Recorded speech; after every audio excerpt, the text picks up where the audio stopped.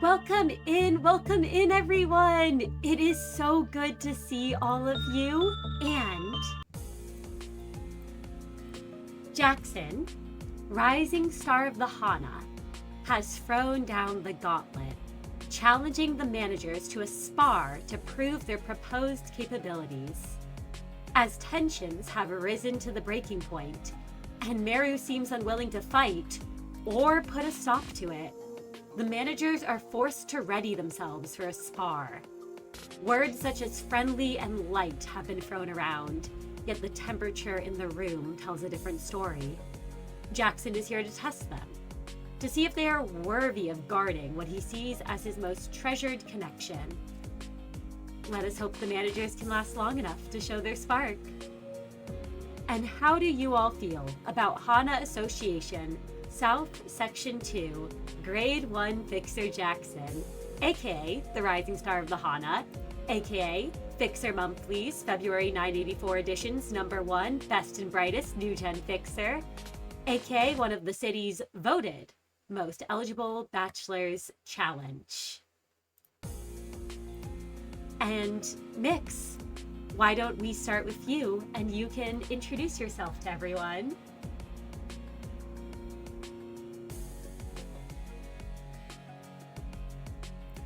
Hello, everyone. I am Miix. I play the head of the information department, Miix. And how does Miix feel? That is a great question. I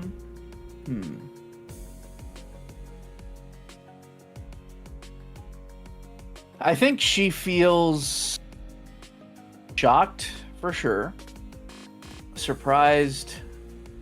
I think there's also a mixture of resentment, anger. It feels very performative, and that's a little frustrating, and I don't think she's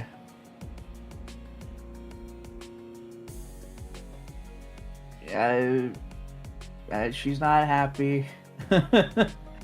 She's not happy with this. It feels like a bit of a waste of time, but they don't really have an option, I suppose. Jackson doesn't seem to be giving them a way out, so. It does not seem like you have any other option here.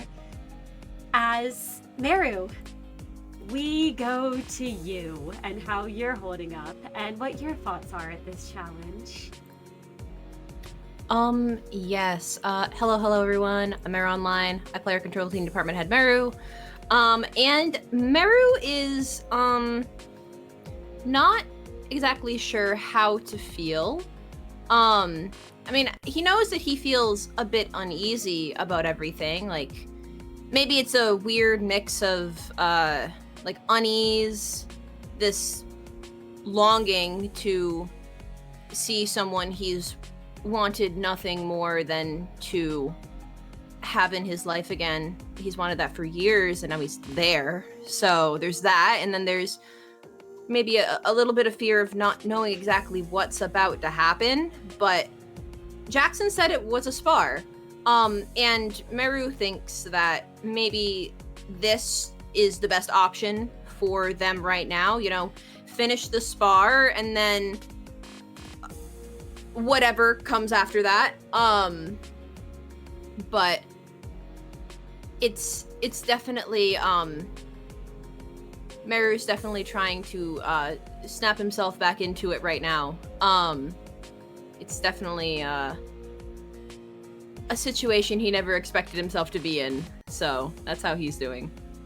Absolutely. He did say it was just a spar. And you all know, I will reiterate the rules now though, as it's been some time. You all know that the challenged may be the one to choose the method of conducting the spar. You know that any head-approved weaponry is allowed, and you know the use of any sort of healing ampules are not permitted until after it is concluded. Though Merru, for you, the rules might be a bit more hazy. As we go to you, Prior, and how you're feeling about this challenge and the man standing before you.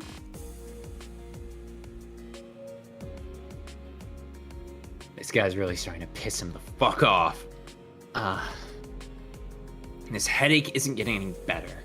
He's only been out of the facility for a little bit. He feels frayed. He feels like his mind is trying to split in two, but he is beginning to find his footing. This is growing pains. Nothing more, nothing less. He knew this would happen. He was hoping that that's why his first time out of the facility would be a more relaxing endeavor, so he could get used to the strain of the ego gear. But of course, he's thrown right into something like this.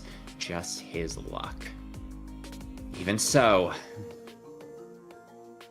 he doesn't believe that Jackson has killing intent. His connection with Merru seems paramount, and while he's pissed Merru didn't speak up to save them the end. No. They're tough, they're strong, they're competent. I mean, we've gone up against Abel, we've gone up against Mary, we've gone up against a number of credible, powerful threats. Berg, Percy, all the rest. Jackson is just one more villain in a long line of people who want to get in their way. We'll plow through him as we have all the rest, and we'll emerge victorious on the other side. One more obstacle. Absolutely. He is just one more obstacle after all. And Kai, we go to you and how you're feeling at the prospect of this challenge.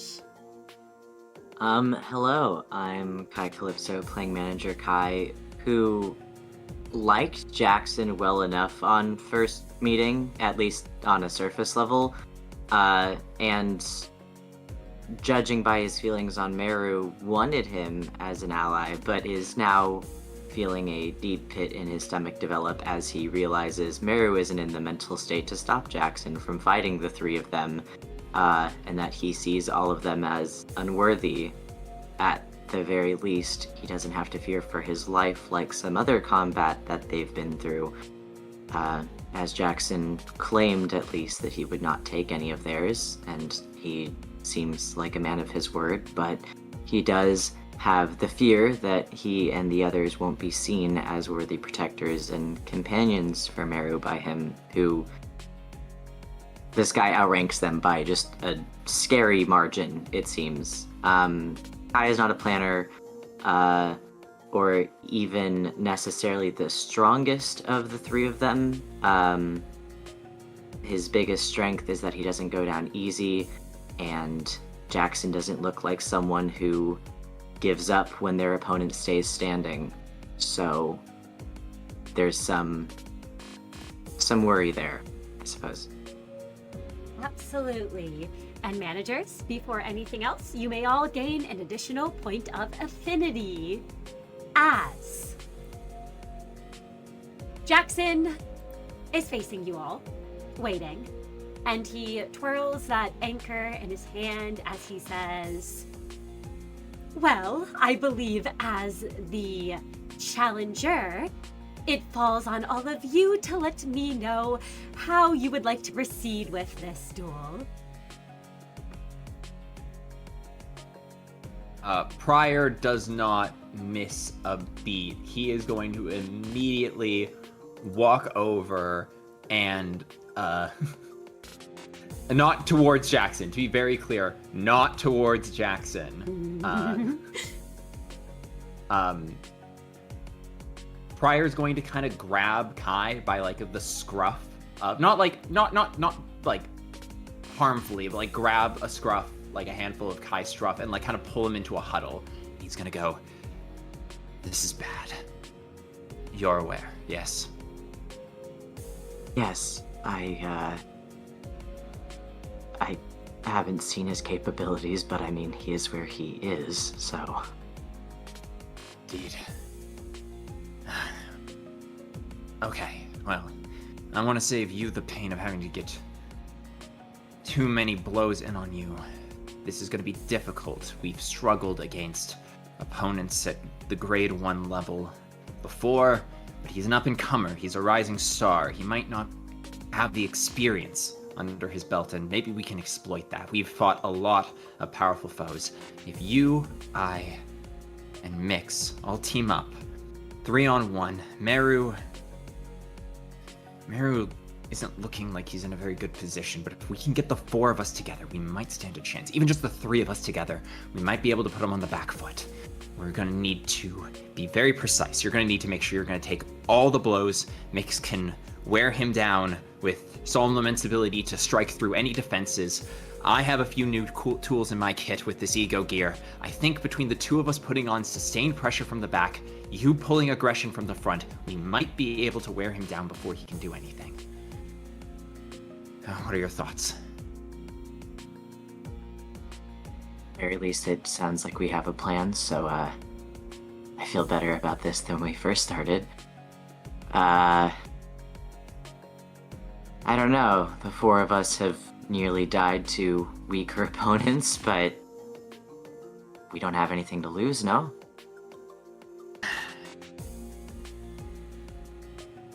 We've always been at our most strong when we're coherent. You and I have a great history of fighting together. Without Merru, Miix is gonna be our main source of damage, but I think we can pull it off. It'll take strategy and tact, but just barely we might be able to edge something out. Even though it's not life or death, hopefully, we can prove our mettle. Besides, the Hana will leave us alone if they get a sense that we're a big enough threat that we can go toe-to-toe and at least put a couple scratches on their rising star.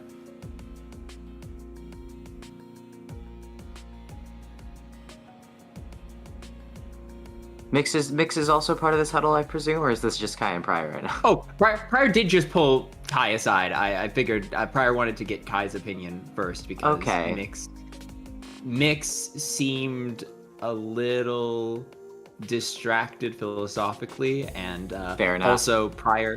Also admittedly Pryor, you know, actually this is fair enough. Kai's insightful. Kai would get the sense that Pryor has noticed that Miix has begun to get a little wishy-washy on his orders sometimes. You don't know if it's old habits or nothing, but it feels kind of like at the start of their adventure, whenever Pryor became worried that his authority might be challenged, and he'd huddle up to Kai first to get at least one other person on his side before he'd present anything to the group.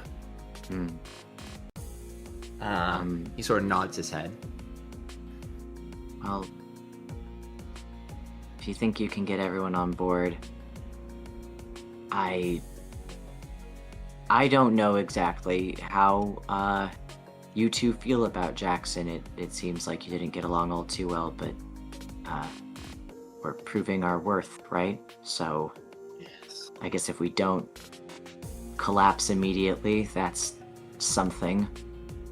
All right. And I think at this point, Pryor will go to try and pull Miix into the huddle. And Miix, I should ask, while those 2 have been huddling, what have you been up to? She's been thinking a lot. She's spared a glance over at Merru. She's worried about him, but after last time, it's probably not the time, and especially with the current situation. I think she turns to look at Jackson, and she's aggravated at this man because it just, again, it feels very performative. It feels like, what's the point of all this, you know, other than Jackson's self-satisfaction? It's something that she really can't stand. So I think as Pryor turns to grab Miix into the huddle.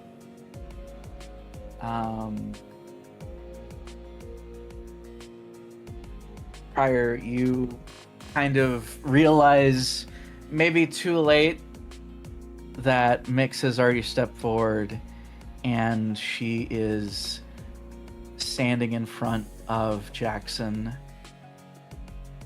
Two of them very close, and she simply says,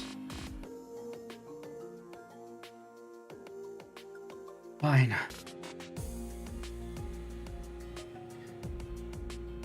Oh? I'll take point. Are you suggesting you would like to challenge me 1v1 sync style, Miss Leonis? My apologies, Miss Kane. Yes, I am. Oh God. Prior turns back to the huddle, puts an arm over Kai's shoulder, pulls him in close, and goes, "We are so fucking cooked. Oh, there goes our damage. There goes our damage. Oh." Okay. And Kai just kind of, Kai, you watch as Prior kind of buries his head in your fucking like shoulder flute for a moment and just screams into it. Kai will freeze up for a second and then very gingerly pat Prior on the back of the head in a silent effort. We were so close. We're fucking cooked.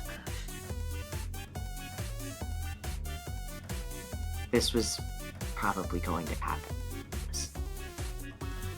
I'm gonna be fucking embarrassed. This is my first time wearing this ego. It looks nice. It does, doesn't it? Yeah. If that's a comfort to you, yeah, it looks good. You look. Thank you. Your waist looks great in that dress. Sorry. Prior puts his hands on Kai's shoulder and pushes him like a foot away and goes, "Great talk, Manager Kai." And please, Kai, if you have something to say. Nope. Kai flushes so red that steam comes out of his ears and then pointedly looks away from Prior and says, "Yeah, good talk. Talk." And then, remembers the whole, like, we're going to die thing. So. Absolutely. And as he pushes you away, as you two both turn, Miix, you can see Jackson nod to you and say, "Oh, wonderful. And then let's begin." And Miix, you can roll for initiative. Yeah, I don't know if the other managers have anything to say to Miix as they prepare. Yeah. Prior will run over to Mix's corner, lift like a towel, and he'll just be like over his shoulders. You don't know where it came from. He picked it off of one of the pieces of gym equipment. And he goes, "Okay, Miix, 1-on-1, sync style. You're a Nestborn. I imagine you've probably dueled before, right?" I'm aware of the rules, yes. Okay. You've got this. Remember, no pressure. This is a test, and our reputation is just completely riding on our performance here. So you've got this. 1-on-1.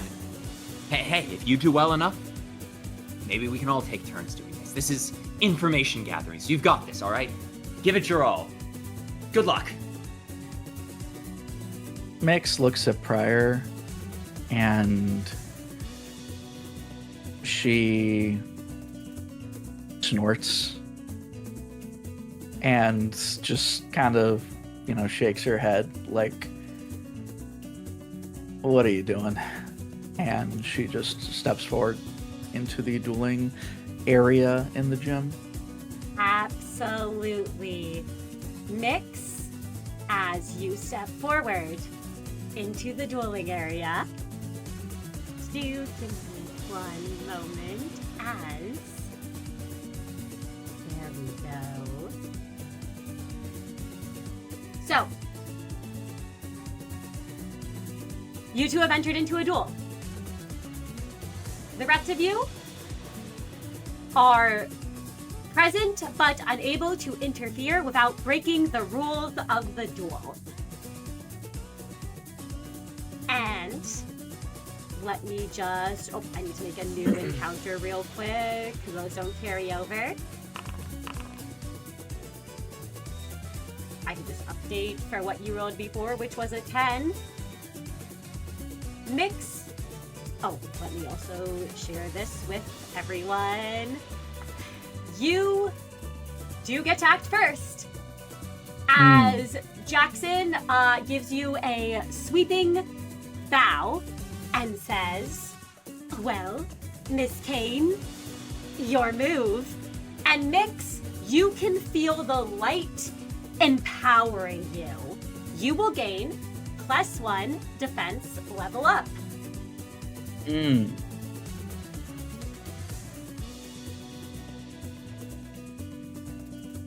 Miix stares at Jackson.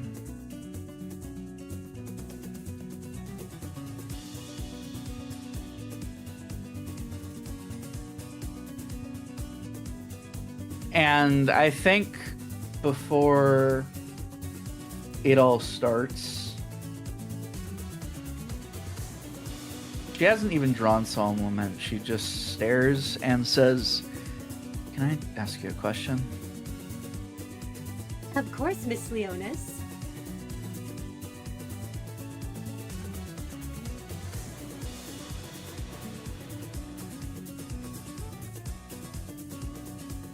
We had a conversation earlier.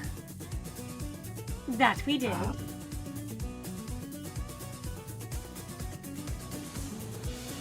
I know that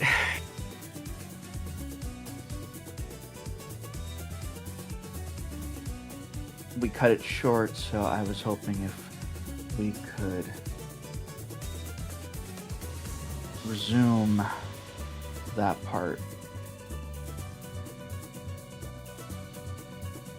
Well, Miss Leonis, I believe I said all I had to say, but if you have more you would like to address, you may do so.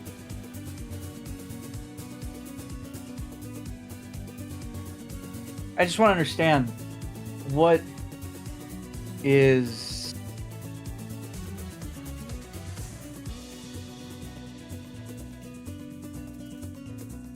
your plan? I mean, how are you going to change this world? I don't think I fully understand. You know, I think maybe there's something I'm not getting.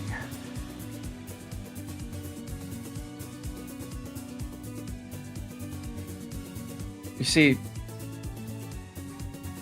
I think humans are, frankly,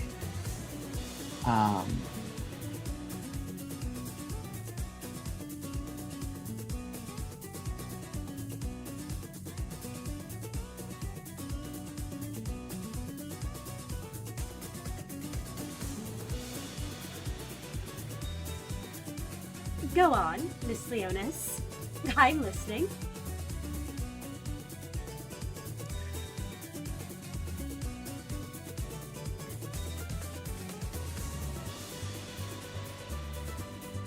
Miix shifts her feet a bit.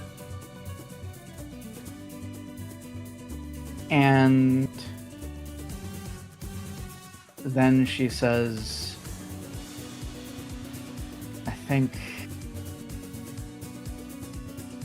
I believe that humans are cruel creatures, frankly. I don't think you'll find a lot of people who disagree with that notion. I mean, look at the city we live in. It's just one aspect of this bottomless malevolence we're capable of. But in my eyes, human wisdom can overcome that. People just need a symbol, a guide. And I don't know if your plan is what I'm looking for. So, what is your plan? Well, have I not already told you my plan, Kane? Well, perhaps I was too vague before. Maybe you didn't understand what I was trying to get at. It is no worries. Allow me to be clearer with you. Have you heard about the concept of people using the night sky to guide their way when lost in the darkness?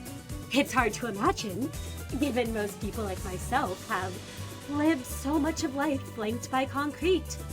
But the concept still rings true. Those travelers had to learn the position of the sky somehow, did they not? I am not aiming to be a traveler. Perhaps you are, Kane, but that is not my goal. I am aiming to be the one who charts this metaphorical night sky, so the ones traveling have a guide, a map of where to go. It is ultimately up to them where they go, but I want to give them the means to do so. I can't force anyone to do anything, Kane, nor do I want to. I can be a guide, a cartographer, you might say. That was one of the words in Merru's thesaurus that I gave to him. Merru is my North Star that I base my work on, and he has been since the day he saved my life. And I will continue to map the night sky for anyone who may be lost on their path. Does that make sense to you? This is what I am trying to do.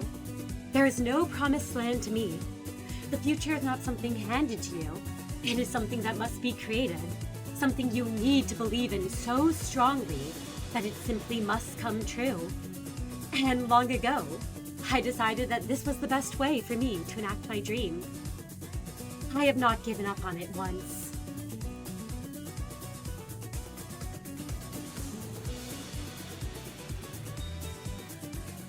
Miix feels a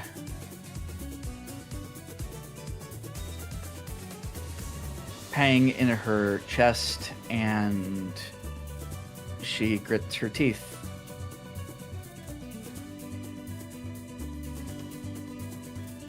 That doesn't make sense at all. And she'll go ahead and do the first attack. Absolutely. That's going to be against a challenge 10. Are you attacking from threat 1 or are you attacking from range?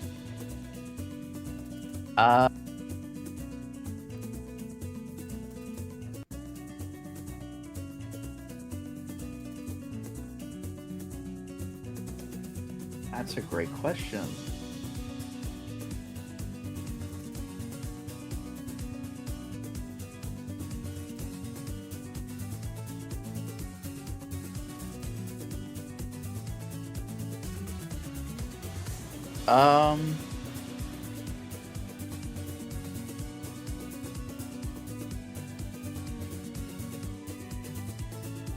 You usually shoot from range, I imagine, so I'm wondering if you're shooting him point blank or if you're shooting him from range.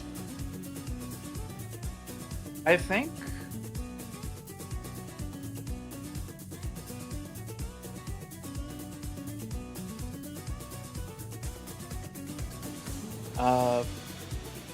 range.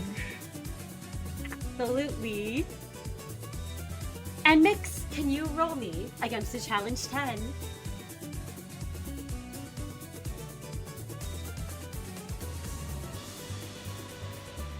Sure thing.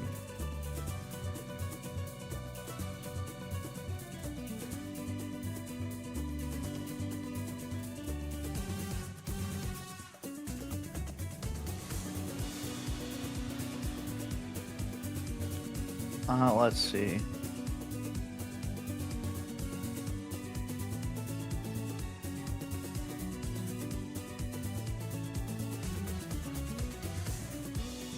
And if this doesn't go well, we'll just do like point blank after. Absolutely.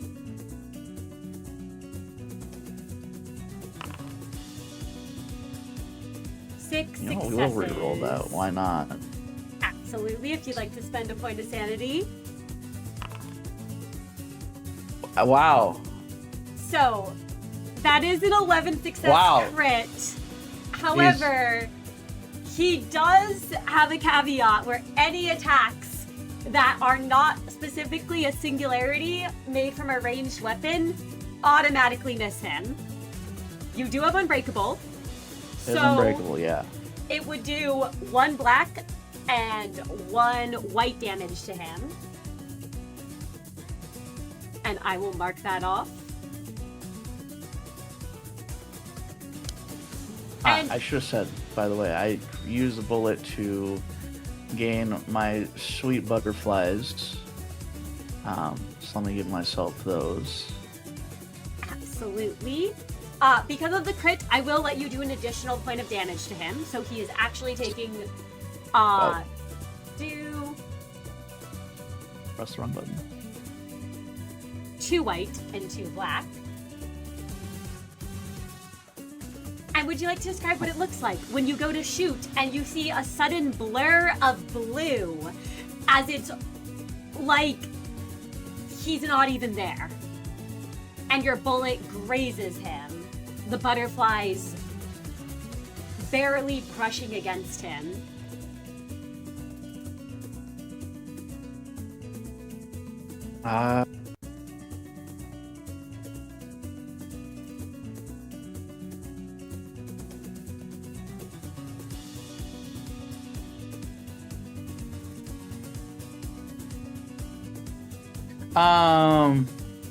But yeah, so let me just, so she'll use her butterfly to gain 3, and then she'll gain 2 from that.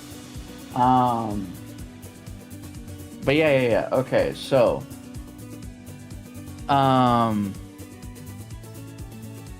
Miix immediately fires off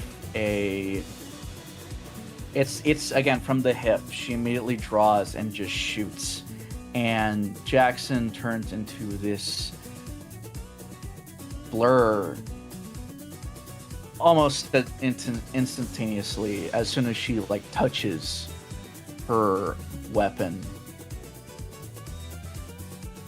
But perhaps as a shock, not just to Jackson but also to Miix herself, it manages to graze and land just a tiny mark on Jackson's arm. He is not invincible, yet Miix cannot deny that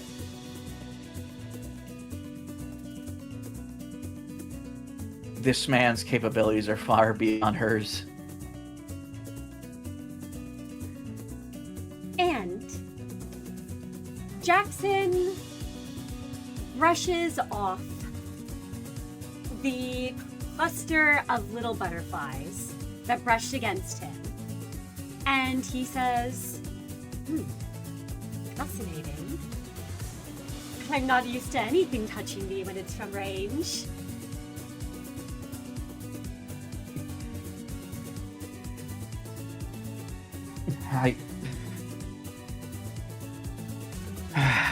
Pretty fast.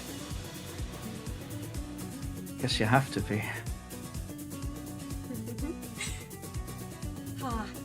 That I do. And now, let me show you the power of my own ego. And Miix, he is in close range with you in an instant. Jackson is up in your face, and there is an anchor coming right at you as Jackson has 2 skill slots at the moment, and he's going to use Flourish and Rise. Can you make me a challenge 9 defensive roll? Oh god. Well, that I can.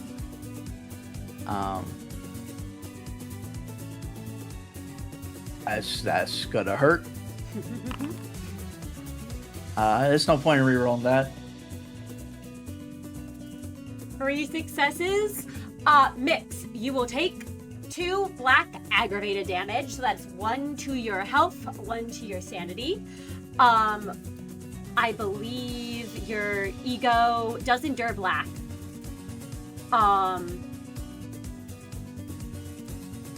And you were the only one being faced, however, it cannot go below 1. So that's going to be 1 damage to your health or your sanity. You can choose which. We'll do health. You're going to be inflicted with 1 offensive paralysis. You did have Empowered by the Light, so you did actually get to roll another defensive dice, but I just realized I don't think that would have helped you. With only 3 successes. Yeah, I mean, I might have wanted to reroll, but it's fine. Listen, you might as well roll the extra one just to see what it would have been. Sure. Nah, that's no more. And then you are going to be inflicted with 5 sinking. And there is no allies on the field, so Jackson cannot give haste to anyone. And Jackson will gain 10 poise. Oh.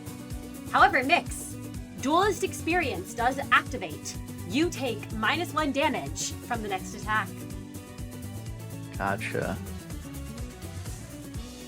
Okay. I will take that. Absolutely. I will take that.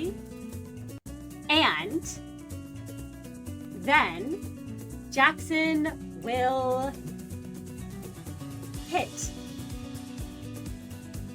a second time. And let me roll this. He is going to once more use Flourish and Rise. He is going to spend 5 poise to crit. So this is a challenge 9 with a crit. Or this is a challenge 11 then, because he's spending 5 of his poise to crit. And if you can roll to dodge, then you have 1 less dice for this guard.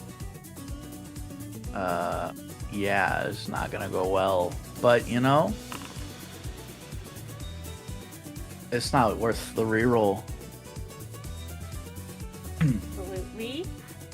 Miix, you are being hit for... Now, you do have, because of Duelist Experience, you're taking -1 damage from this. And you have your ego as well. So he is going to be doing, let's see, that would be do 4 black aggravated damage. You are able to reduce it by 3. So you will be taking 1 aggravated black damage to your health or your sanity. Health again. However, your sinking does activate, so you're going to take 5 sanity damage, and then half your sinking to free. I'm going to corrode. Basically, Oh next shit, you corrode? hit. I'm going to in a bit. Oh I'm very my close gosh. You take another offensive paralysis. And you are also going to, or Jackson in his case, is going to gain 10 more poise. So So he is now at 20 poise. He is also going to gain Approaching Destiny, as he has crit. You all watch as Jackson Miix comes right for you. That anchor goes right at you, and it is like being hit by Lady Wolf herself. This huge weapon comes in, he grabs it, and he goes for a follow-up attack, suddenly behind you, and you swear for a moment there's a trail of sparkles as he catches the anchor and hurls it into you from behind.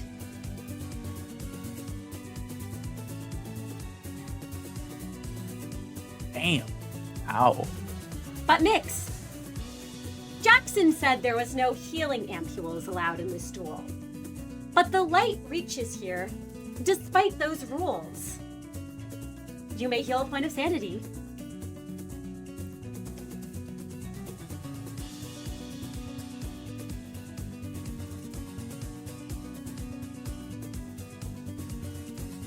And as he rushes past you, Jackson says, "Well, Miss Kane, if you have more to say to me, I would be delighted to continue to engage in our conversation."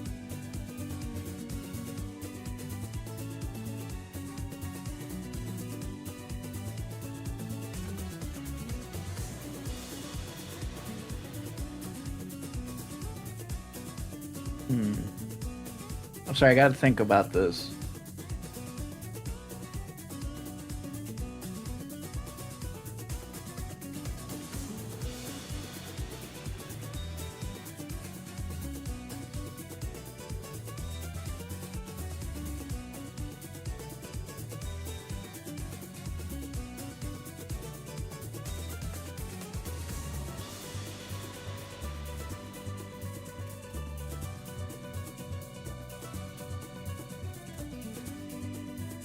And Miix, I should say, as you're thinking, you notably notice Jackson does not seem to react at all to the light as it washes over you.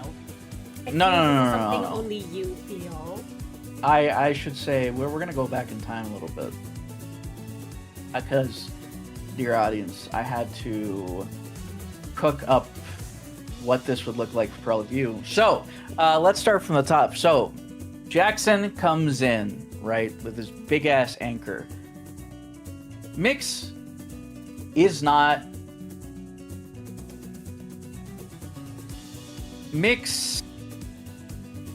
shocked by his speed necessarily, the fact that he is very fast with the anchor, but it is the skill that is what really catches her off guard. Regardless of strength, an anchor is an unwieldy weapon.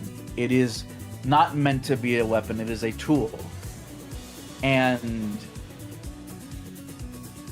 so Jackson coming in with this huge tool, he blitzes right in front of her. A speed to which she's only could compare it to one or two other people that she's known in her life. She takes a step back and tries to jump in time, and perhaps that's what saves her, as Jackson thrusts the base of the anchor into her chest. Jumping back at least minimizes the damage, because if she had had her feet planted to the ground, it would have... There's a moment where it looks like Jackson has ripped Miix into just with the force of the anchor. It's not real, but that's what everyone sees for a moment. It's the feeling of that's what could have happened.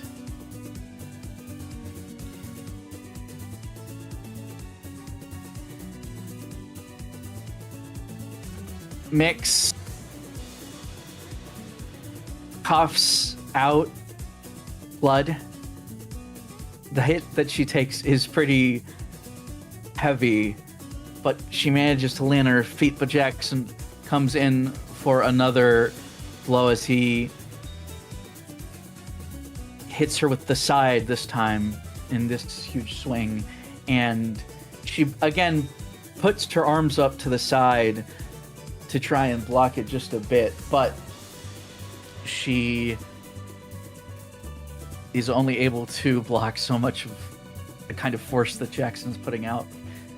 And it's almost like there's a visual where you can sort of see some of Miix's bones crack as she flies across the floor and bounces before rolling to a stop as she slowly picks herself up.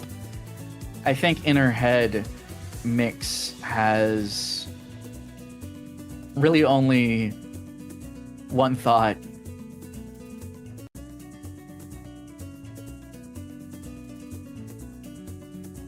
That she's had formal combat training from her butlers in her past when she was young. She may not be a warrior of renown, absolutely not, but she's been taught by people who are strong. She knows what the strong look like. She knows what the people who have crossed the line between normal and monsters look like. And right now, she's just staring at Jackson's silhouette as blood begins to run down her forehead and over one of her eyes. It's like a figure half colorful and half drenched in blood. Jackson's life, just by this alone, she just grits her teeth. Jackson's life must have been a living hell. And all she can do is wonder what kind of monsters surrounded this man. And she pushes herself up, as I imagine Jackson just lets her He does, Miix. regain her posture. He gives you a moment. As you regain your posture, two things happen. The light empowers you and heals your wounds as you can regain a point of health, and you do gain a defense level up. And Jackson does wait, the anchor in hand, watching you pull yourself back to your feet, and he says, "Well, Miss Leonis, Kane, do you need a moment to catch your breath? On the battlefield out there, your enemy won't let you. But this is just a friendly spar after all."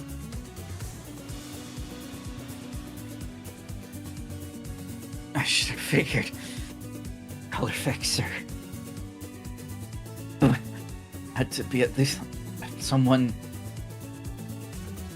had to be that strong, and you're damn near the closest thing I've experienced to one. Kinda shocked you aren't one already.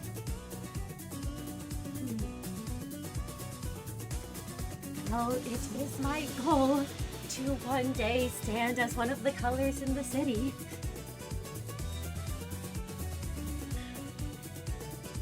Yeah.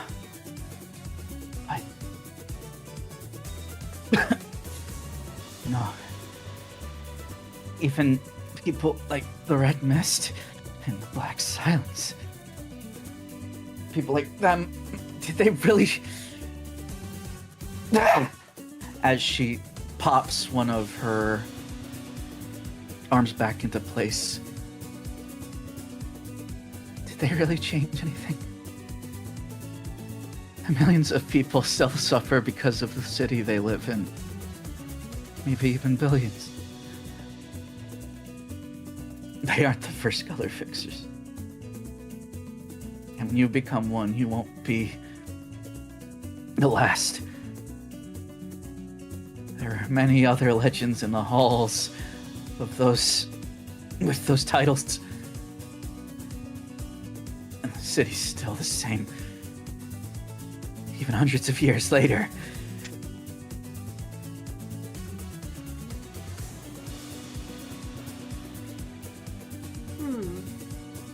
I think you may be underplaying their accomplishments, Kane.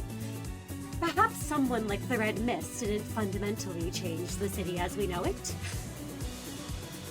But you are simply wrong if you don't think someone like her made any sort of change.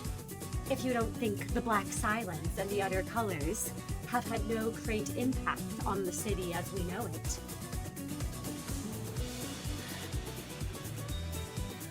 They had an impact in their time. But what has it amounted to? What will it amount to? 10 years from now?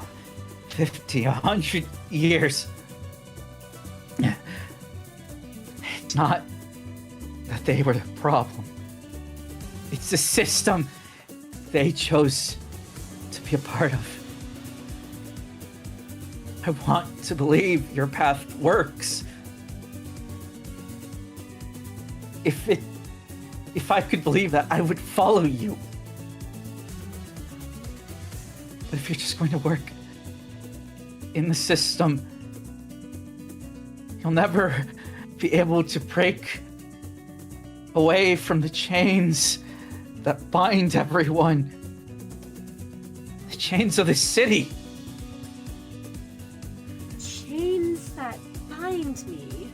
And Miix, you have caused a slight look of surprise to crack through Jackson's face as he blinks a few times and then smiles again, poised and perfect. Kane, I do believe you have it all wrong. Let me ask you a question. How is it possible to beat a game without playing it? It simply isn't.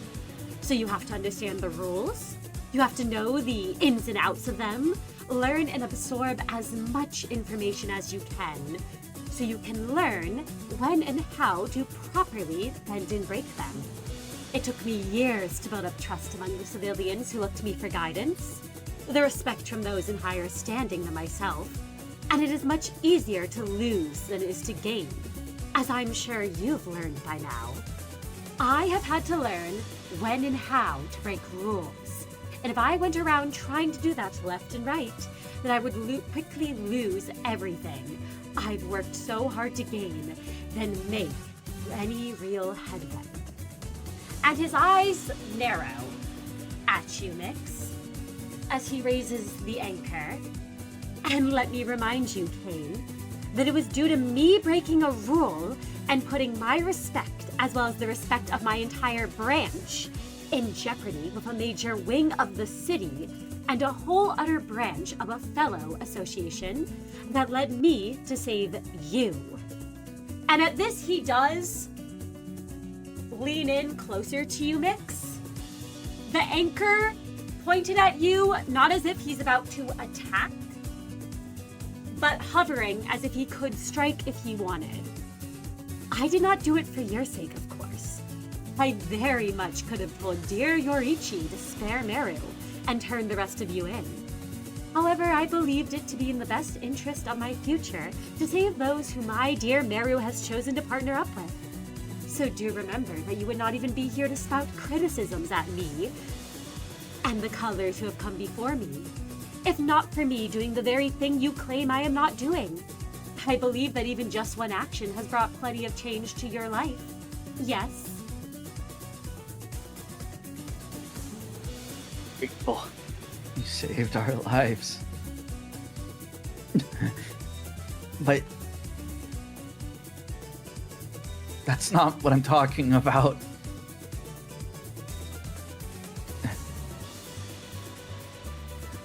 Do go on then. The change But I'm talking about true change.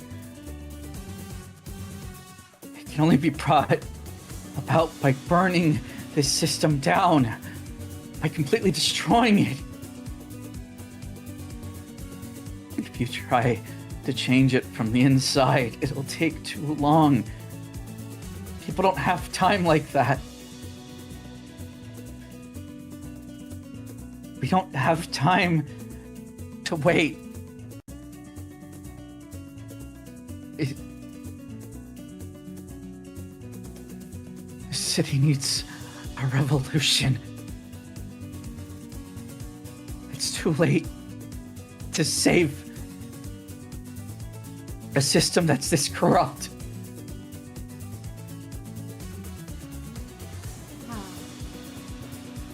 Revolution. I see. Well, Kane, do you know what happens to people who are too open about something like that? He gives you a moment. Miix just stares as blood pools in her eye. He nods his head, and he says, "They die, of course. That idea is surely not special or new, but the fact is that the people who have spoken just like you and insisted on the very same things you've insisted, they are dead. What you ask for isn't something that is so simply done. You cannot just decide one day to start some revolution, especially when you have no experience in anything of the sort. Who will believe you? Who will trust you? You have to start from the things you know."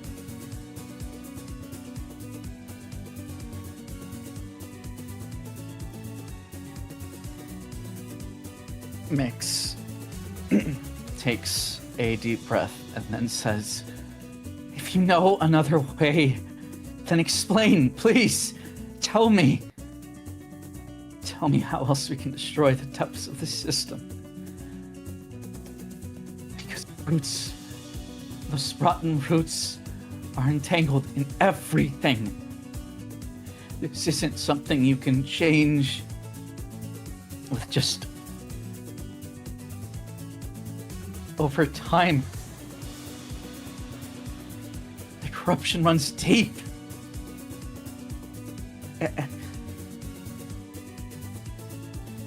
Because in my eyes, there's only one way that'll ensure an Eden for everyone.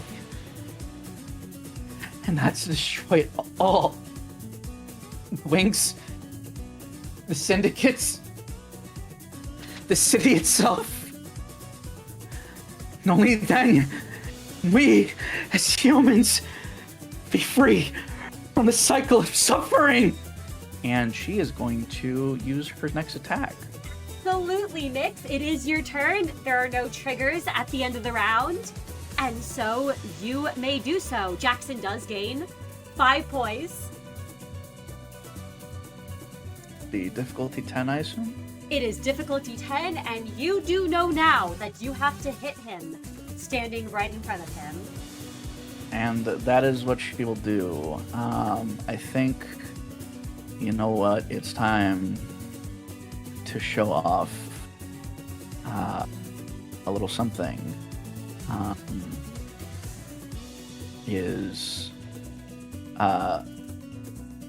We're going to go ahead and push here. Absolutely. You do have 3 offensive paralysis, so you have -3 dice for this.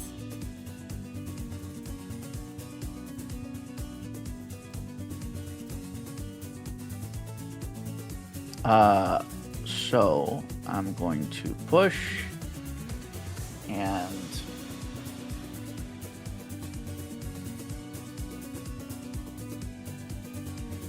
we're going to do that. No, we'll just do it here. Absolutely. If you're pushing, you will get only -1 dice. I'm gonna go ahead and show off this new core pass. Oh, would you like to roll 10 dice instead then? Yes, I would love to. Absolutely. Spend 3 of your potential.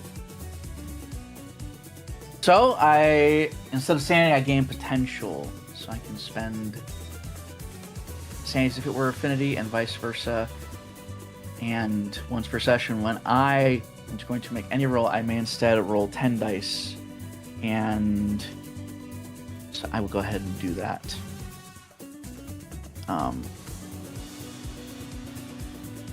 And I will spend a sanity here as if it were affinity to get myself a push on top of that.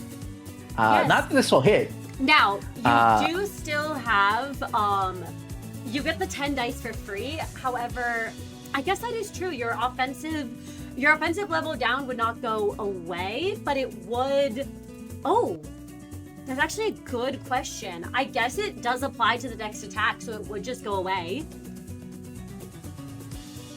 Wahoo. We've got Core Born of Eden. So, let's go ahead and roll this. You know what? Reroll. Why not? 11 success crit. So, that is going to be a total of 2 black damage, 2 white damage. And you will inflict 1 sinking on him. Yes. She will gain 2 butterfly. Bring her to 7. Absolutely. Which also means that she gets 1 more roll. That it does. You get to reuse the coin. Sadly, she doesn't get all her bonuses, but she does get the butterfly bonuses. So for what that's worth, she'll get a +3. That she will. But this will still be an incredibly hard roll. But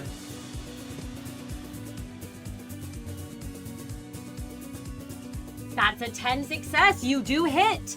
That is another 2 black damage, 2 white damage, and that is no sinking. But would you like to describe what it looks like when you hit twice? You do pop the sinking as well, so he does take another sanity damage. Miix will, yes, she will take that. Miix will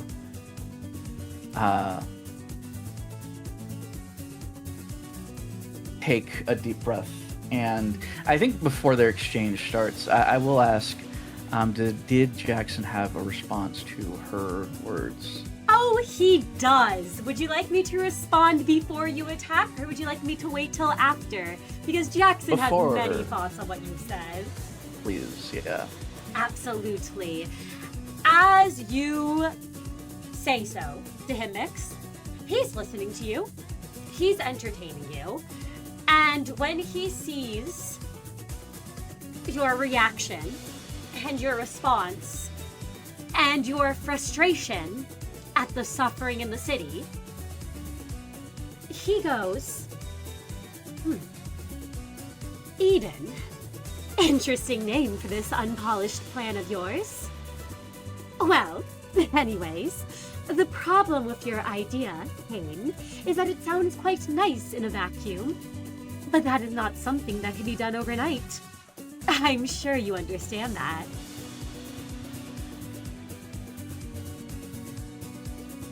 So, and Miix steps forward into point blank range, and she starts to fire off several shots in a row as the two are entangled in this intimate dance.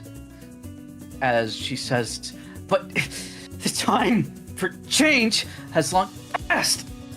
All we can do now is what should have happened long ago.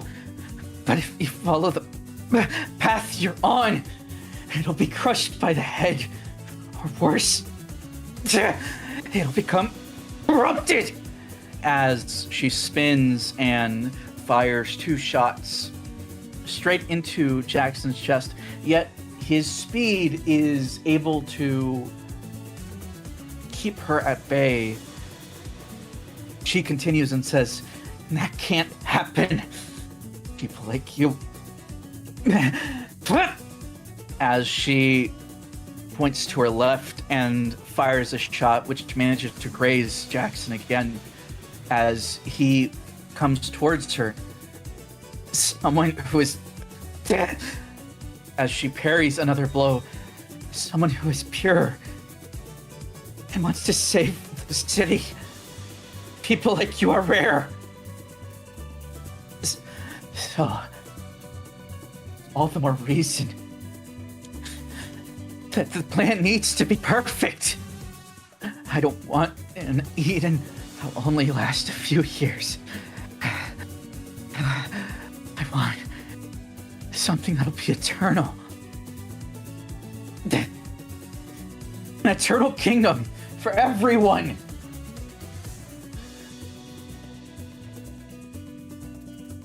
Jackson is dodging Miix, the butterflies brushing against him as he steps and sidesteps your blows. And at your words, he goes, "I don't." He furrows his brows and then sighs. "King, I do not disagree with you necessarily. Yet it would have been nice if fundamental change could have happened long ago. Yes, that is true. But I've lived my entire life knowing what this city is like, and I would like to urge you to keep something in mind." And he ducks beneath one of your blows as the butterfly's wings cut into his cheek. And there's a trickle of blood there. "You must tread cautiously, Kane.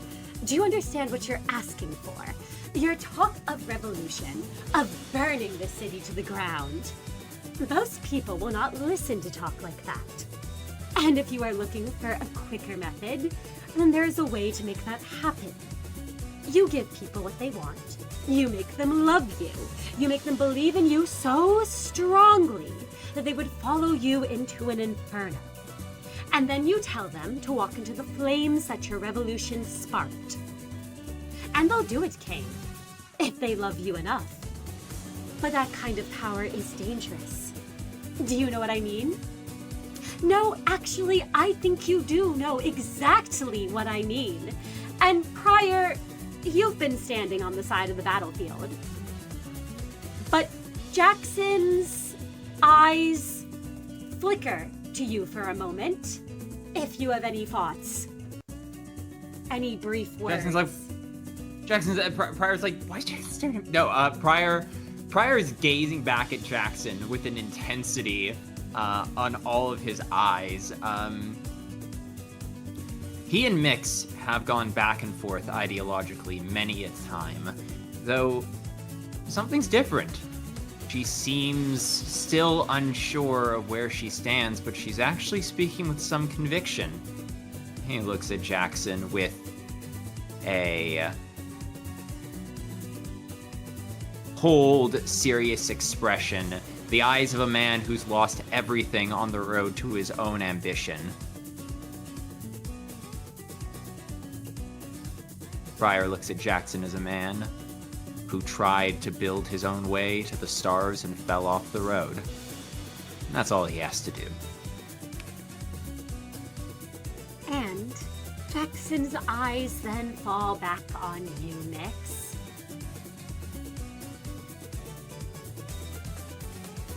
I don't think you actually want to go down the path you're asking for, lest you fall into the same pitfalls that I'm sure you've also criticized before. So I think you need to reevaluate exactly what you want, and then you need to actually get out there and gain more experiences. And he's not striking yet, Miix. He stands over you. He holds the weapon, but he's waiting for you. And as he waits, Miix, you will take -1 damage from the next attack.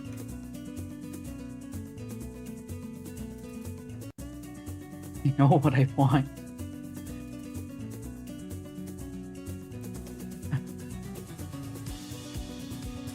I don't have the money.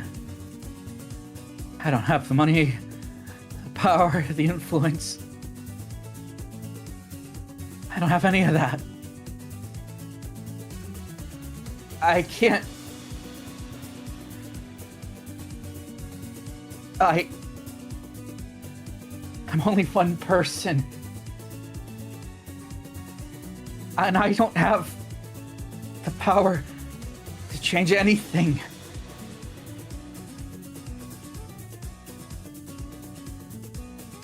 But if it was you... Do you think I always had this influence, Kane? Where do you think I came from? I have always said this, and I will say it here to you right now. If nothing else, you must believe in your own future. No one else will do it for you. I have made plenty of mistakes, ones I do not need to get into. But despite it all, I have always believed in the future I will map out for this city. You will never do what you set out to do if you don't believe in your ability to make it happen. And Merru, he glances at you, and there is a warm gaze looking down at you. That was something I learned a long time ago. But even so, and he turns back to you, Miix, a fond smile on his face, but it's clear that he's thinking of something else and not at you. You know, for its faults, the Hana and their creed do have some beliefs that I agree with. Allow me to recite them to you. Ahem. One must exercise concentration and resoluteness in all situations. Be diligent to detect the emergence of a new flow, yet be wary not to be swept by it. One must secure the values that constitute one's frame while amending outdated parts of our ideologies. Have an open mind that can accept opinions that differ from one's own in moderation. Be willing to listen to the criticism of others and acknowledge it, but be cautious not to throw oneself into confusion by accepting any and all opinions, changing yourself without due consideration. Change what needs to be changed, but be stubborn about the rules one has maintained. In conclusion, one mustn't fall for temptation or deception.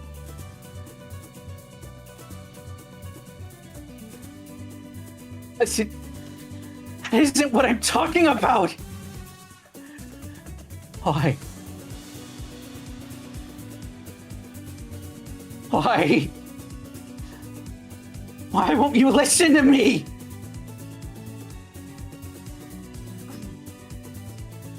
Because of one simple reason, Kane. You seem to believe the only change that is truly worthwhile is the final act of change that breaks the city.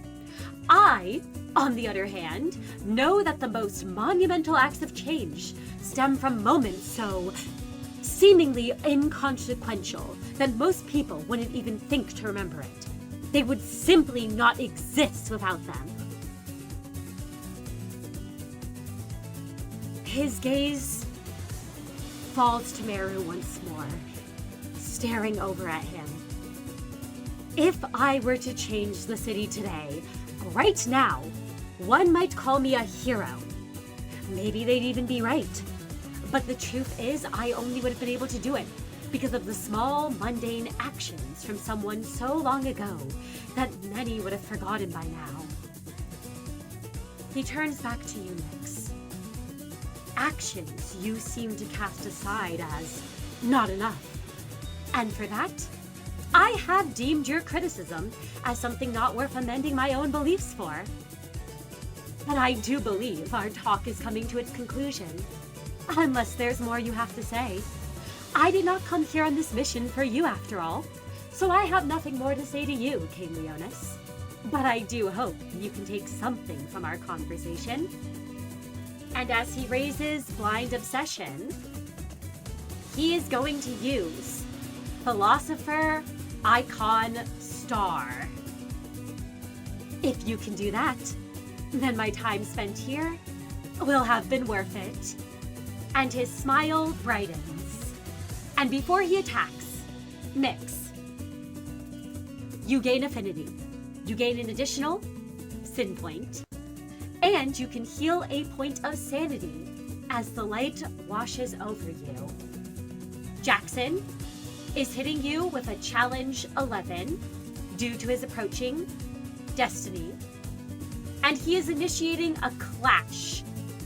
You can roll one of your skills against him.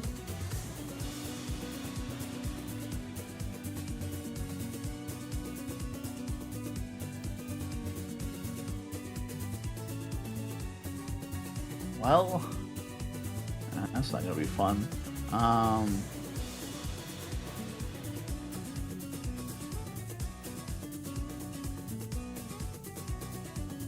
Well, sure. Challenge 10 clash. A challenge 11 clash, actually. 11. Oh no.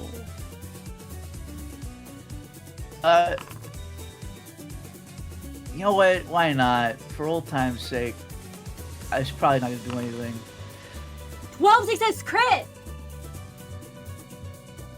Miix, you do win the first clash. You will gain 5 poise and 2 defense up.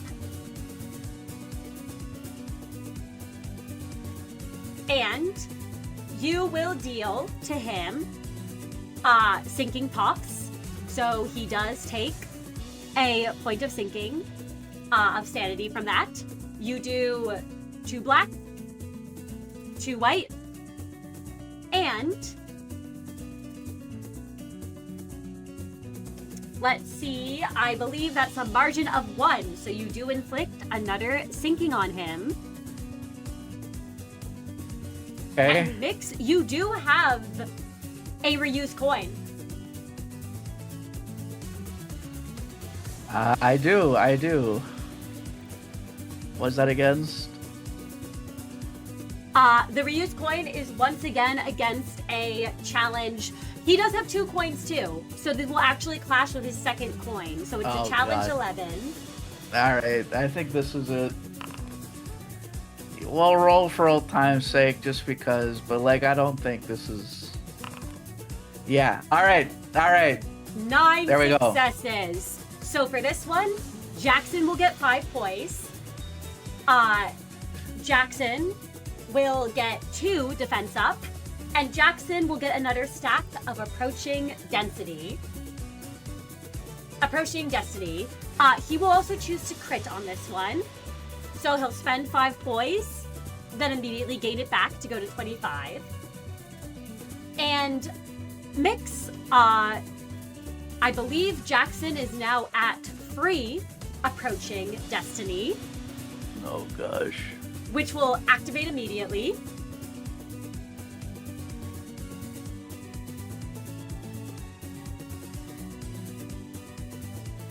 He now has offensive level +3 and 4 skill slots.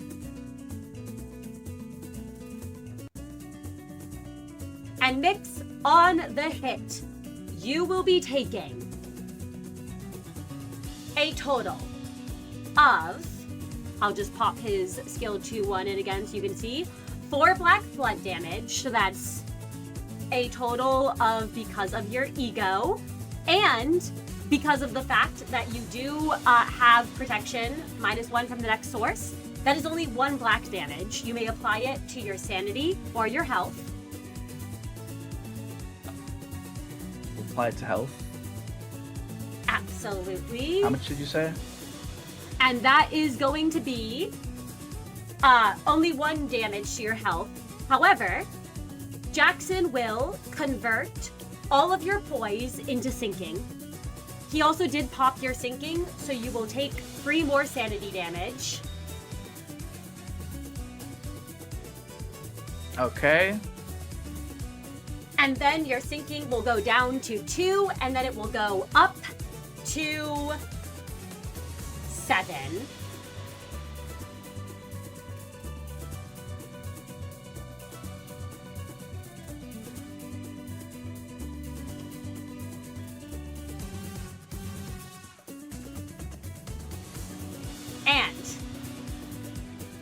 Miix, you can describe what it looks like as you won the first clash between the two of you. What the clash win looks like for you.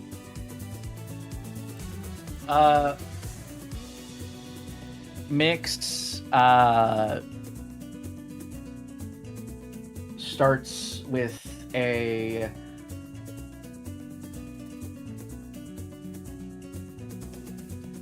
feint as she aims. She points her first pistol at Jackson's head, but quickly lets the arm drop and shoots instead for his body.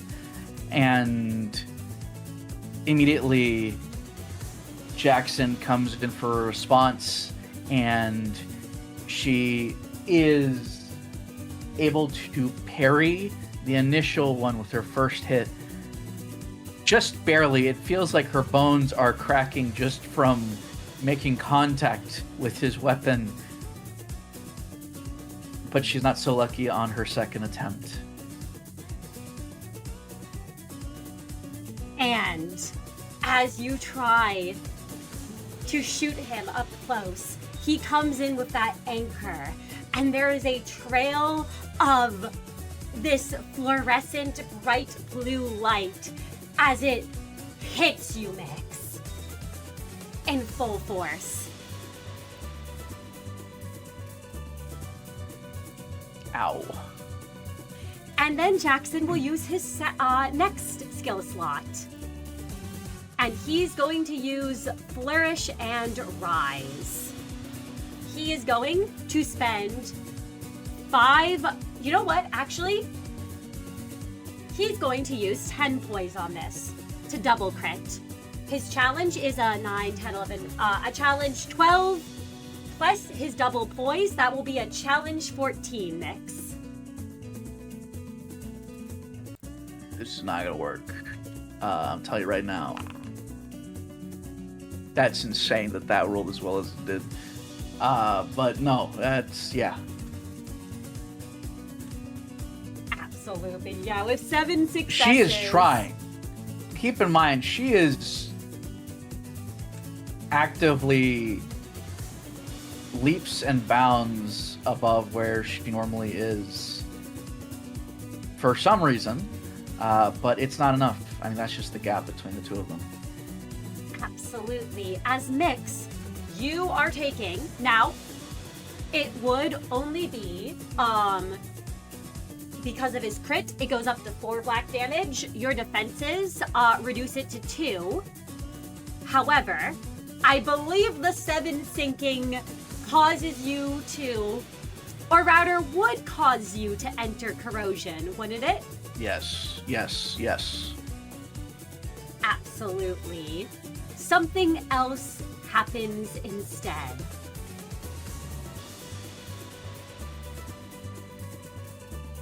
Miix, you stagger. As this anchor comes in for the blow, you are going to just feel your body walk up, essentially. If you'd like to describe what it's like, as you find you cannot move, you're so paralyzed. Gotcha. So how much HP damage have I taken? You took 1 HP damage right now, and then you staggered, but he still has 2 skill slots left. Awesome. Okay, fair enough. I think Miix literally just freezes. She is overwhelmed. At this point, Jackson has gotten much more serious than he initially started, perhaps because of how much farther she was able to go, and she's not able to keep up. Absolutely. And Miix, you don't take any more sinking from this, as Jackson does have more than free. He has free approaching destiny, so he does not have less than that. However, Jackson will gain 10 poise. You are currently have 2 offensive paralysis, or 3 offensive paralysis. No, he only crit twice, so 2 offensive paralysis on you. And he's gonna come in once more. You are staggered, so you cannot take a defensive action. He will hit, and he will double all his damage. So Miix, that will be 2 aggravated health damage. Ow. And as he comes in for 1 more hit, that's going to be another 2 aggravated health damage. Ow. And at the end of the round, Miix, you do not unstagger. And as we go to Jackson's turn, he will wait, and he will stay his anchor. As he says, Miss Kane,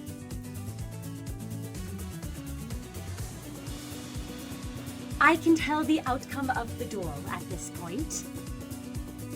You cannot move, and I do not wish to cause you further pain. So, I will give you a choice. You can surrender here, or you can strike me. And Jackson will pass his turn. He has not gained any more approaching destiny from his stacks, even though he crit twice on his last skills. Or on his last skill, rather. As we go to your turn, Miix, at the top of round 4, and you unstagger. You can restore your sanity to strained.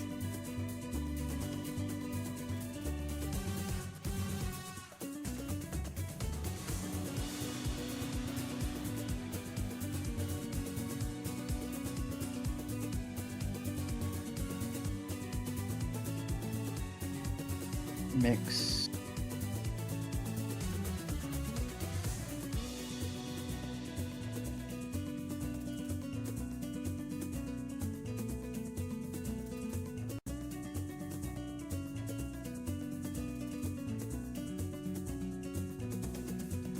Takes a moment and her breath is shaky.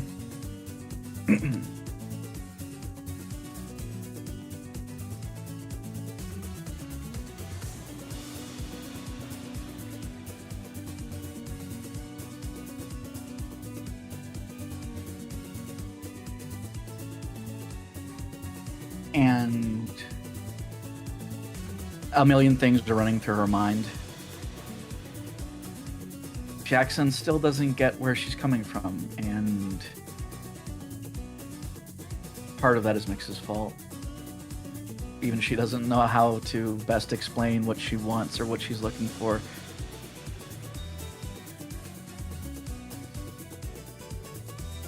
She's weak, especially compared to someone like Jackson. And then even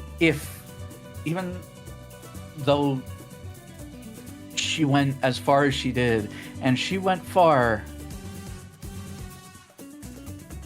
it's the line that Natalia told her about when she was young.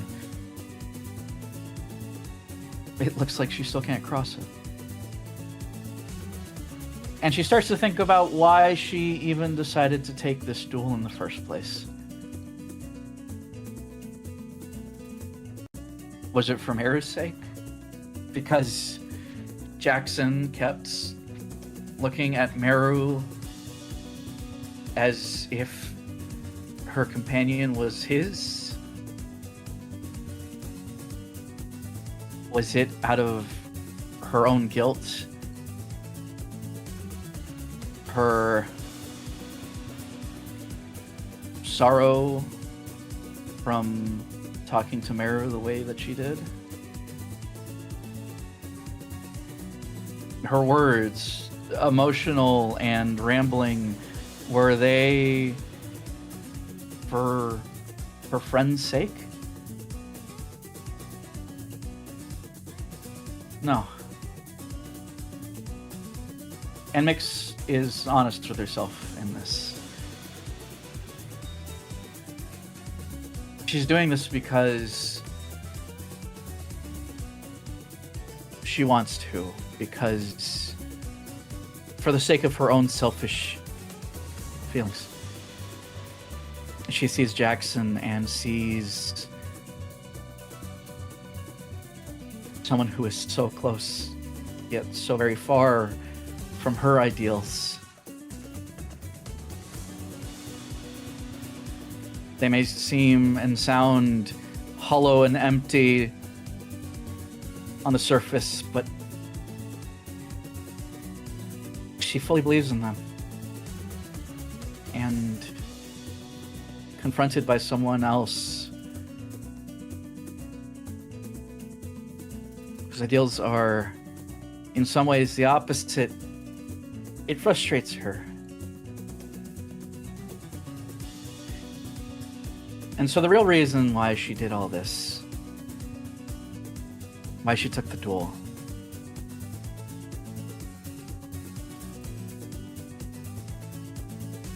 is because she wanted to beat what Jackson represented in her mind. Not what he is, not who he is, but what he represents to her. She gives a sheepish grin, despite all the injuries, and looks up at the ceiling, and she says out loud, "I see."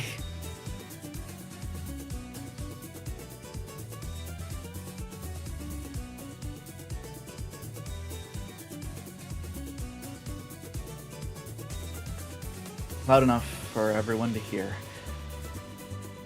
If Jackson has a response.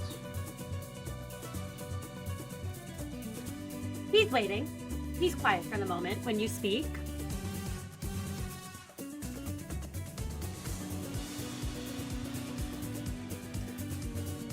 I see. Jackson. Was it? Indeed it is. And tell me, what is it that you see, King Leonis? Jackson. And she starts to look down, straight towards him, and she says, "I see you." And she is going to use her ego. Absolutely. For the first time, a sword, in its sheath, begins to form in her left hand as freezing winds fill the room. For the spectators, at some point, it's almost hard to stand upright as Miix takes a stance and puts her right hand on the handle of the blade, still in its sheath.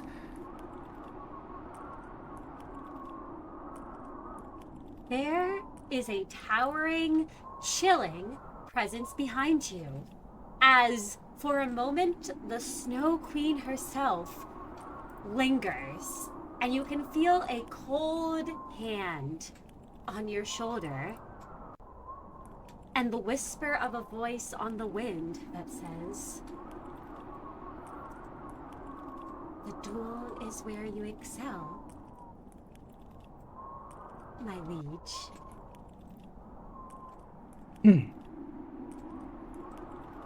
What is the difficulty here?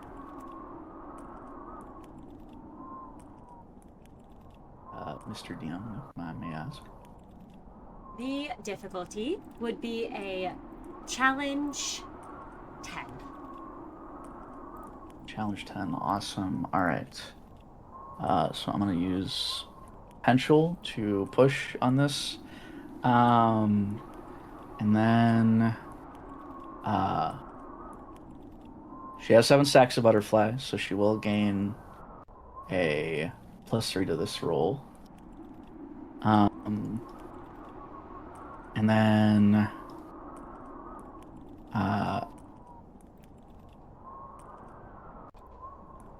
so it'll be really hard. I will say, so just to let the people know, it does. So she has a bunch of debuffs. Let me check. She has 3 debuffs. So for each unique debuff on Miix, I get to increase the attack weight by 1, and for each attack weight in excess of target selected, gain 1 bonus dice on the roll maximum of 4. She has 3 debuffs, so she will clear them all.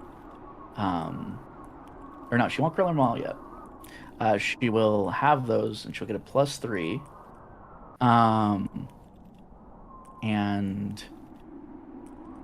Yeah, she'll go ahead and roll. This will be white damage as well. And this will be against challenge. You said 10, I believe. Yep, challenge 10. Okay. Challenge 10. Awesome.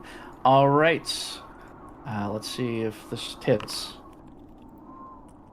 So reroll. That's 8 successes.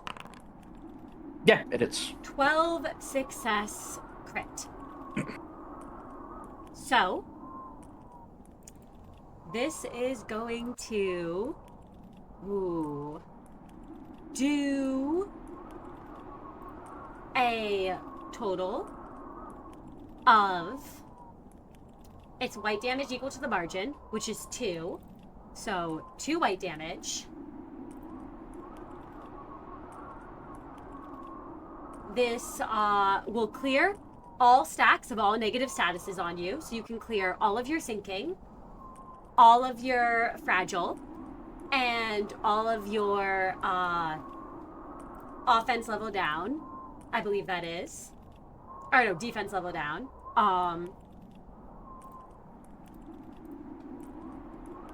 No, oh yeah, that was the offensive paralysis. And you will inflict the target's low morale, or you may instead choose to inflict the low morale cold isolation.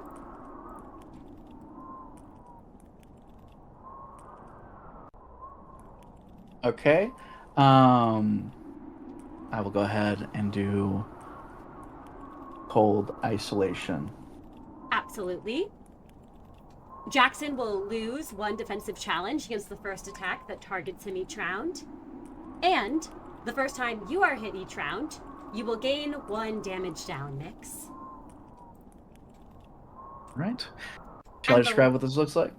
Please do, and as you do, the light does wash over you through the cracks of the ice, and you can heal a point of health. As you can describe what this looks like. Miix is in a low stance as her right hand is on the handle of the sword, and she draws, and in that same motion clashes against Jackson as the two of them are pressed against each other, the sparks between their weapons flying. Jackson gets a close look at Miix's eyes and sees something different. Her eyes are almost glazed over. And she whispers something.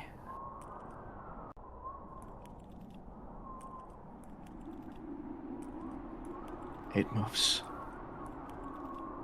And it moves, I'll hit you. And with that prediction, they begin their exchange as the two of them begin to dance against each other. One swing comes down from Miix as Jackson's able to parry it with ease. But in that same motion, a second move as Miix's tail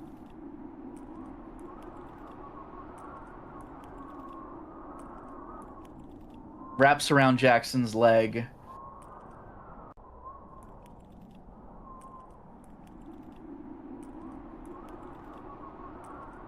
He easily evades the maneuver, Miix.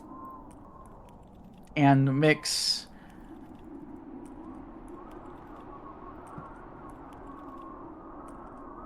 as Jackson moves his leg from Miix's tail's grip, Miix comes in for another horizontal slash as the third move.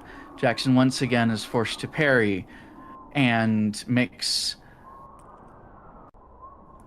uses the momentum to jump up into the air and lands behind Jackson. Once again, a fourth move and a fifth as she goes for 2 slashes. Jackson is still in control here. Perhaps intent on preventing her prediction from coming true, as he effortlessly blocks them both with his beautiful grace and skill. And Miix goes forward, lands a kick on Jackson.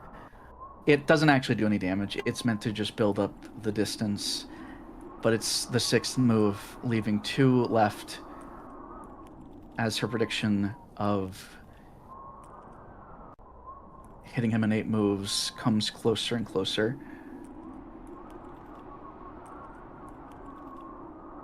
And she charges forward again, and this time aims for his legs with her 7th move. And as he goes to block, it becomes evident that it's just a feint, as she instead spins to the left. And with her 8th and final move, she lands a hit on his side.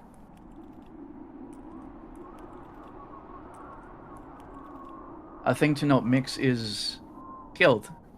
One could even say that she's strong. But her movements here were different. Something about them was very different. And that's her turn. Absolutely. And as that sword forms from the ice and you hit his side, the sword does melt and your hands mix. As the ego's resonance subsides. And Miix, with duelist experience, you will take -1 damage from the next attack that comes at you as Jackson readies his anchor and goes forward. I have a question, Mr. DM. Yes. What is just out of curiosity, what is Jackson's reaction to Miix actually landing a hit? I mean, he's been struck throughout the battle by some of your butterflies, and it seems that Jackson simply straightens up, twirls the anchor around, and charges forward.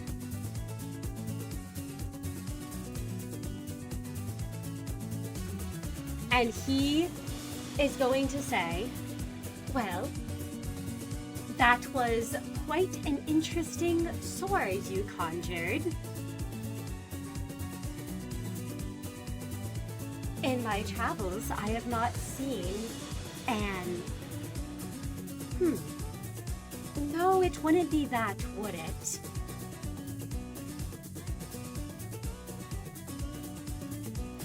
And he shakes his head and charges forward. And this will be a challenge with his approaching destiny. He gets +3. A challenge 14 coming at you. That is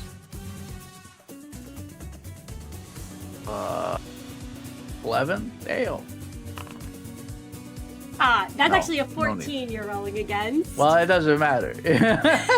So that's going to be a total of 11 aggravated black blunt damage. You do get the -4 from your armor, from the duelist experience, and from your ego and the lingering cold.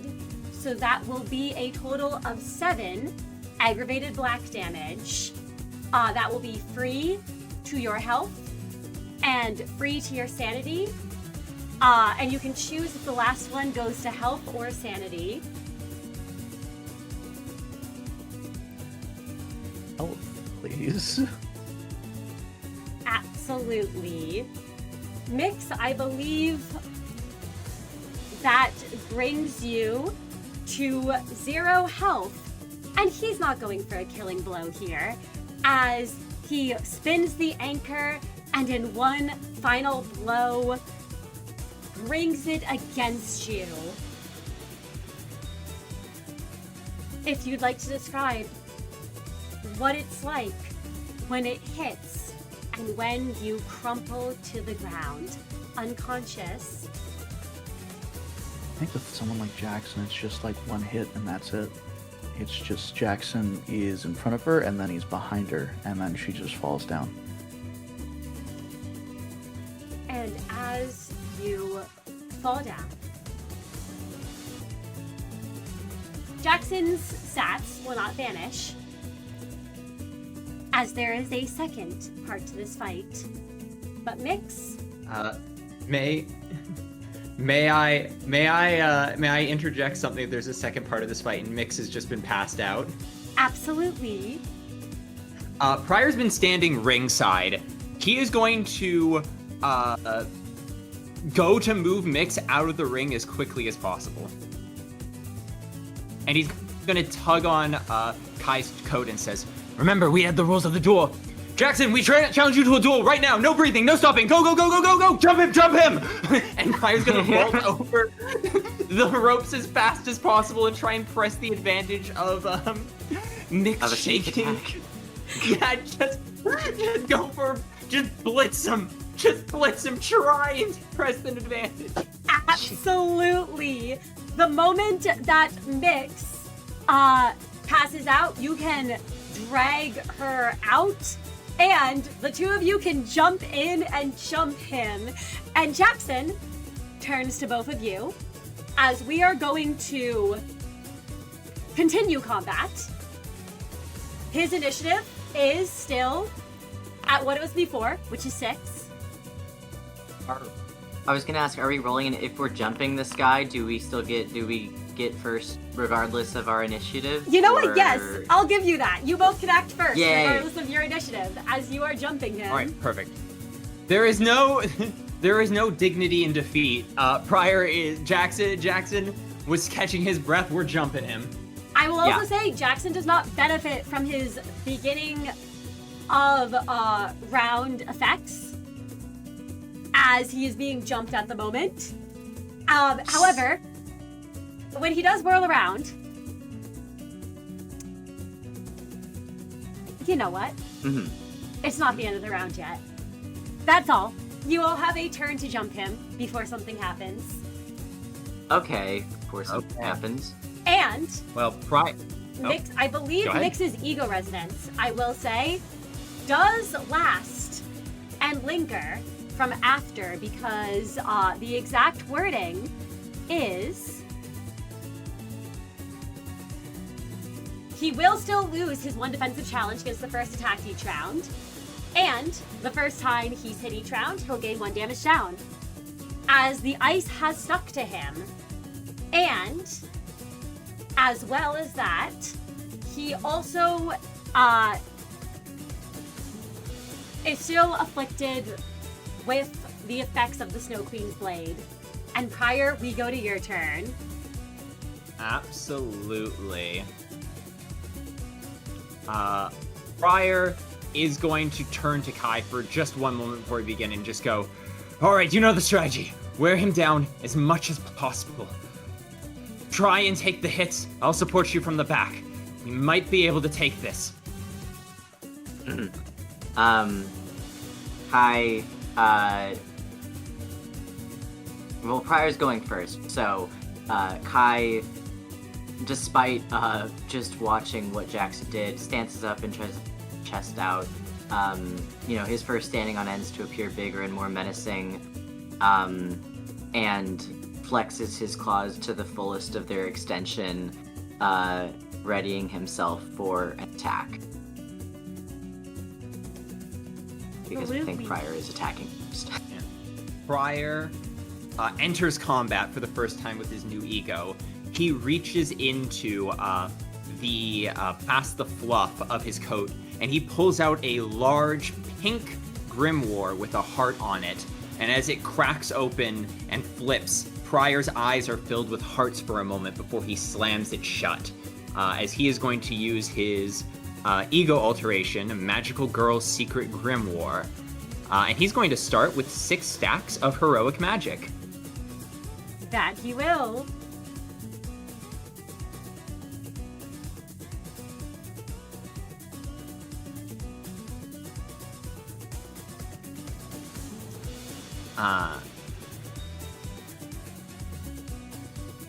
And with that, he will seize the initiative. We are going to start with, from what Prior saw, he is going to close in on Jackson, and he is going to say, oh, healing Arcana, Bell, soothing words! And he takes the big wand off his back, and as he flourishes it through the air, a trail of magical circles seems to appear as a star lances through them. Oh, so that wasn't just for show. What's the challenge? The challenge is going to be a challenge 9, as the ice from that 8th strike that Miix did has stuck to him. All right. I'm going to push with affinity. For the first one. Oh, come on. This is my first time. I'm gonna try and see if I might be able to tag him. Oh, just barely not.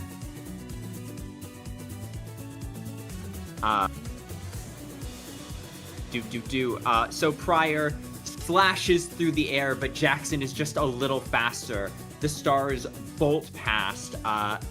However, that is a crit, even if it's not a hit.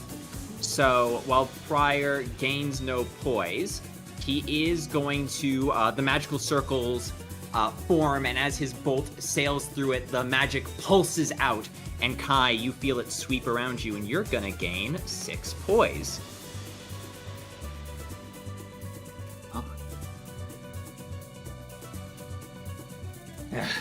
No matter. Press the offensive. Kai, strike!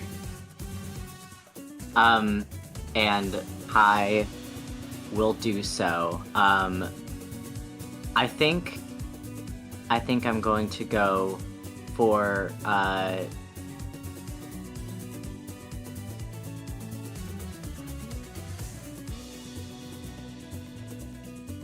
So I'm trying to figure out if I want to try to bind him or like move him or just make him attack me. Because binding is very hard. Okay, I'm going to go for.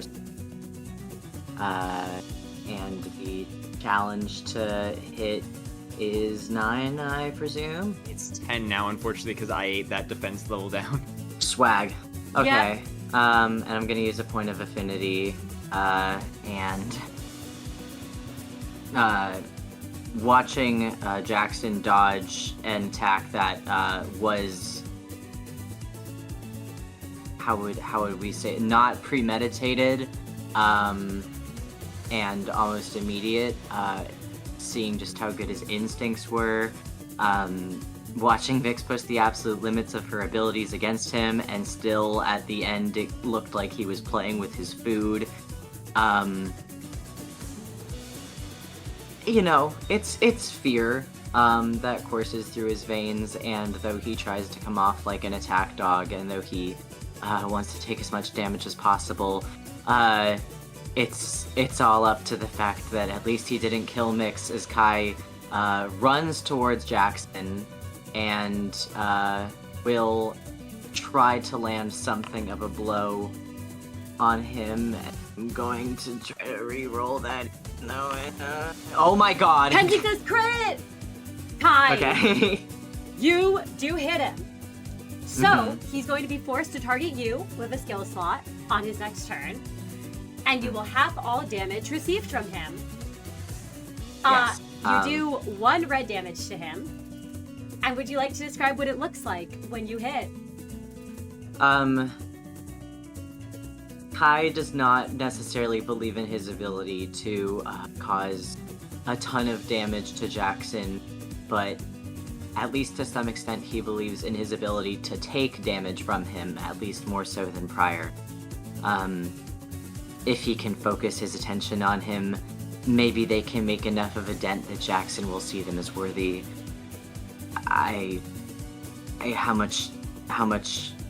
How many hits could he possibly take for prior? How much damage could they even do in that time to someone so much more capable in battle than they are? I think this is a matter of choosing to act instinctively. As Kai pushes himself in front of Prior and draws Jackson's attention as much as possible, slamming his paw into Jackson's torso, not seeming to get much damage done. Absolutely. He almost seems to sidestep as the claw brushes against his skin, and the final sinking from Psalm Lament pops as the last of the little white butterflies surrounding him dissipate. And Kai, Jackson's attention is on you. And both of you as well. I saw that duo, it meant to be duo tactic, not duo attack, was activated. You gain 2 protection, Kai, and Prior, you gain 2 defense level up. I'll take it. It has been a while since the two of them have fought like this, but even with different gear, even after so many years, even after so many weeks or months, the two of them quickly fall back into an old practice fighting formation.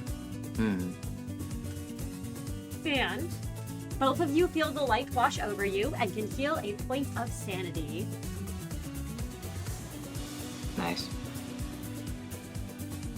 And on his turn, Jackson spins the anchor, and he says, well, a 2-on-1. Why don't you both come at me then? As he is going to first use Flourish and Rise on you, Kai. Oh, it's attack weight 2 actually, so it will hit Prior as well. And this will be a challenge. 10, 11, 12. It would be a challenge 12. However, I believe... Oh, no, it only applies to the damage. So, no. This is a challenge 12. And he's sweeping across you both with the anchor. Though his focus is on Kai. You're an afterthought, Prior. So it doesn't even matter. Dang, okay. Well, you're reducing the damage you're taking on yourself. I don't care about that. I'm trying to be a human shield. You know what? He Whatever. will also. Mhm. You know what? He's not going to crit on this. No, he's just attacking. No, why not, right? You know? You know what? He'll spend 5 of his poise to make Oh this my a crit. God. Sure. Don't pity us.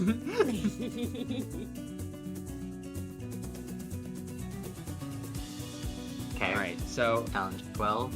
Challenge 12. Right.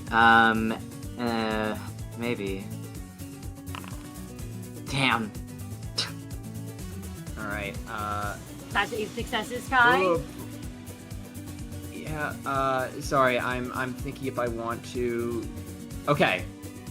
So I have 6 heroic magic, so I'm actually gonna gain some bonus dice on this. Also, fun fact, there's actually Uh. a challenge 13 because he used poise. Oh, Well, thank you. No problem. now what was that you said about extra die? 5 successes. Heroic magic is not. I am going to burn a point of heroic magic to reduce the damage I take by 2. Also, prior, you did have your defense level up. Oh, true. I get 2 additional dice. You Let do me get to roll just 2 additional dice, so you can go and roll that. Goodness, no.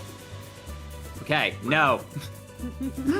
But thank you for the reminder. No problem. As he comes in with the anchor, it's going to do a total of, because it's reduced by 1 due to Miix's ego, 1 black aggravated damage to. Oh no, but he did crit, so that's 3 aggravated black damage to both of you. And Kai, you have it, so I think it just eats your protection. Well, okay. yep, that eats Kai's protection. Oh, and prior, you do have a new ego suit, so your defenses are not the same. I as do have before, a new believe. defenses. Yep. So I would take 3. I endure blunt and I resist black, so I think I only take 1. Yep, that you do. And you can choose if it's your health or your sanity to which it applies. Jackson will gain 10 poise. None of the sinking happens as he has free approaching destiny. However, you basically both feel the anchor smack into both of you. And Kai, you will get the offensive level down.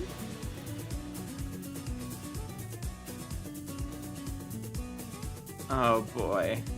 And he is then going to use Philosopher Icon Star on you, Kai. This is a challenge 13 you're up against.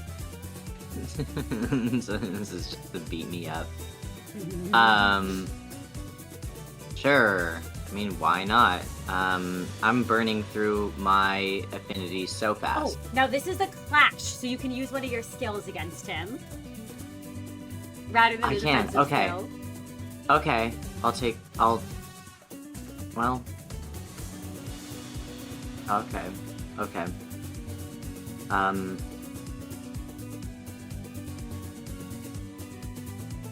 Sure. Yeah, I'm just gonna skill 1 against him. And I am indeed going to use affinity. Do I have to use one of my skills, or can I use my guard? You can Because choose I to use your actually guard. I do actually have more dice with my guard. Then go for it. You may use your guard Yeah. instead. Okay. Okay, sorry. It's 13. Let's. God. Oh God. 5 successes. I'm not gonna re-roll that. Couldn't. Kai, Jackson will gain 5 poise and 2 defense Oh up. shit, I gave you poise! Oh, I'm so sorry, God. He will convert all the poise on you into sinking. Oh, cool. He does not get any Thanks, more approaching Prior. destiny. Oh, good. As the benefit that Uh-huh. Prior gave you becomes a negative. And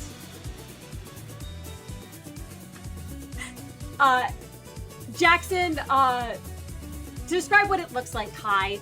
He's hit you with the anchor once, and then he twirls it again, and he just smacks you across your body with it. And this is a Va weapon, Kai. It is the same rank as the armor you wear. And you've endured a lot of abuse over the years.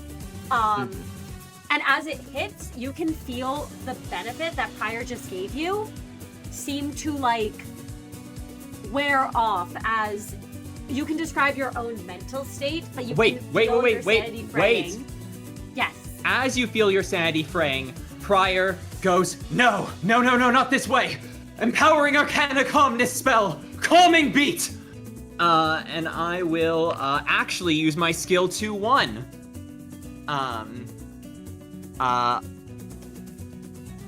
Unfortunately, I don't have the poise to automatically crit on this, but I'm going to half the sinking you gain from 6 to 3.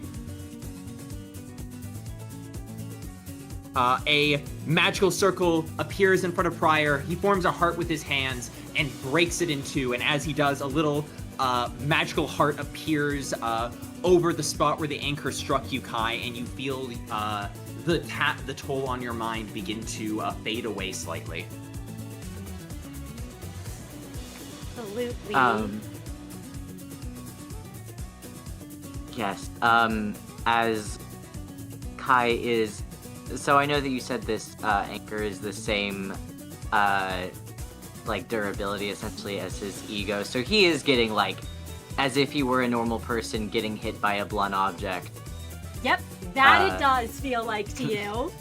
Yeah. And he really does feel that in his gut. And for a split second, while he's being hit by, frankly, an offensive tool of destruction, he feels, because the reach of that thing is insane, and it's clearly incredibly damaging.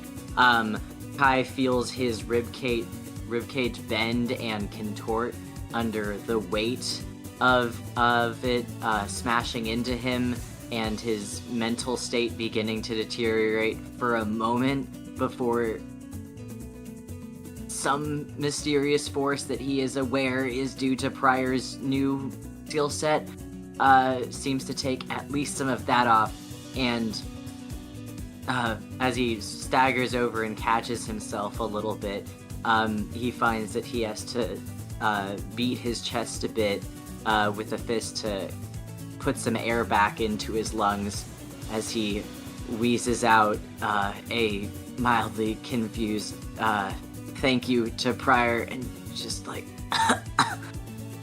tries not to cough up his lungs while crouching back down to defend himself or strike Jackson next. Absolutely. And Jackson has 2 skill slots left, as he does not seem at all phased or bothered by what has happened, aside from a little twitch of his eye. And he says, "That's a neat trick," as he comes right at you, Kai, with Guiding Star this time. It's gonna be a challenge 14.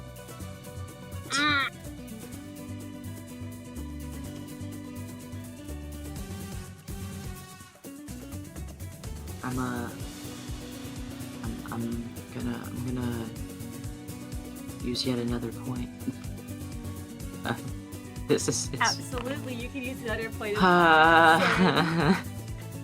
Would you like to spend any sanity to re-roll, or? Sure, yeah, why not? It's over for me. 7 successes. I mean, you did hit with your damage reduction this turn, so he does half the damage he deals to you. True, that's true. That's true. He is doing 7 black damage. That will be halved to 4, and then your ego armor does half it down to, I believe, because this is blunt, that would be 2. So he's doing 2 aggravated black damage to you. It's less so the amount of damage that he's done just now, as that Kai is not feeling very on top of his game in attack, nor in taking hits for Prior, as his attempts to focus Jackson's attention on him in the beginning didn't even really matter because he still hit both of them. Kai, you can heal a point of health. Both of you can actually, as this is touched by light. The light washes over you all. You can both heal a point of health. Kai, you can heal another point of health, as you are used to having to endure this abuse. And Prior, your ego stabilizes, and you can heal a point of sanity. Oh.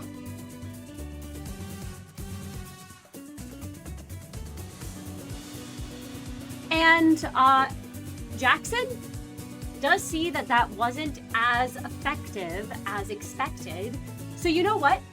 He's going to do it again, but this time he's going to expend 20 poise to bring the attack weight from challenge 14 to instead challenge 18. Going down to 20. And so really, what this is just the beat up Kai like a little piñata party. But you know, at the end of the day, that's okay, because that is my job. You know, Prior's job is to come up from the rear and attack, so we'll see if that part of the job happens as well, or just Kai gets beat up. Absolutely, we'll see. Well, no, it's okay. I believe in Prior. Kai believes in Prior. Kai, you will be taking... That is 15 aggravated black damage. You have it to 8, and then your armor reduces it by another 2. So you are taking a total of 6 aggravated black damage, free to your health, free to your sanity. You also get hit by the sinking, so you are going to take 3 more sanity damage.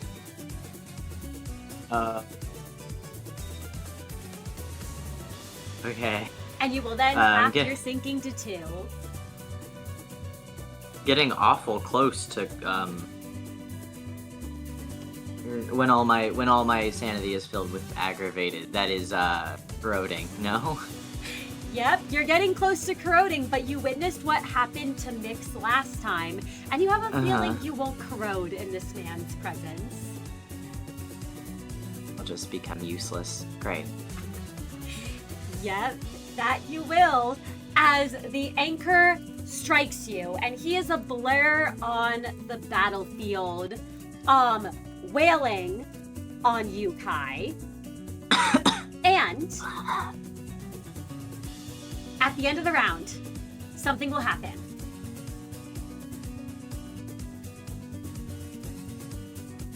Something.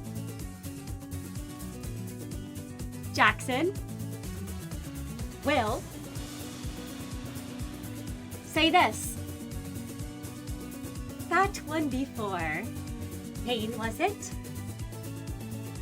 It was quite a fight that she put up, and it seems that the two of you are as well in fighting as a pair.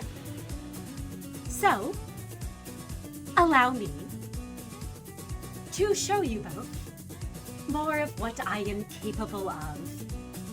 And he is going to consume all stacks of approaching destiny and gain Shin, guiding spirit. Jackson now has a +4 to his offensive and defensive challenges, and gains 4 extra skill slots, bringing him up to 5 each turn. And as his body begins to glow with this bright light, you all recognize this. You have seen it before, once before, when Dino, capo free of the thumb, used this against you all. That damnable light! Be careful, he might be able to make those rings too. Ah, so you know of Shin and Mong. Yeah. We encountered a capo who could do it once. Ah, I see. It does surprise me that those among the thumb would be capable of it. But I suppose every faction has its own strong will. Well, you don't want to know what ended up happening to him. And, Prior, I believe we go to your turn. Jackson does gain 5 poise at the start of the round.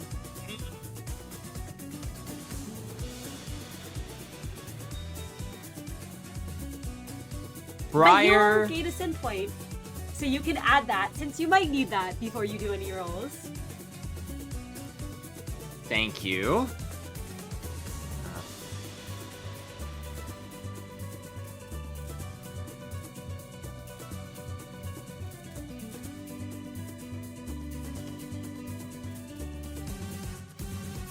All right. I think I'm looking at my options I have available, and Prior's gonna say, Kai, can you buy me a little time?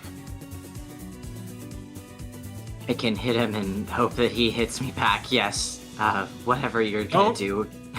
Don't worry about protecting me. Just stay alive for a minute.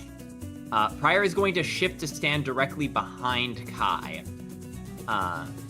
Absolutely. And as he does, he's going to push his hands out, bring them together in front of his heart, and he is going to pull out that grimoire, which is going to float in front of him as he begins to chant.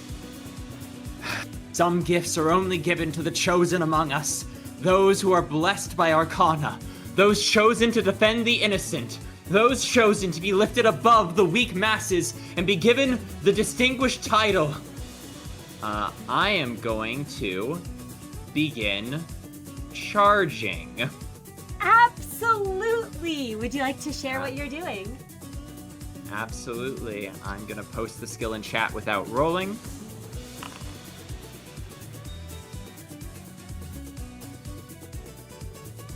Prior begins to hover in the air. Magical circles form around him. His eyes begin to glow with a off pink-black hue, matching his ego. He appears to be cloaked in this magical energy, but nothing happens immediately. Absolutely. And Jackson does look past you, Kai, and says, "Oh," seeming intrigued at what is going on there, but it is your turn, Kai. And what would you like to do? Kai takes his job of staying alive for a minute, or whatever Prior's about to do, very seriously, and makes his stance as wide as possible to distract from what's happening behind him best he can, making himself as much of a presence as possible. He bares his teeth and clenches his fists together, hoping that at least to some extent him being able to take the blows that Jackson has inflicted upon him has earned him a respect in this fight. At least he acknowledged that they don't go down so easy. And I am going to skill 1 and Absolutely. You have one try less to dice. Oh, please continue. Yes, I have one less dice. I'm going to skill 1 and I'm going to try to grapple Jackson to stay in place so that he can't go for Prior whenever he attacks next. Absolutely. This is going to be to hit a challenge. It would be a 14, but the ice is still from that wound that Miix left, so it is only a challenge 13. Well, that's still a big ask, so... And I don't even have poise anymore, so it's not like I can add on any... I'm trying to figure out if there's anything I can do here. Give myself more dice because I'm not the biggest roller in the world. I mean, could I suggest doing something dumb for the sake of just trying to buy a minute? Absolutely. What would you like to suggest? You know, sometimes how I'll beat myself up really, really bad in front of an opponent so that I can roll 3 extra dice. Yes! Would you like to do so? Yeah, and it's gonna have to be a whole lot because I have so much more health than I used to have. Absolutely, Kai. You can beat yourself up. Hey, you heal sanity for the amount you beat yourself up by, so I think that's gonna. Oh yeah, deal it's with gonna your clear my sanity meter entirely. Yeah. Yep. So that's a bonus. You know, that's a little. Yeah. Kai, as his method of distraction for the minute that Pryor asked for, is going to begin to punch himself in the face. Bloody, unrecognizable. I think he breaks his own jaw. He has black eyes. He can barely see out of them. He's spitting up some blood. A tooth may have come out. Hopefully he's throwing off his opponent right now because at this point in time so many capillaries have burst in his eyeballs that he can't really tell. And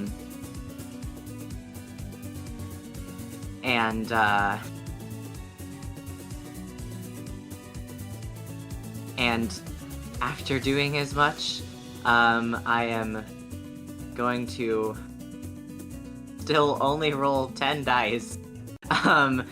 And try to skill 1 Jackson while he's hopefully a little bit put off by whatever that was. I mean, you know, Kai understands what he was doing, but I think that anyone who isn't part of his team would. As Kai Jackson lunges. Jackson Yeah, no, what if Jackson does see you do this, and he says, a fascinating decision. I don't see how that would protect Merru, hurting yourself. But you do remind me quite a bit about our old friend. I can see why that connection was made. And you may charge Kai, unless you have something to say to him. Kai looks in the direction that he remembers Jackson being in and spits up some blood. And kind of has a moment of wonder about that. And does it help or hurt him in this situation now if that friend is dead and gone, that he reminds both Merru and Jackson of Theo? But it seems like Theo was someone that at least Merru admired, so, I believe it was because Theo was so, tough, and a little bit of the same blunt humor. Regardless, I will spit up some blood and, sort of growl under his breath, not words, just wolf-like, as he lunges towards Jackson.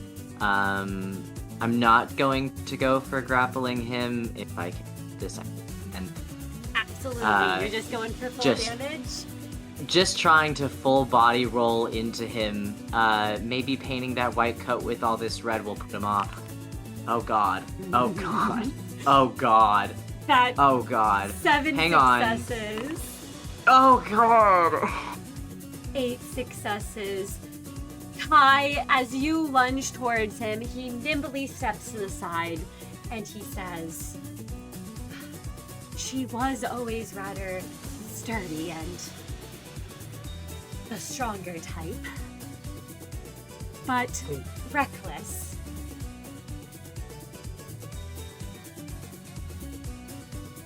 Kai looks up at him.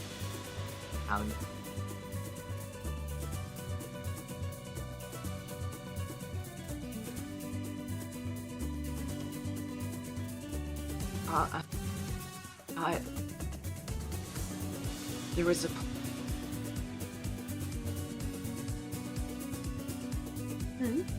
He cocks his head to the side, seeming to not quite hear what you're saying, Kai.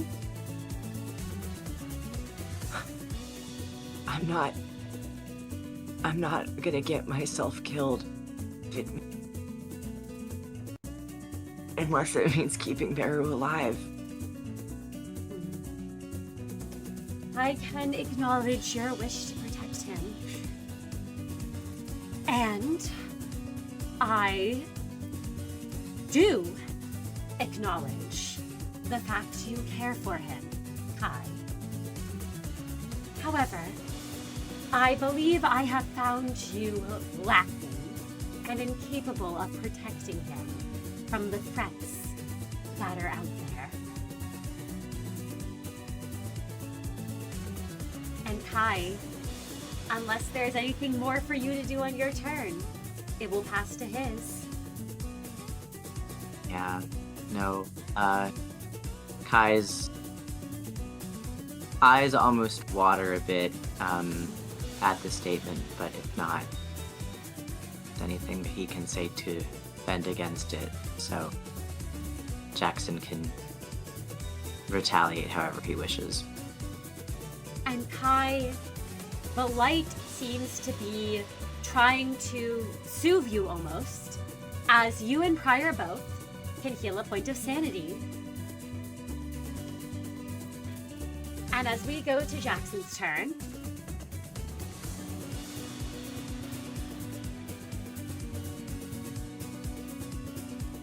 he raises the anchor. And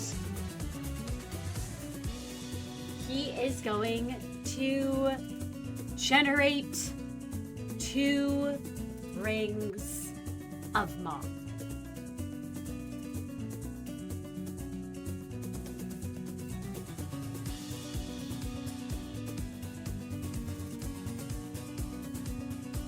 As he goes to use Guiding Star.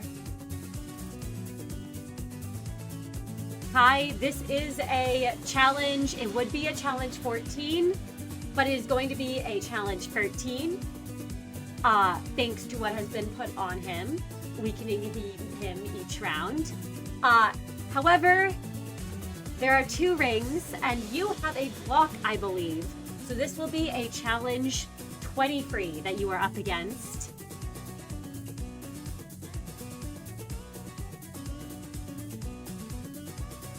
I mean, not that there's really a point, but I still wants to try, so I'm going to go for desperation.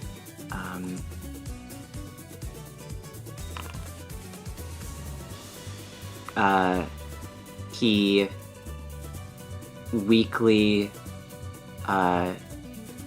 sputters and coughs up some more blood as all he can do to try to avoid this is roll over and try to army crawl out of the way of 2 rings of light that he knows are focused directly on him that he cannot escape. Absolutely. Hi. Your armor will reduce the 14 aggravated black damage coming at you by 2.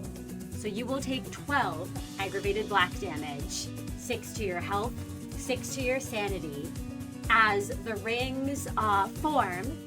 And Jackson is going to expend 5 of his poise to crit on this. He will go to 20 poise. He will do another point of damage, so that is going to be with another success. It will actually be a total of 7 to your sanity, 7 to your health, aggravated, and he would gain Approaching Destiny, but he will instead gain another point of Shin.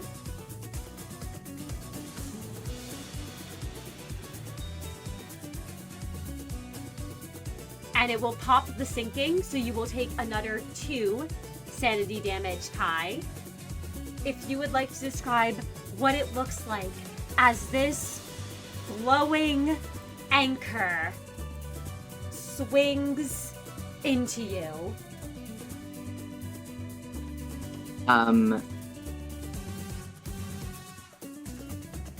The weapon of light smashes into Kai, and before he can even register the pain that his body is feeling, it's as if his spirit has left it. His vision goes spotty, his ears roar with blood, his eyes roll back, and despite knowing that he's failing Prior by not granting him the minute that he asked for, he feels the last of his strength leave his body, and collapses with a thud and a wheeze, weakly calling out something between Prior's name and an apology before he is rendered unconscious and probably would be taken to a hospital if we weren't in this scenario. And Kai, as you collapse to the ground, Jackson looks down at you, looking disappointed, almost, and says, You withstood 2 rings of long, even if you couldn't keep your body standing. Before he whirls around to you, Prior, and raises the anchor. Prior, you are charging, so you cannot respond. I cannot dodge. And he is going to Guiding Star. It is Absolutely. a challenge 14. Unopposed. Yep, Unopposed. so that is going to be 14 plus 2. That is 16 aggravated blunt black damage. It is not pale damage. It is reduced to 0 while Prior is charging. Jackson spins the anchor again and attacks 2 more times, 3 more times, as he darts about your charging form.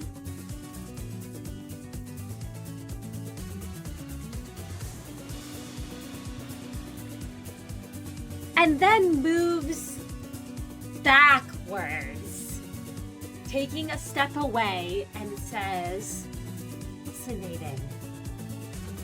I can't land a hit on him. No, I'm most definitely hitting him, as he's a stationary target. It's almost as if my damage is rendered null and void. And on the end of the round, I don't believe anything triggers. No. However, Prior. Jackson. Oh, actually, Jackson did crit, so I think he goes up to 5 shin. That he does. He is at 5 shin. And he is also, at the start of the turn, at 30 poise.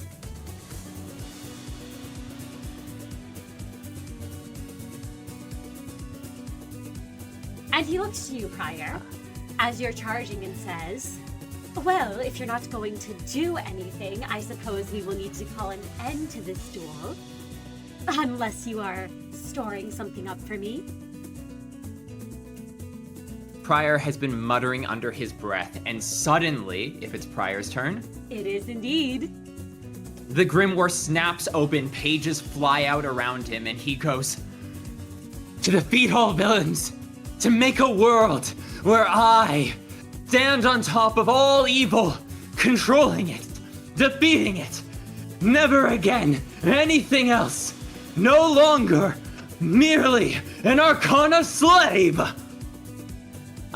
And he's gonna throw that out against Challenge 14.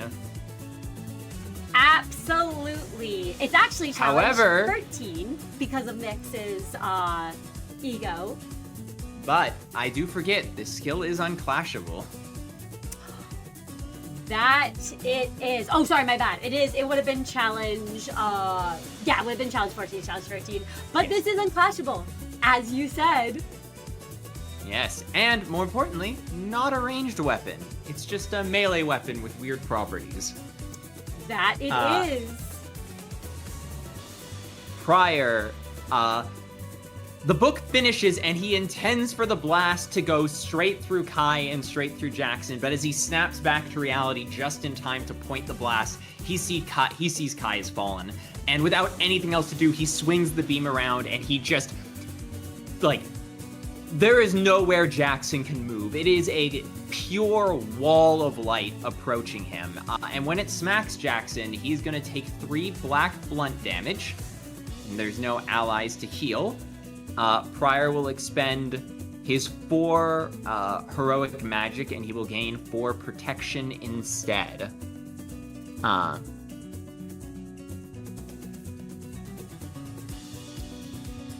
However, when he, as he lands and is about to actually take his turn, something happens as his last heroic magic is expended.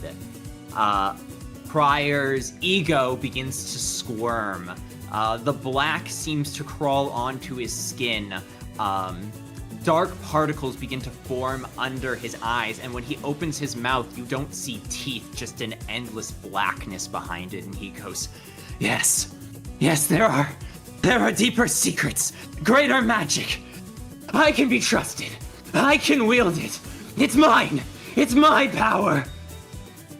I can defeat even you, Jackson, with this magic. And Prior is going to switch to his alternate skill set and immediately go to strained willpower. Jackson witnesses this happen Prior. As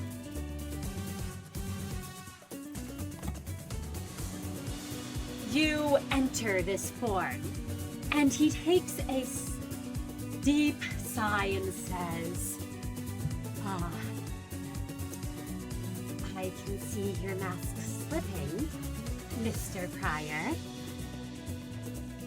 You've barely been keeping it contained, and now it's on full show for all of us here. Oh, like you're any different than me.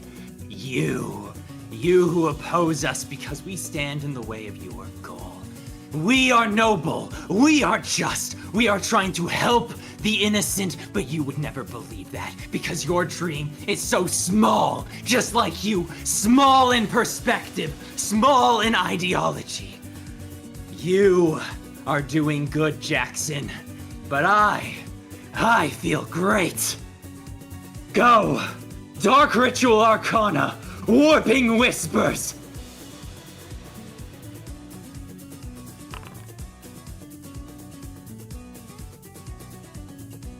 Absolutely, and that's gonna be up against a challenge. I believe it would be a challenge 14, but the first one was uncrashable, so it'd be it would still be a challenge 14 though. 14. However, Prior misses, so what? He swings the Arcana around, dark portals inverse with broken hearts form, and as he strikes them, it's like a gong of differing magic, no warmth or kindness, as the Grimoire seems to bestow upon Prior all the knowledge he needs to do everything he wants if he listens to it. He is going to gain no forbidden magic, because he didn't hit or crit, but he will gain 5 poise regardless for 5 successes rolled. Absolutely. And as Jackson sidesteps the attack almost a blur, he comes in close to you, Prior. And he says, and this newfound power, do you have any idea what it means? Do you have any idea what it even is? know it makes me capable of standing up to those who would want to take everything from me. I won't be made weak again. I won't be made to watch anymore. I get to act me. You call my own dreams small? But is this not for your own self-satisfaction? Your own fear of being weak, Mr. Pryor?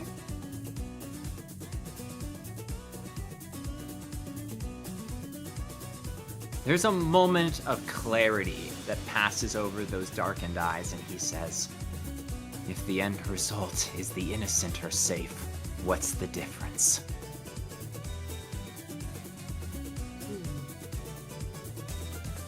And you believe this is the means to keep the innocent safe, then?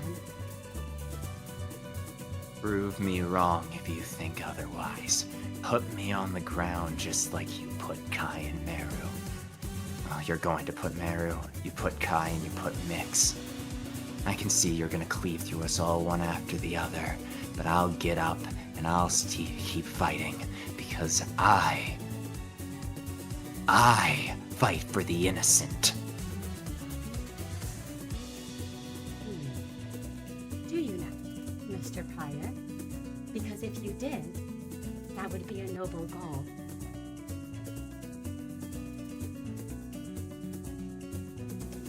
But I have found the best thing to protect the innocent is to show them the path forward. And Like Jax, they're capable of walking it of their own volition. he smiles at you, though his eye twitches, and he says, I believe they simply need a guide, a light in the darkness.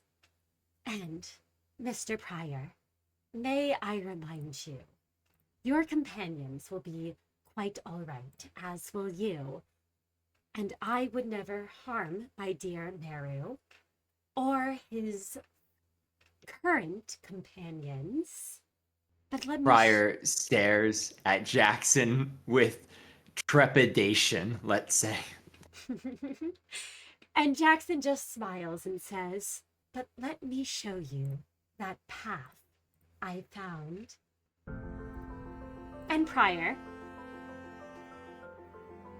you watch as he leaps back, and he snaps his fingers. And at once, his outfit changes before you. He throws the anchor up, and there is a bright light. You can see sparkles and stardust falling from above, covering the entire arena. As he twirls around, and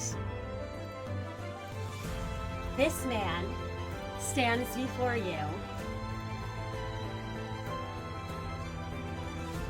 His scarf trailing with stardust, and in his hand he carries a sword.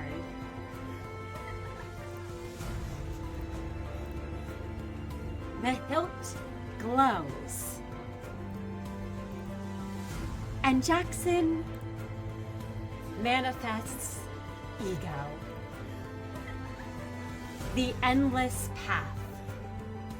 As the sun sets behind me, the North Star in my mind's eye, it beckons me forward, and I would be a fool to not step to the future with my eyes on the sky.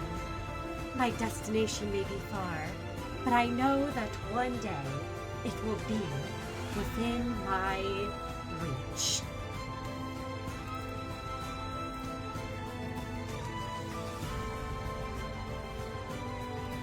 And Pryor, this light that seems to wash out from him,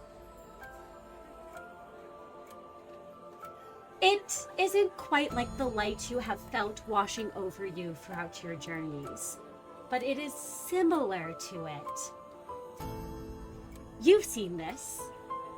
once before, when you met Wick.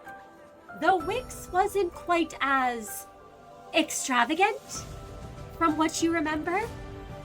And as he lightly steps towards you, his Hana uniform gone and replaced with this one in its stead. The scarf sweeping behind him. He says, "Allow me to show you and guide you, Mr. Pryor."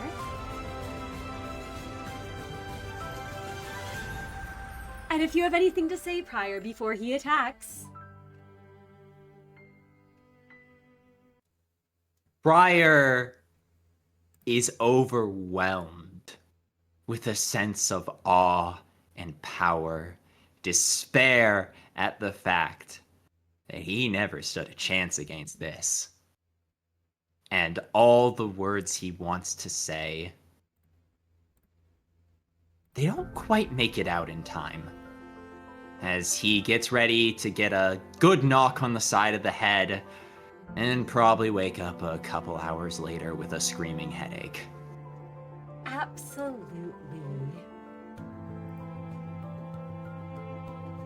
Oh, what the fuck? Jackson will use his skill free too.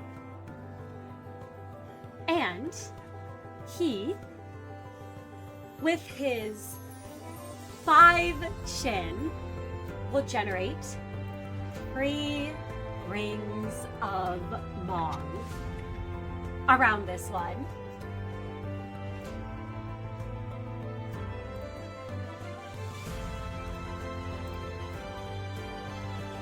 As he approaches you, Pryor, and you see this shining figure, the 3 rings forming, and he says, "I have heard much about you, Mr. Pryor. I doubt you would have ever heard of a rat who grew up in the back streets of District 23. But we heard the stories of the Big Brother and his web. And of just what he was rumored to be capable of. As that first ring forms, the second ring forms, and a 3rd ring across the sword.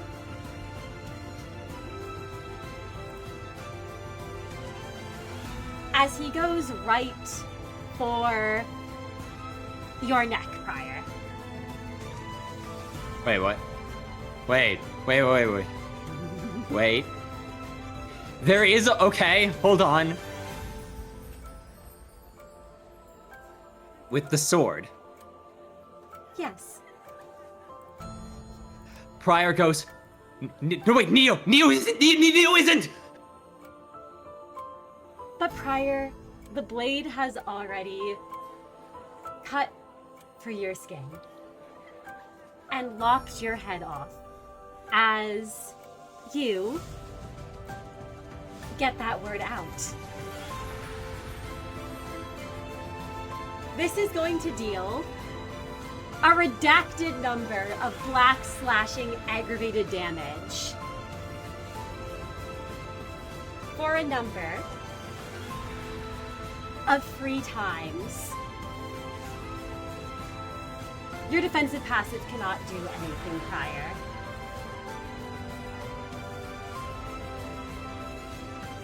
And as you fall to the ground,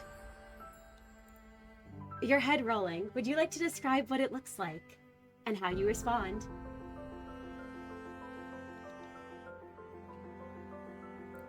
There is no response immediately as Pryor manages to get out a final gasp of air as his head is separated from his neck. A bit of blood squirts out from a very human-looking neck wound. Fingers don't reach out.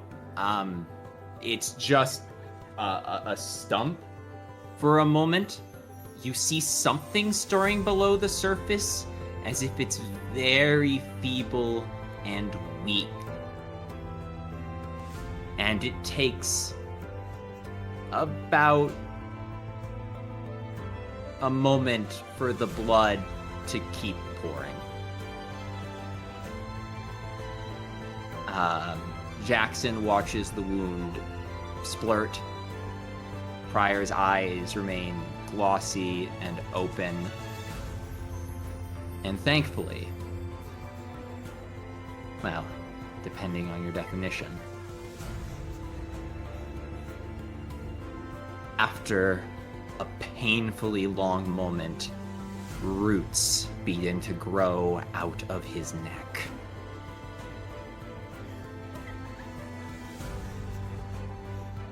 It's pathetic. It's not as dramatic and large as it was before. You watch the roots like a potato left outside its bag, desperately searching for water. Flesh doesn't explode out. There's no grand chorus. There's just the quiet patheticness of frail, bitter fingers and teeth trying to find soil to rest themselves into. A second later, they managed to attach itself to his neck, and with a terrible slurping sound, the roots pull the head back attached to the neck, and with a snap, reconnect his spinal cord. And with a choking, coughing breath, Pryor lives once more.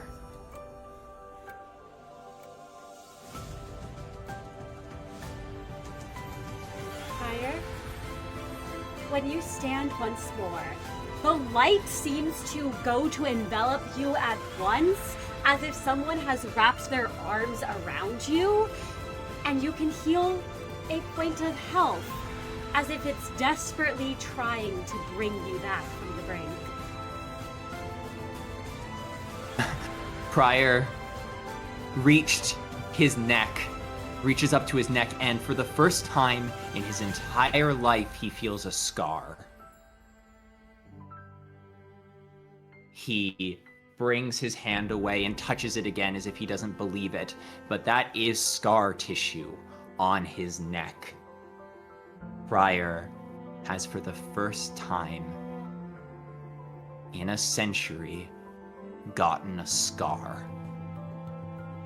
He turns on Jackson with nothing but the fear of a cornered animal. You could have killed me. You could have really killed me. Get away from me! Pryor scrambles back to the edge, clutching at his neck with one hand, and goes, Please! I'm gonna die! Not yet! Jackson hesitates for a moment. You can see the light about him flicker, and the sparkles almost seem to dim as he looks down at you, Pryor. And his smile falls. Pryor desperately tries to protect his head. It's the only thing he has left. He curls almost into a ball, trying to preserve his vital organs, because for the first time, he knew Neo was gone, but that's why he got the armor. It was to make him strong enough that he didn't have to feel this sudden realization that he's just like, he could die just like that. It's only a second.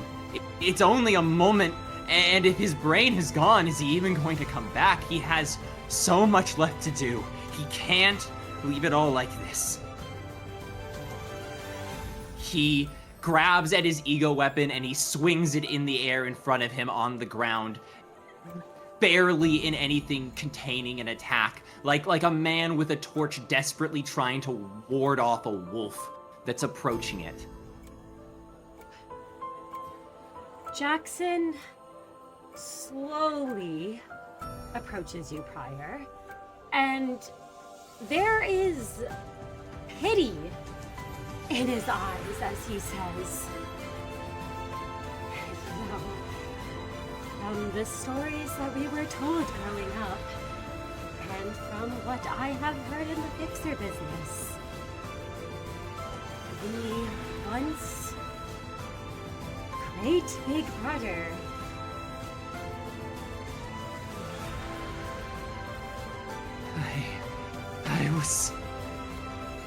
I shouldn't be like this. It's not fair. It wasn't supposed to turn out this way. I did everything. I made every compromise. Why do you get to be strong? Why do you get to decide what happens to me? It's not fair. It's not fair. You young nothing. You don't deserve this. I deserve this. You. Pryor surges forward, dropping his ego weapon like he's gonna try and choke Jackson out. Every pathetic instinct disappearing as this guy, this fucking infant compared to him, looks down on him. He surges forward and he's gonna try and make a brawl attack. Absolutely! You can make a physique brawl attack, Pryor. 0 successes. Jackson sees that happen. And Pryor,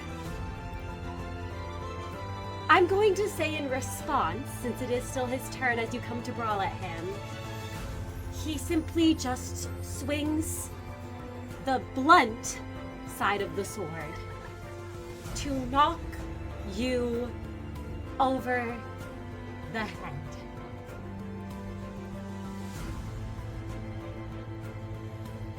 Pryor falls unconscious.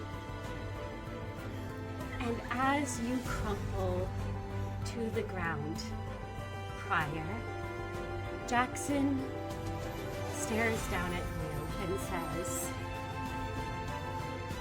I didn't do anything.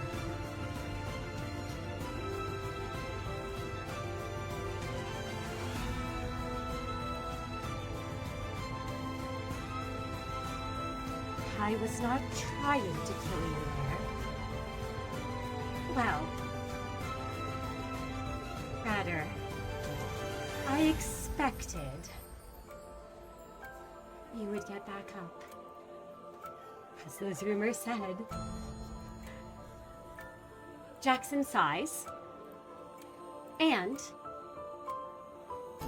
Merru, he turns to you. Yes.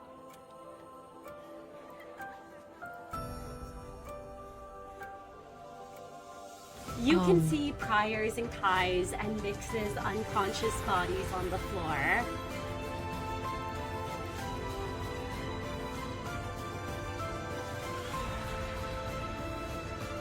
And Merru, as you see him look to you, he says, Merru, my dear Merru.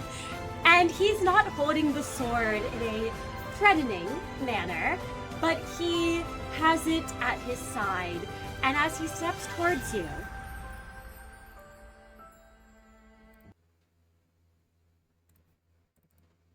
Merru. Yes. You've just witnessed Miix, Kai, and Pryor all be knocked unconscious, with Pryor in particular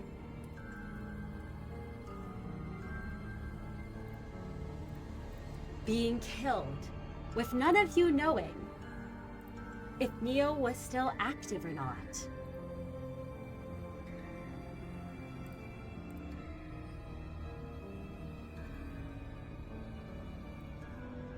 All month, you've been struggling to figure out what is real. And as you've watched your old childhood friend take out your travel companions, Jackson, the Jackson standing before you, has seemed to feel a bit like a dream, or maybe more accurately, like another one of those worlds you've experienced through the shards of your pendant. In fact, Merru, who's to say This right here isn't just another world. Are you sure you're awake right now? What was Jackson in the last world you saw him in? A fellow fixer, your right-hand man, a maestro, a syndicate captain, a co-worker, a victim to your mistakes. But was it even Jackson you were remembering? Or are you mixing him up with someone else again? Have you gotten everyone mixed up again? A familiar rumbling laughter echoes in the back of your head. It doesn't matter what you saw in that glass. All that matters, Merru, is that the people you were told would fall before you are currently on the ground, unmoving, and a figure stares before them.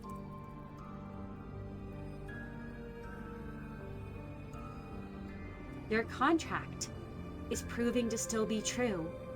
That month you spent desperately trying to find a solution was for nothing, wasn't it?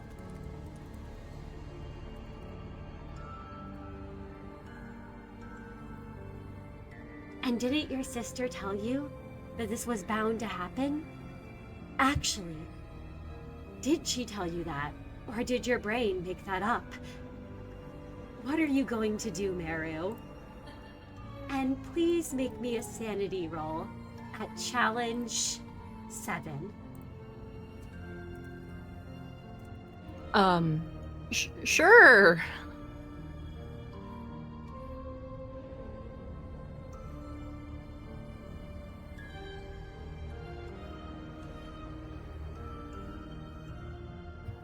Let's see.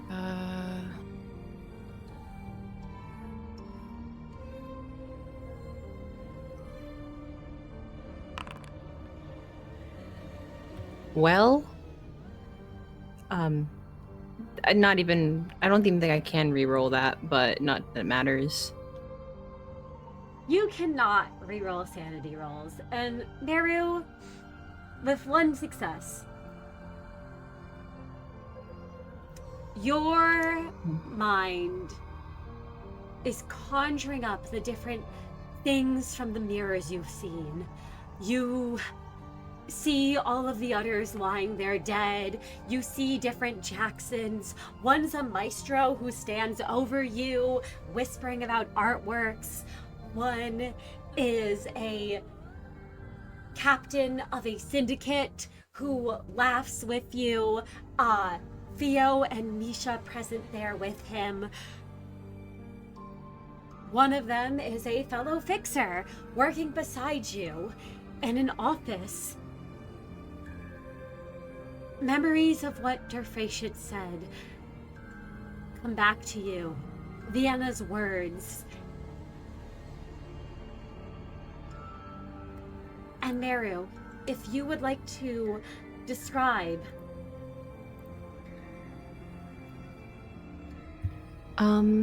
Yes.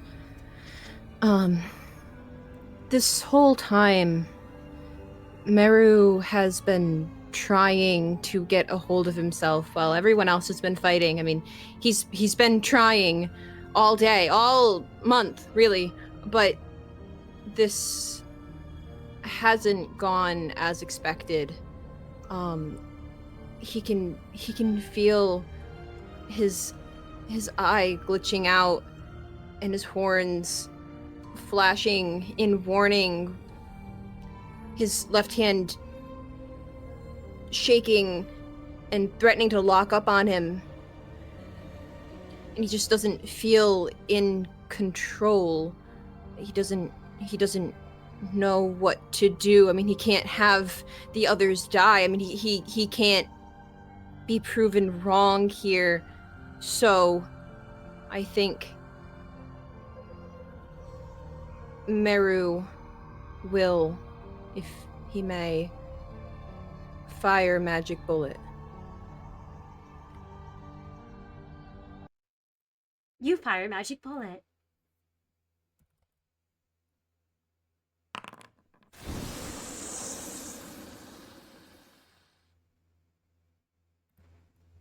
Jackson does not dodge.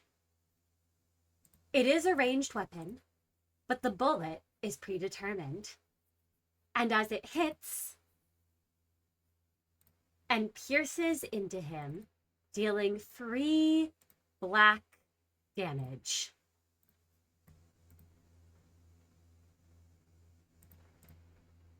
He stops in his tracks.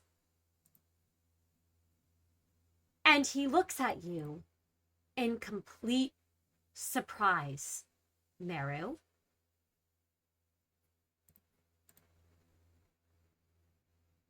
The sword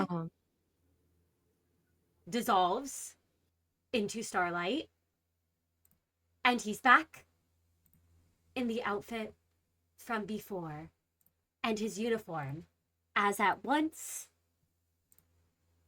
there is the sound of a snap. Even if his fingers do not move. And the ego dissipates into stardust.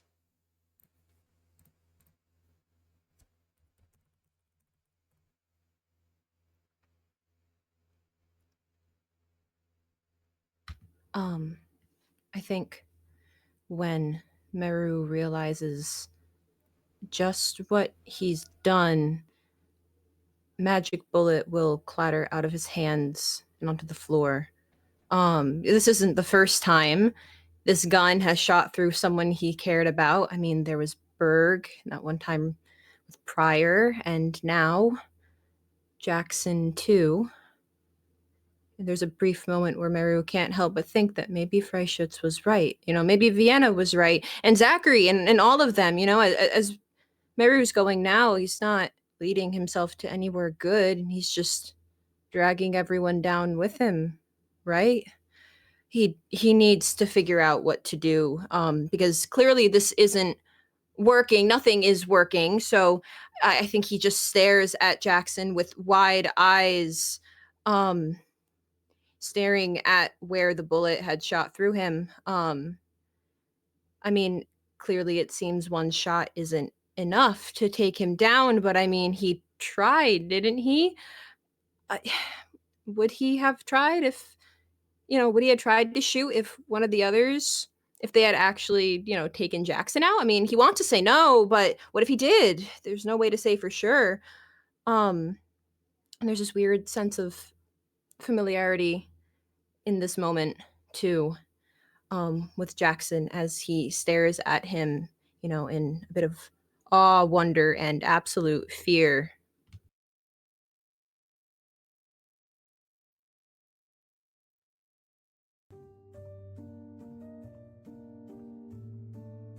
Jackson has lowered the blind obsession anchor at this point. And as he steps towards you, Merru, he does so slowly, his arms raised to show he is holding no weapons.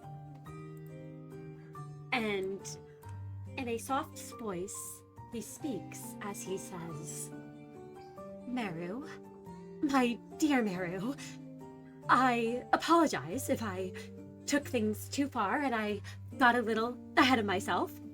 I never wanted to upset you, and I assure you, your companions will be perfectly fine. And as the light dies down around him, he reaches into the pockets of his uniform and he pulls out 3 L Corp healing ampules. I prepared these from my own personal stash.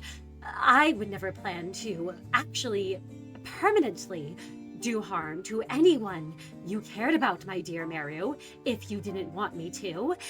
And I must confess, I thought from those stories we had heard of the Big Brother from the reports my dear director has delivered me and I have investigated on my own.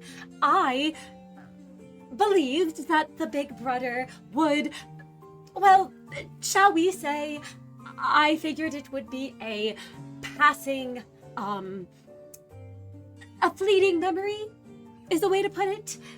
I'm sure he's been killed many, many times if the rumors are true. I did not expect it to be such a... And he stops the word pathetic, which lingers on his tongue, shuts his mouth, and simply says, I assure you Mr. Pryor will be quite all right, as will Miss Leonis and Kai Merru. I would never, as I said, do any permanent harm to anyone you cared about unless you asked that of me. Merru allows him to speak. He doesn't try to cut him off or anything. It's not even something he's thinking about wanting to do. There's a little bit of a relief in seeing the ampules, but hearing Jackson's words, Merru can't help but his face tightens a little bit as he looks up into Jackson's eyes and just goes, right. Of course you wouldn't. You would never mean to do something that wasn't a mercy. Jackson smiles at you, Merru, though there is a sadness in his eyes, and he says, that is correct, my dear Merru. I would never do anything that wasn't a mercy or to protect you.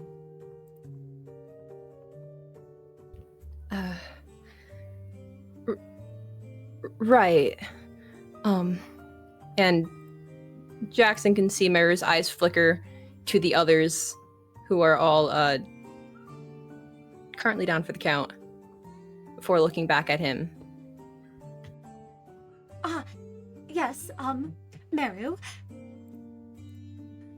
I have an offer for you. This is what I wanted to ask you. I imagine we can call the duel here. I believe there is no need for any conflict between us. But yes, I have never stopped pursuing our dream, even when we were separated. And please know, my dear Merru, everything I have done has been for the sake of that dream and for you.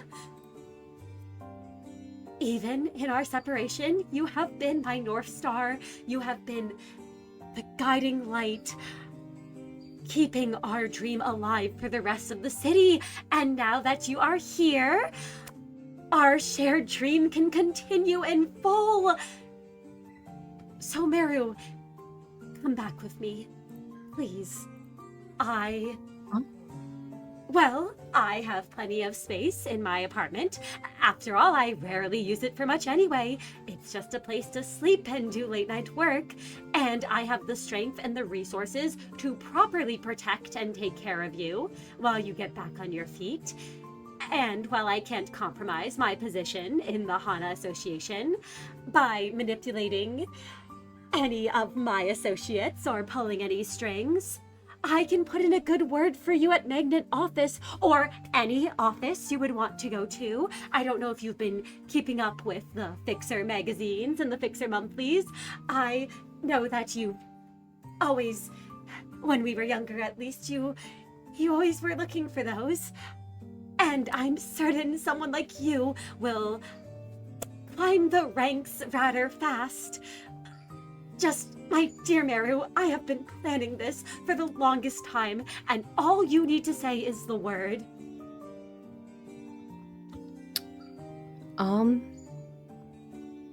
Merru listens to him, and it sounds nice. It sounds like everything Merru would have wanted not too long ago. But for some reason, despite that, he doesn't respond right away. I think he goes to open his mouth and then no words come out.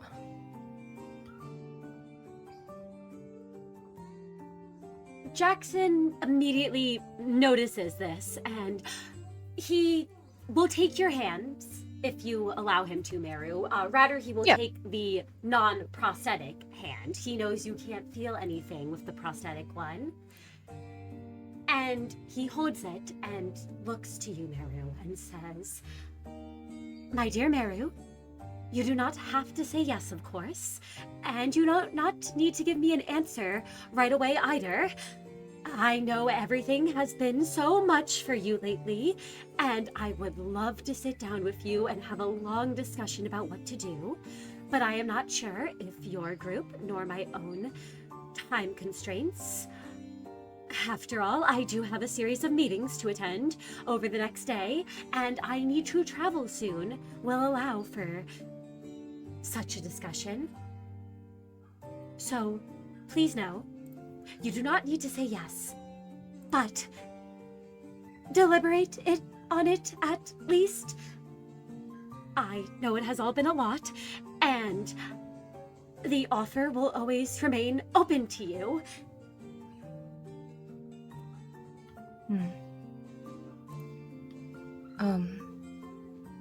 And Jackson stares down, not Jackson, Merru stares down at their hands, and furrowing his brow, he thinks about things for a minute, and then looks back up at Jackson and asks one question. He goes, "Jackson, do you really still think that I can be that person that we dreamed of for so long?" He squeezes your hand, Merru, and smiles at you, a true, genuine one, as he says, "Of course, my dear Merru. I do. I don't know what you've gone through since we were separated, but I know the Merru who saved me all those years ago is still in there, ready to take the next steps down our shared path into the future."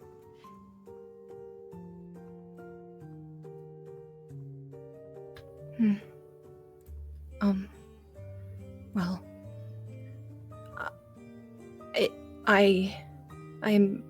I'm glad that you still believe in me. Of course I do, my dear Merru.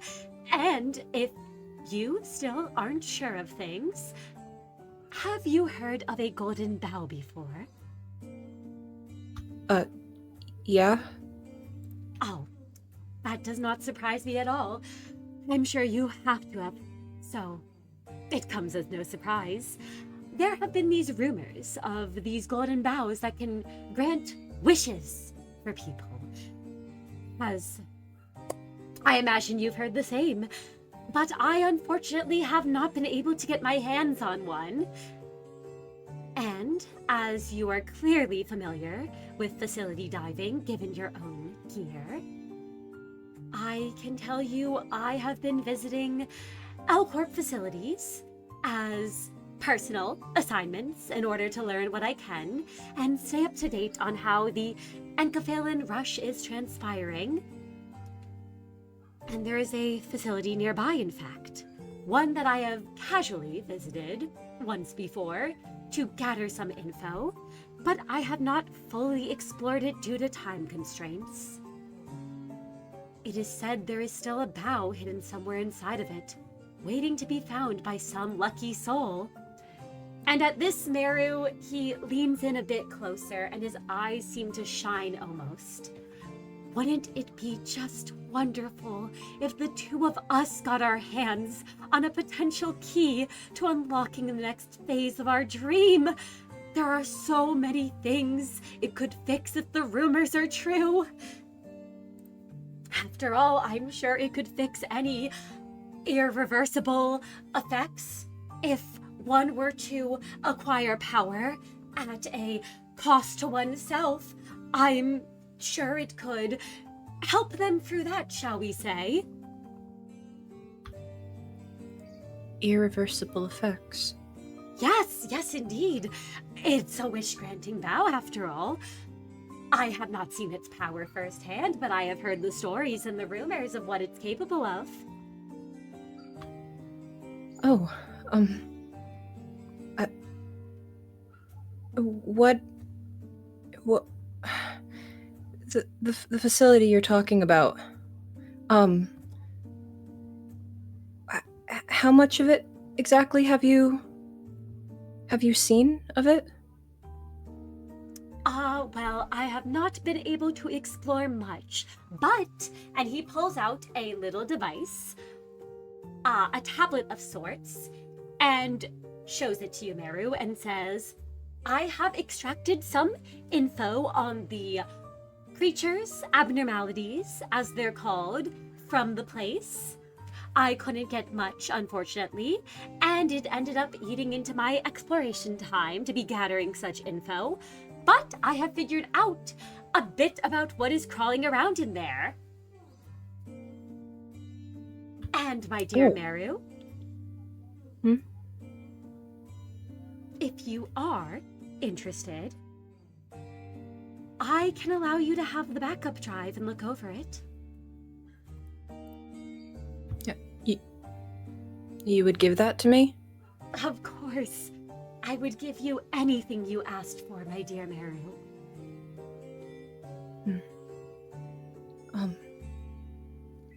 That would be helpful to look at, yeah? He hands it over to you, or rather, he hands the backup drive over to you, Merru. It contains all of the files from the main one. Merru will take it, and he will pocket it.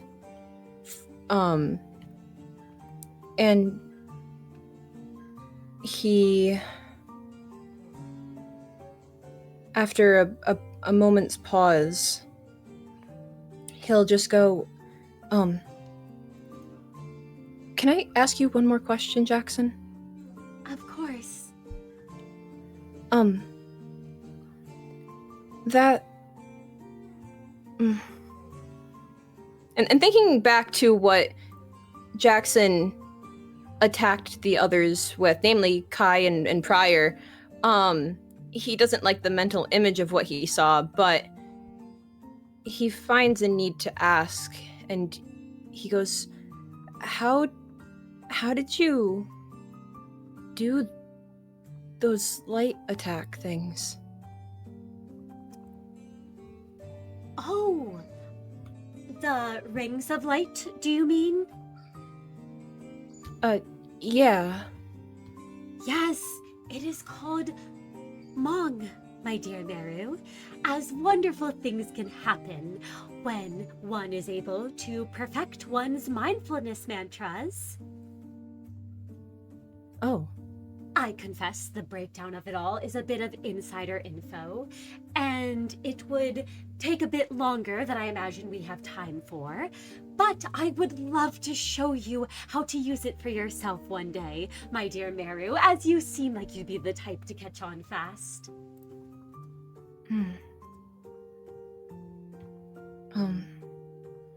And Merru glances away as he thinks about that. And I mean, if Jackson says that he thinks Merru would be able to catch on to it, I mean, again, it's not the first time he's heard about it. You know, people who've talked to him about the ones, you know, they know how to use it and they've talked to him about it. But again, Merru doesn't know how he would do that. And he still doesn't say yes, like he doesn't state an agreement to Jackson's offer, but he definitely seems like he's thinking about it. Jackson seems satisfied with that response and says,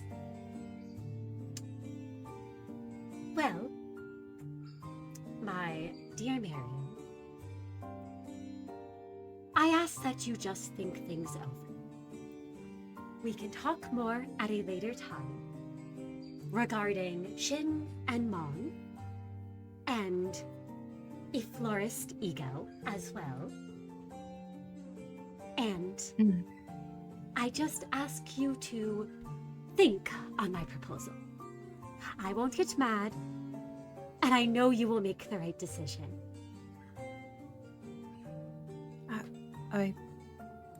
I can think about it.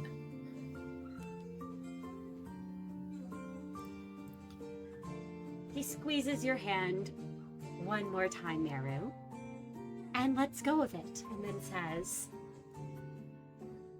regardless of what you decide, my dear, can you meet me by that facility tomorrow evening? I have something I want to give you that I left in my apartment.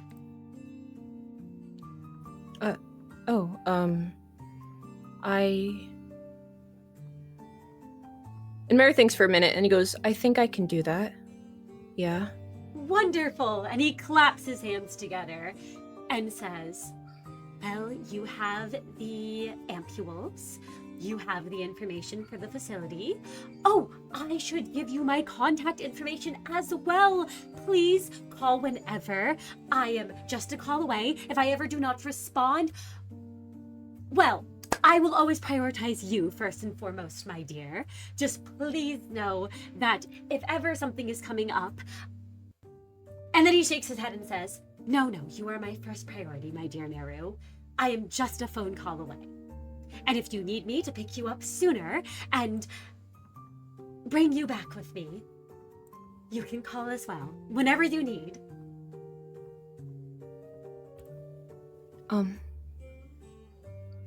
Okay. I will remember that. Splendid. And Merru, you suddenly hear a little jingle on his phone. That sounds almost like the theme of one of those old Fixer shows you both used to watch on the repaired TV Misha had found. And Jackson says, Oh. One moment, my dear Merru, I must take this. But he gives you a quick hug, if you allow him to, of course. Yeah, Merru will, of course. And as he pulls you close and squeezes you tight, he whispers in your ear, let's try and get some sleep tonight, my dear. I will see you tomorrow.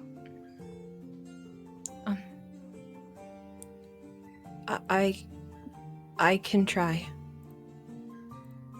And as he pulls back with a smile, the little jingle still playing, he says, I doubt your little group would care to give me a formal goodbye, but do tell them that I wish them the absolute best of luck. Because given their loss today, they'll need it.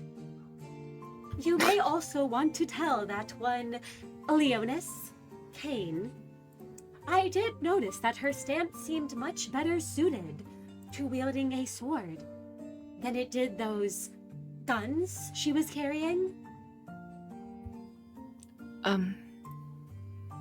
I can try to pass the message along, Merru says as his eyes like slowly trail over to where Miix is on the ground, and then he goes, if she's willing to hear anything that you have to say about her. Yes, I imagine she might not be. Well, and the phone is continuing to ring. He will say, I shall see you soon, my dear. And as he whirls around, he answers the phone, and you can hear him talking to the other person on the end. And, oh, I knew you wouldn't be able to go so long without hearing my voice, Abe. Yes, I do miss you so very much, too. And I hope that you've made sure to eat and pace yourself in my absence, dear. Now what can I do for you? Because I have the most wonderful news to share. And as he walks out of the gym, on the phone, with who you can only imagine is Abraham.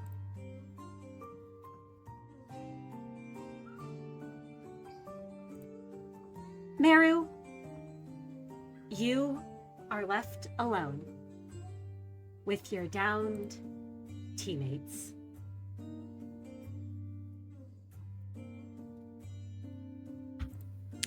Yes.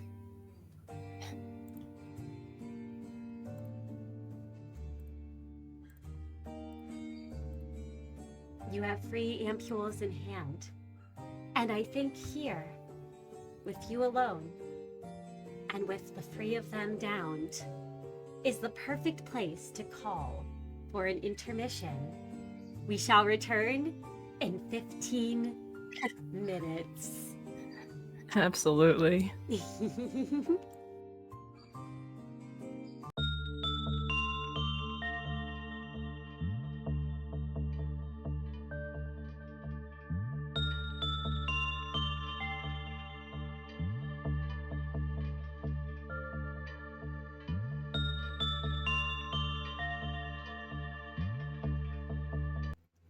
Welcome back, everyone, to the next part of our session. And, Merru, you have the ampules that were given to you by Jackson after he challenged all of you to a duel. Miix began with the 1v1 and was defeated. Kai and Pryor tried to jump Jackson when Miix was downed. However, Jackson used Shin and Mong, the same thing you all had previously witnessed the Capodino use, before manifesting ego. And now, Merru, you have been given a choice and an offer from Jackson. You have been told that you can join him. You can come live in his apartment, you can work as a fixer, and you can climb your way up in the ranks to fight beside and be beside him. And as he has given you time to decide what you would like to do, all of you can gain a point of sin from affinity.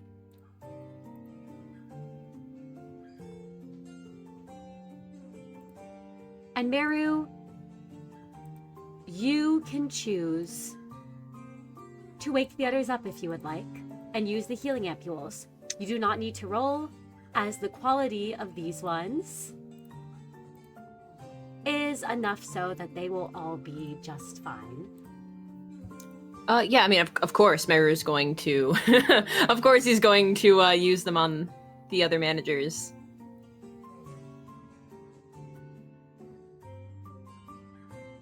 Absolutely.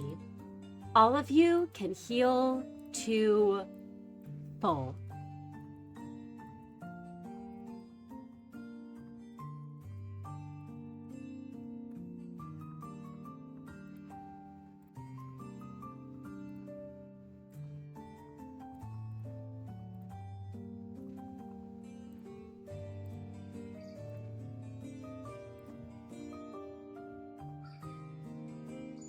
Miix, Kai, Pryor, Awesome. you all are able to awaken. You are healed and you are sitting in the Fixer Gym where the duel was held. Yeah, Miix. Miix was pretty badly injured, so this is good. Have we awoken, by the way? Yeah, I think we're all coming back to. Yeah. Miix will push herself up. She'll crack her neck a bit, her back as she regains consciousness.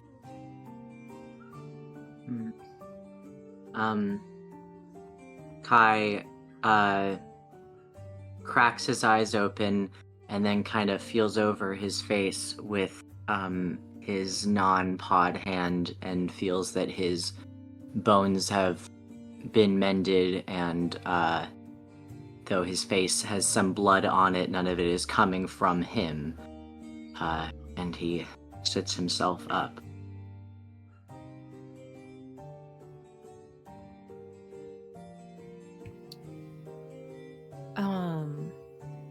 I think as everyone is starting to come to, Merru is very what's the right word? He looks a bit apprehensive, a little nervous. Even though he knows the ampule is gonna work, I guess there was a small part of him that was concerned. Like, what if it didn't? But of course it worked. And even though it feels strange to ask, given everything, Merru will still look at the others and just go, are you all right? You should be fine now. The ampules, we're fine. That's good. Thank you, Merru. They weren't my ampules. They were his. Before he left, he gave them to me and said to. He already left. He figured, perhaps the rest of you wouldn't exactly be the most keen to see him. Damn it. So he did, for what it's worth, send you all luck. Yeah, after that helps. Forcing ourselves to get our ass kicked.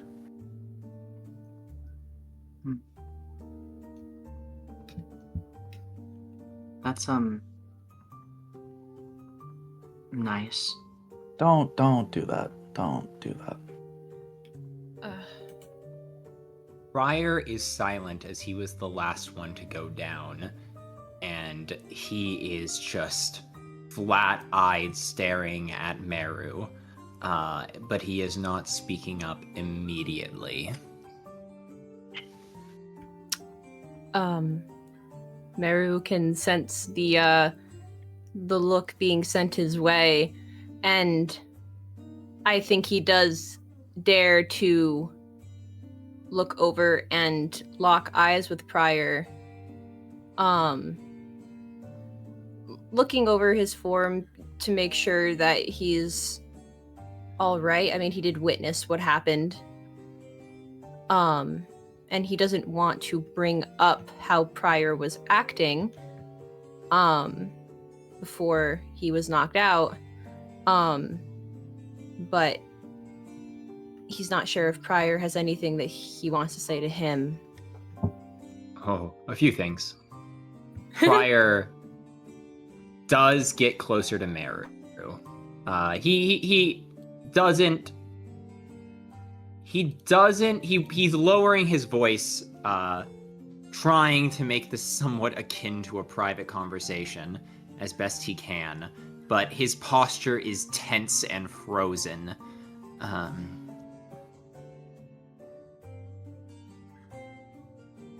Why didn't you stop him? Because he said it was a spar. He had a sword to my neck. Merru, Neo is gone. I didn't know if I was going to come back. That could have been it.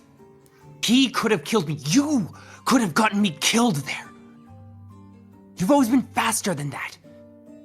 What the hell was that? I almost died.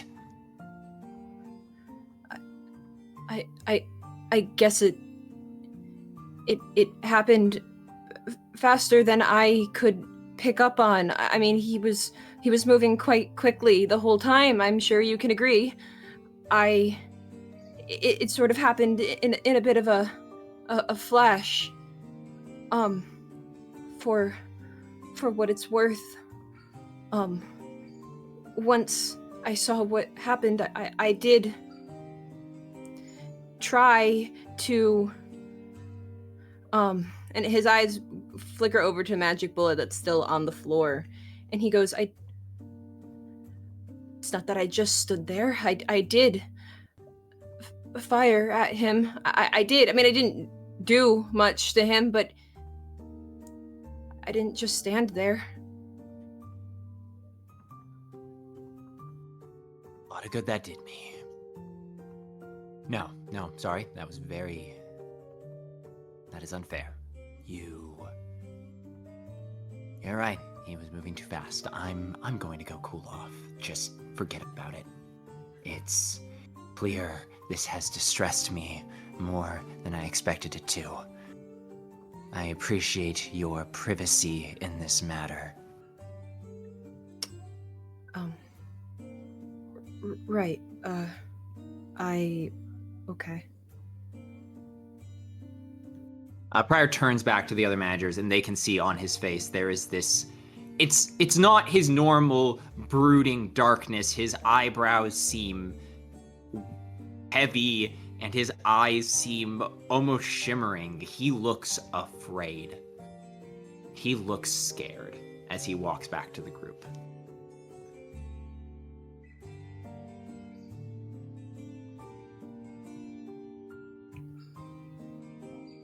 Well,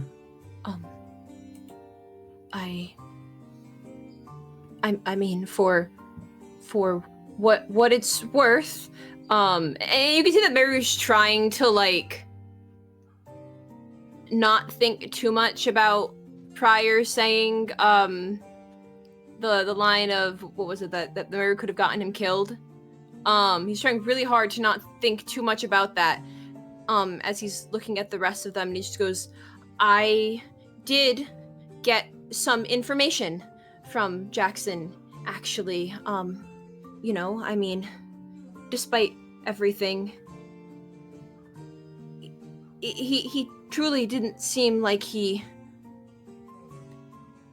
wanted to do anything that he thought was bad, and all of this trouble may have been at least a bit worth it, because he told me that he wants a golden bow, which I know probably doesn't sound great, but he knows about a facility that's nearby that should still have one, and we can double check that, I'm sure. And he wants to go in and get it himself tomorrow, it seems. So maybe, even though everything happened, we are a little lucky that I learned this, and maybe we can go and get it before he can. Because if we hadn't, done this today, he probably could have just done it himself, and we never would have known, and that was just another bow lost. He's planning on going, he told me, tomorrow evening, and he wants to meet with me there, near that facility, and so we should get the bow before he has a chance to. He told me that he's going to be held up with meetings until then, so again, I didn't do nothing. I got us information. So now potentially we could get a bow that we would have otherwise lost. So there's that. And he's like scanning everyone's faces to see if anyone has any sort of like a reaction to that information. For what it's worth, Kai seems to be nodding in agreement that there is a plan, although he doesn't know that he can speak on if that makes this whole thing worth it or not. I'll go for the golden bow like we originally intended. Nothing's really changed on that front. Briar's kept his back to Merru the entire conversation, and when he turns around, his face is back to its stalwart neutrality as he goes. If nothing else, this wasn't a completely worthless detour. Yes, if we get the golden bow, all we've done is made an enemy of a member of the Hana. But what other choice do we have? Welcome back. He didn't say that you were his enemies. So it doesn't necessarily mean that.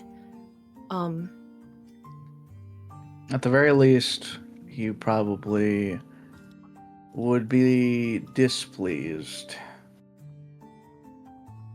But I would hesitate to call anyone an enemy until, let's not cross that bridge until we get to it.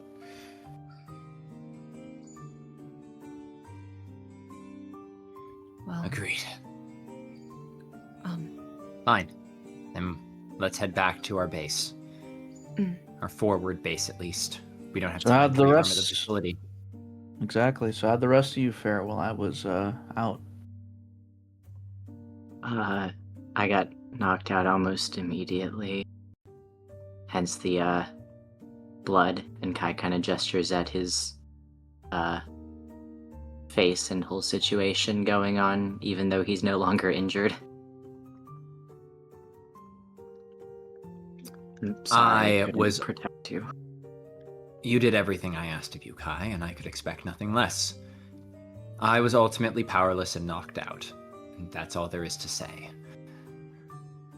Though, I admit, it seems I have a lot of training to do with this Dwa gear, considering that you Miix to pull a lot more out of yours than I was out of mine. I was crushed before I could even do much at all. When you say that, Miix narrows her eyes, and it's almost like it's something about what you said that seems to confuse her a little bit, but then she shrugs and says, well, regardless, yeah, let's get back and get back on track.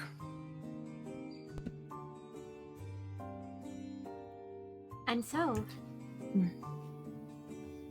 managers, unless any of you have anything else to say while here, would you all like to I head? think it's time to... Oh, I think we head out. Oh, Prior was just gonna...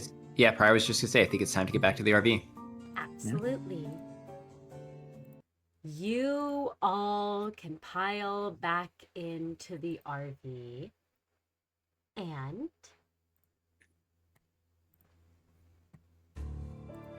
you're all able to make your way to the facility. You know that you have limited time. Jackson will be here tomorrow night, and the sky is already beginning to darken at this hour. You all should be able to make it to the facility before, but you know that you should be quick.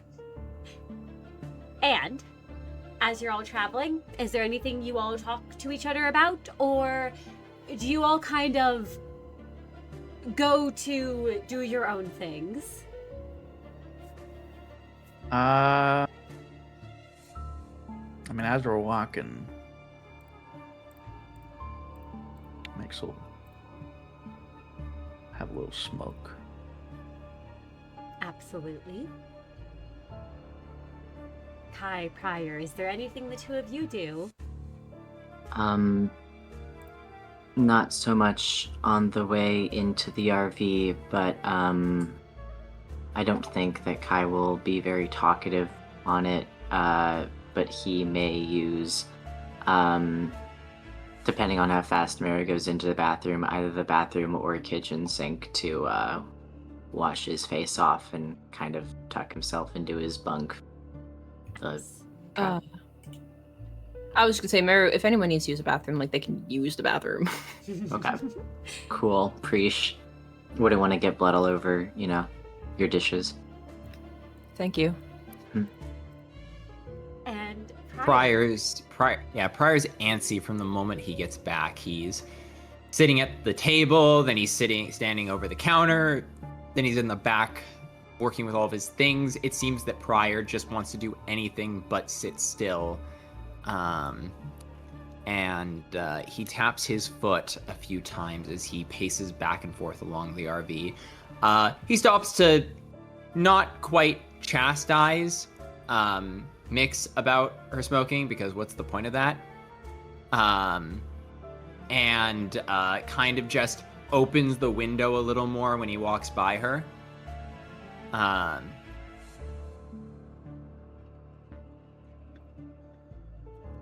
He's kind of being a bit flaky about everything. Well, flaky's the wrong word. In fact, the opposite of flaky. He's being quite controlling of everything right now. He's going over every inch of the RV he can. And basically, I'm sure to the point that Miix eventually criticizes him about getting up in Lady Wolf's business. Yeah, I think Miix but probably would. Yeah, and at a certain point, Pryor just sits down on his little bunk, and he is going to, one thing I almost forgot for us to do. Pryor is going to, the second they get far enough away from the Hana building, he is going to shoot Ange a message. Absolutely. Are you simply messaging her, or are you calling her? I think I am going to give her a call right now. I think that there's a lot of information to convey, and they don't have a lot of time. Absolutely. When you contact Ange, she immediately picks up and says, "Hello, Manager Pryor. How may I be of assistance?" Ange, is it good to hear your voice? Unfortunately, I don't think you're going to be too happy to hear mine. We are going to be away from the facility for a little longer than we expected. I do appreciate the update, Pryor. May I inquire as to why you will all be away from the facility for an extended amount of time? Merru's new friend was a lot more than we bargained for, and we're outside of a facility about to do another Golden Bow dive.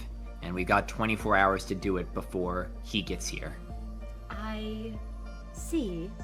Her form flickers for a moment, and she says, "Are you safe? Is Merru safe as well and mentally sound?" I have Safe, been... yes. Mentally sound.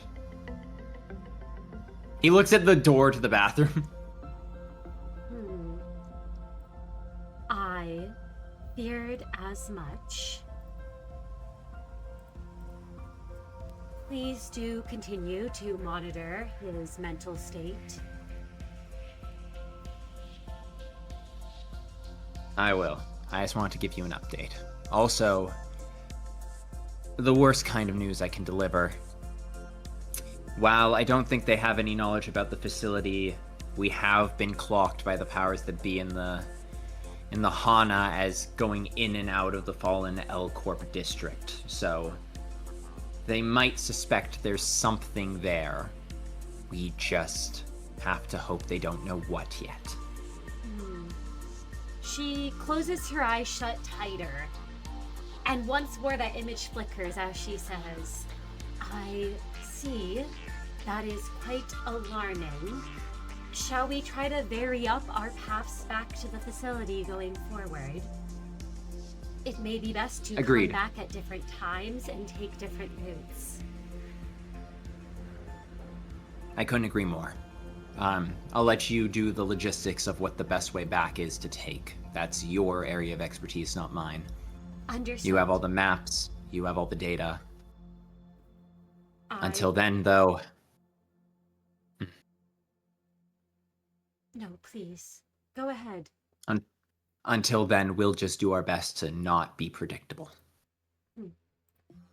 Most appreciated, Prior. I shall chart a course for your return from this facility. Is this friend something the facility should concern itself with? Not for now. Understood. Are there any more updates I should be aware of? I imagine I will receive a full mission report when you all return, but I am... I suppose I can confess that I am concerned for you and the rest of the managers. Thank you, Ange, for your concern. Suppose the only thing I have to ask is, how does this scar look? And Prior is going to, he was hit with a healing ampule, so I imagine the scar has, like, mostly completely gone away. But when he lifts up his neck for the first time ever, he's got, like, the thinnest red line that kind of remains of the first scar he's gotten in probably Ange has ever seen on him. Her eyes open and widen for a moment before she shuts them tight and she says, Manager Prior, what occurred out there? I have not observed... We have received positive confirmation that I'm still at least a little bit harder to put down than the average person. I'll give a full report when we get back to the facility. Well, I would appreciate you do not test that hypothesis, if possible, a second time. But I am quite relieved that you are still standing and with only a single scar to show for it.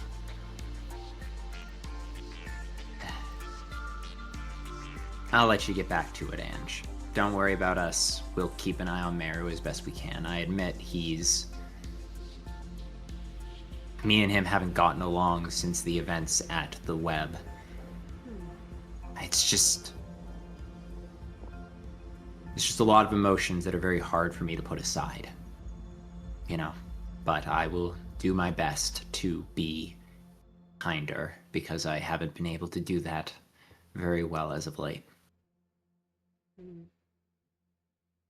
You have my support, Prior, in doing so. I admit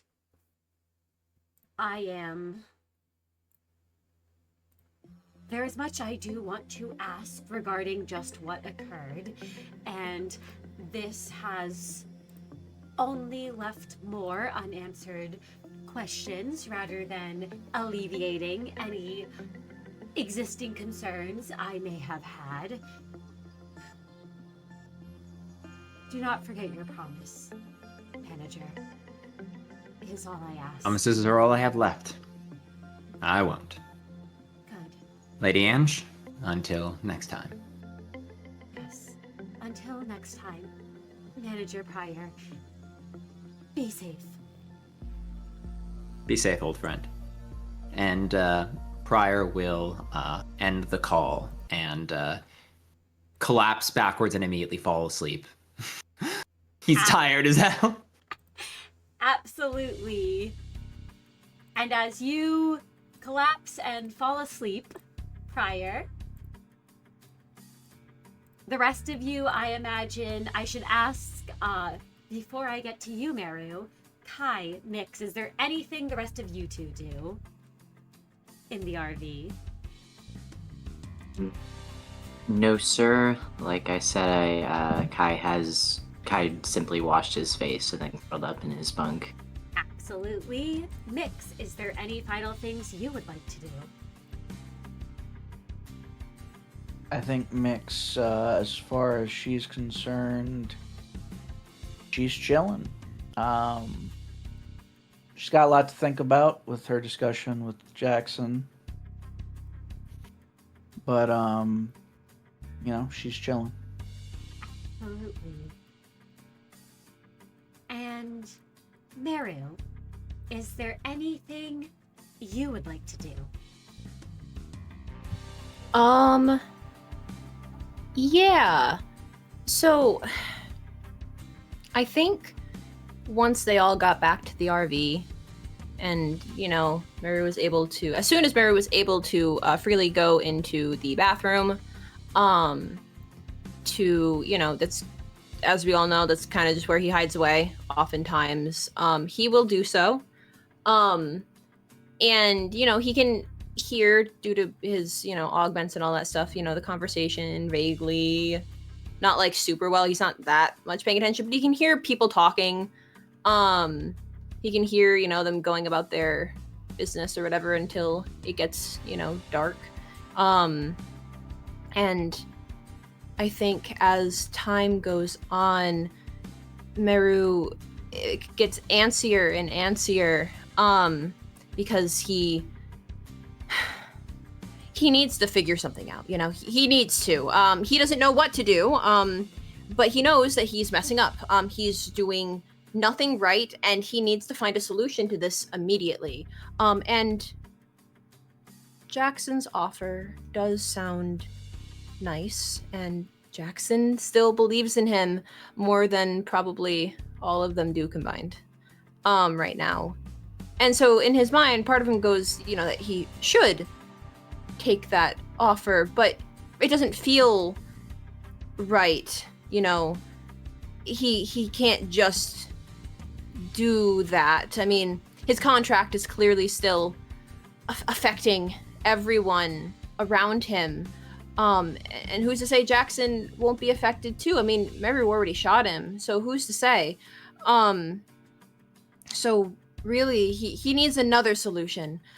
He needs to fix this contract. He needs to get out of it, frankly, is what he's thinking, but he doesn't know how.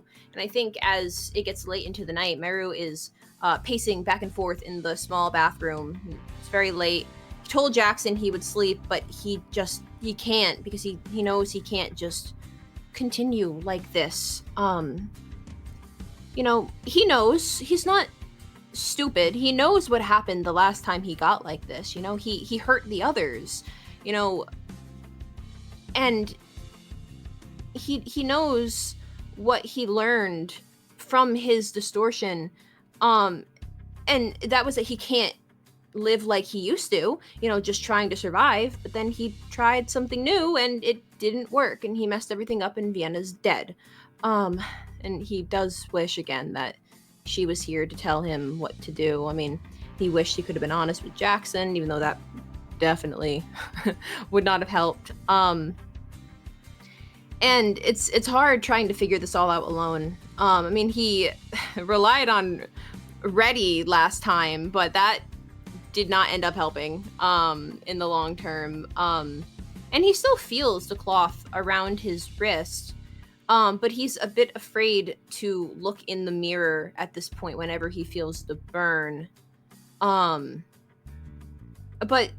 I think there is one person who has really seen him like this. I mean, sure, there's Kit, but Kit isn't here, and it's a bit hard to contact them, especially at this time of night, and they don't want to tell them about, everything with the contract and all that. But now I know Pryor called her earlier, but can Merru call Ange? Absolutely. Would you like to call Ange? Yes. Or maybe the first time ever. May, I believe this is the first time you've ever called her. Yeah. Merru, the moment you call,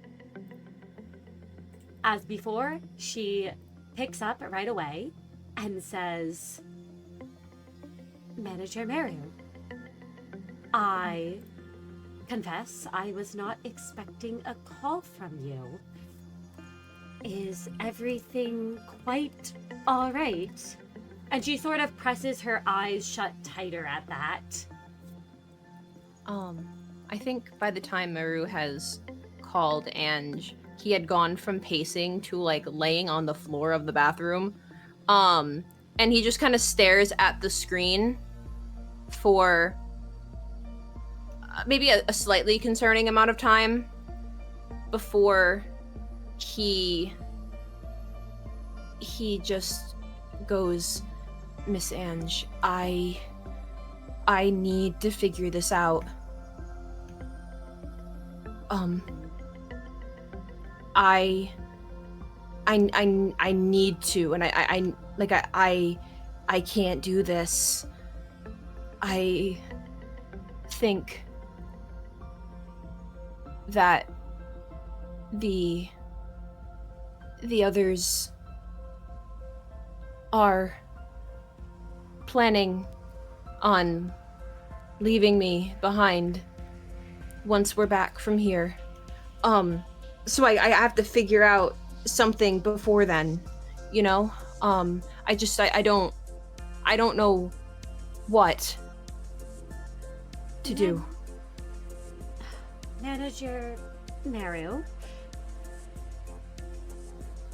the rest of the managers are worried for your health and mental condition. They would not leave or abandon you in the city to fend for yourself. No, I don't mean in the city. I mean in the facility. They're gonna leave me behind in that room again. I know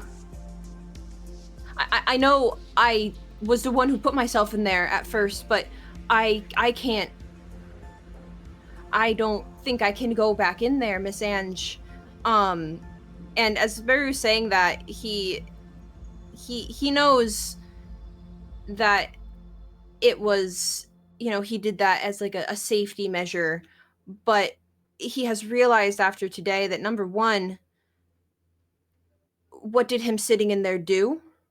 Because people still got hurt once he left, and who's to say it wouldn't happen even if he stayed in there? If he stayed, they would have gotten hurt anyway, maybe even worse, who knows? And number two, despite everything, I think there's part of Merru who he's always struggled with this, where once he's gotten used to something better than the bare minimum, it's very hard for him to go back. That's why he always kept himself at just letting himself have the bare minimum, but he tried. What he tried to do more recently is try to let go of that a bit, and trying to get that back, that kind of mindset back, is harder than he expected now that he's back in the RV. He's out of the room, and even though he hasn't exactly had the greatest relationship with the manager since he left the room, he doesn't want to go back. He doesn't want them to leave him in there. Ange, listen to what you said, Merru. And as intelligent and superior in AI she is, those inner thoughts of yours you keep concealed, and those feelings and fears you have are not ones she can strip back and see. As she shuts her eyes tighter and says, Manager Merru, I would highly recommend you remain in the facility for the time being upon return. I can do little to aid outside the facility's walls, and it would be in your best interest and that of your fellow managers for you to remain until recovery. I can understand that being in that room may be a painful experience, but the facility is staffed with many employees among the agents and the clerks, and it is not as if you are locked to that room, even if I have understood why you stayed inside during that period of mental distress.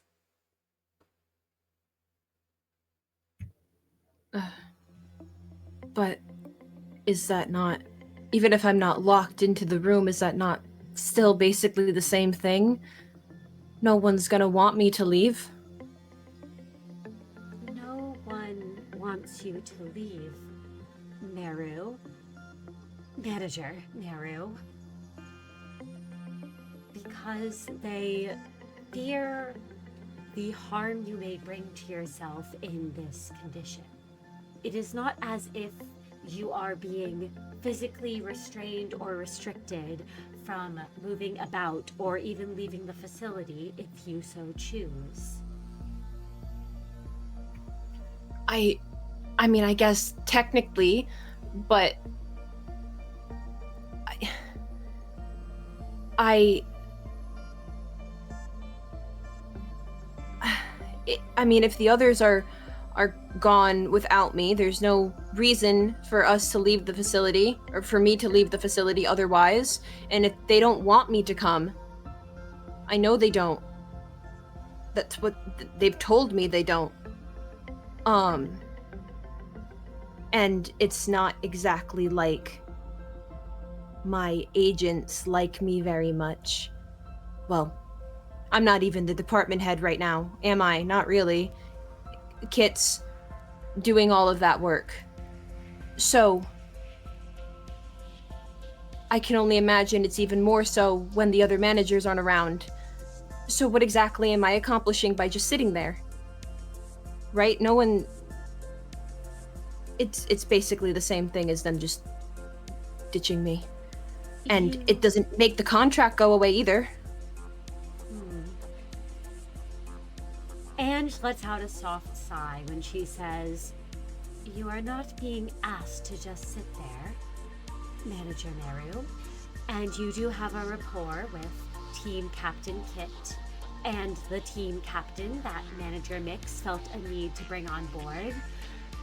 But regarding your contract situation, have you told anyone beyond myself, given my observations of the facility as a whole?" Well, no, of course I haven't.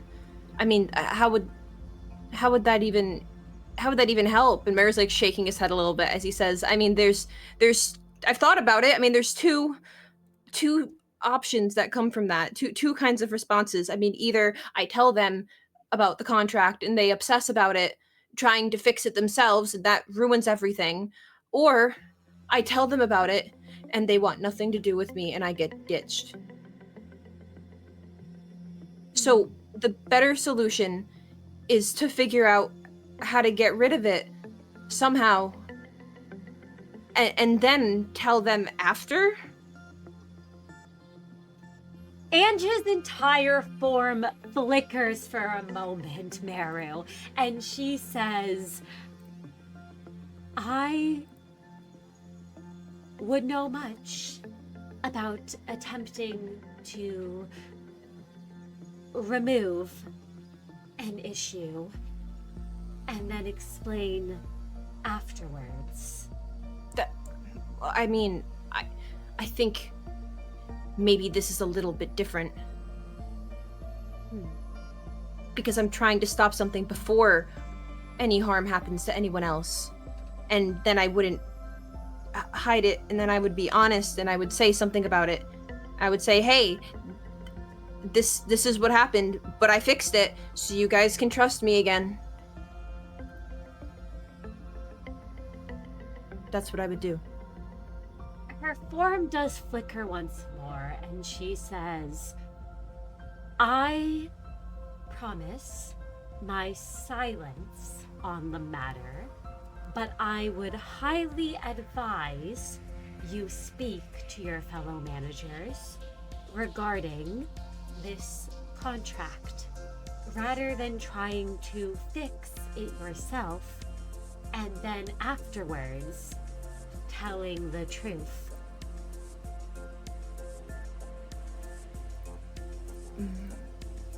I feel like them knowing is just going to get them hurt.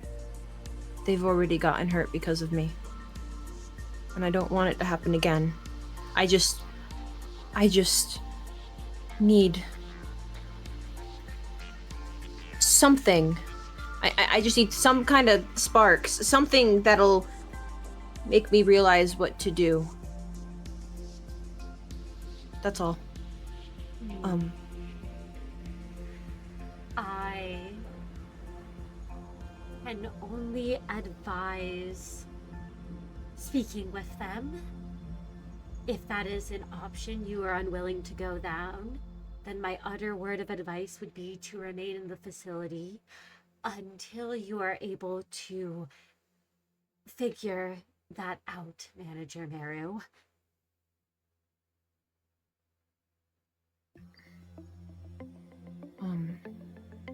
And there's a bit of a pause.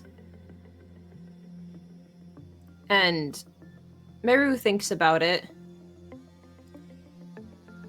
And he's not sure exactly why he called Ange here. I think he was maybe partially thinking about the whole, like, oh, talk to people and it will help you. So, but he's not exactly feeling better. So now Ange is telling him to talk to more people. And he's in his mind, he can only help but think that, like, well, he told one person knows about it, and her knowing about it doesn't exactly help him. And so I think he just kind of sighs and he goes, I don't know why I called. I think I was just a bit. I don't know. I don't really have anything else to say. Understood. I'm Merru. gonna figure something out, though. I'll figure it out. I always do, right? I have combed through all possible files on Abnormality.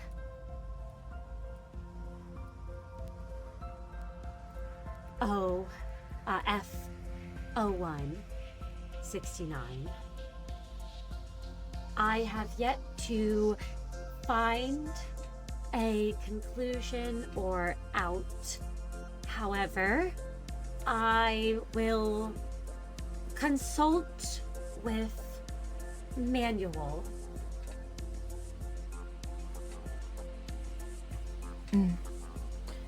Well, I guess if there isn't any other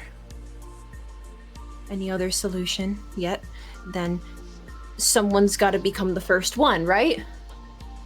Someone's got to do it.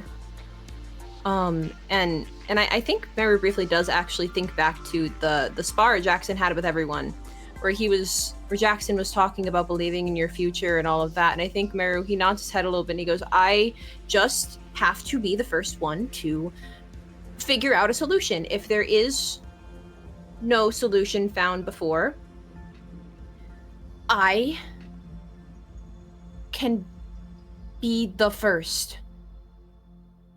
Somehow. I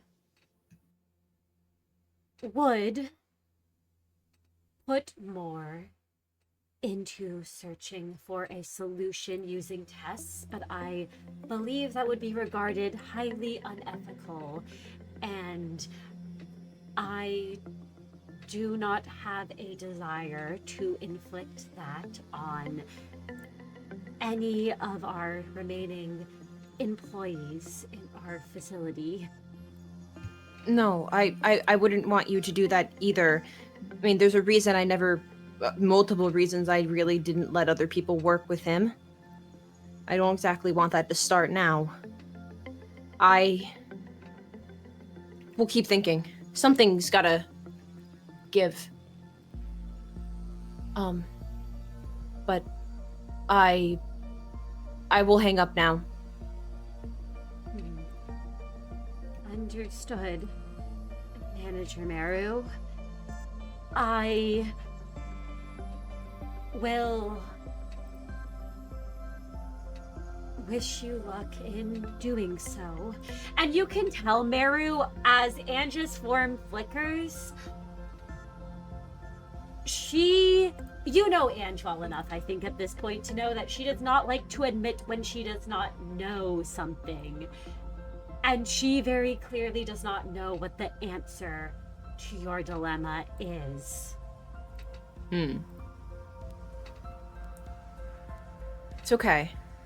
It's okay. I think Merru will just kind of nod his head and go, okay, well, goodbye, Miss Ange. Goodbye, Manager Merru. Be safe. I know you will be away for an extended period of time.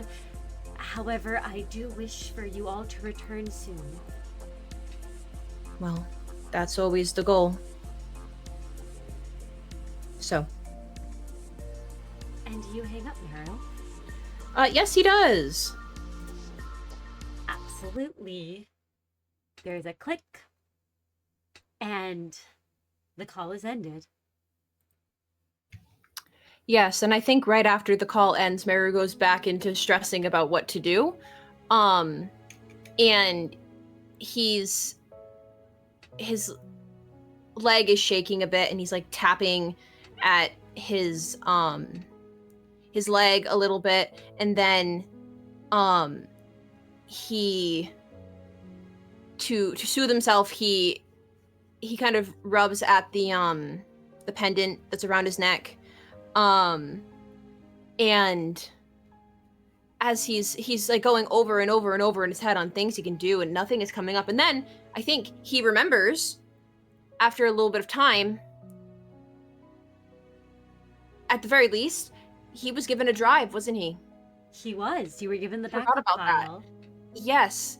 Can Merru put the backup file in his tablet? Absolutely. Merru, the files are downloaded, and you are able to access some of the logs of the abnormalities. I say some because given that you only find free, you have a feeling that Jackson did not find much else in this facility yet.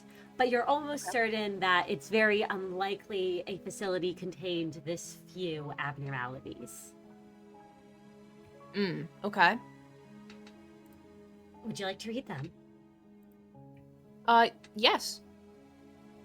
The first one you see is F0532. There is an image in the file, and you can see a large mechanical humanoid with some of its parts covered in moss. It wears a knight's helmet, and it has an empty, open cavity covered in blood.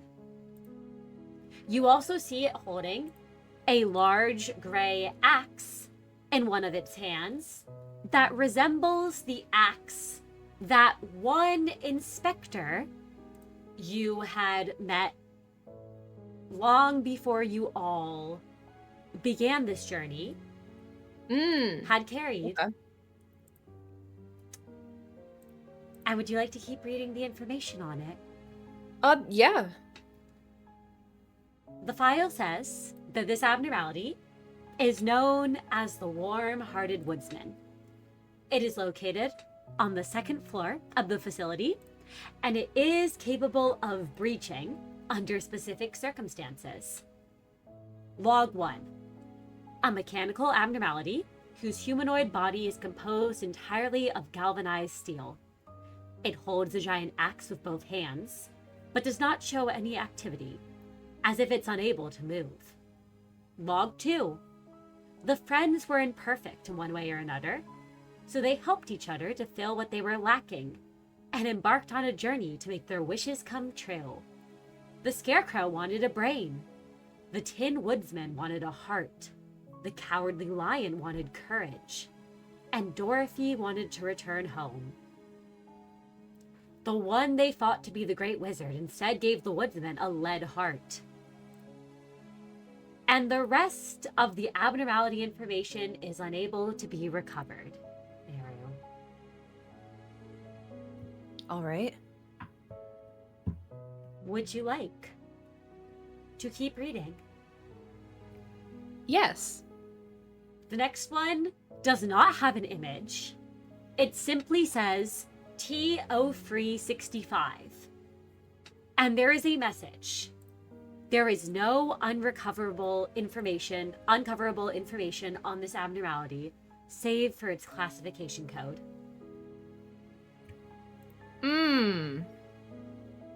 Okay.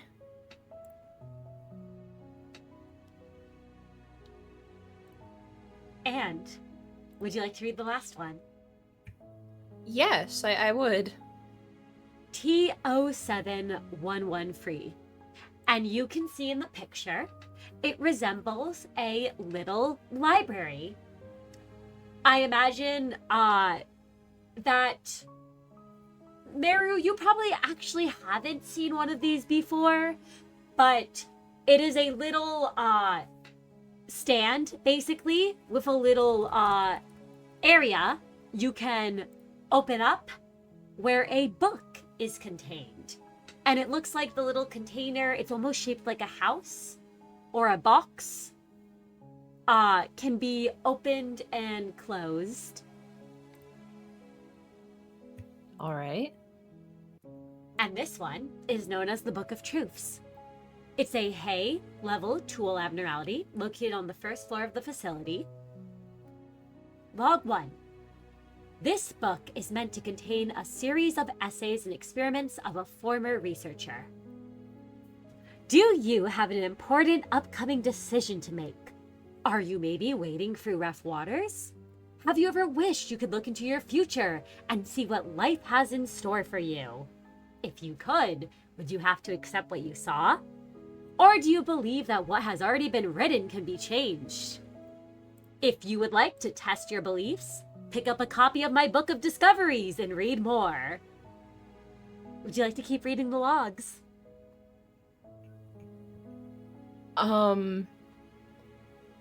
Yes. Log 2. Essay title, The Meaning of Belief.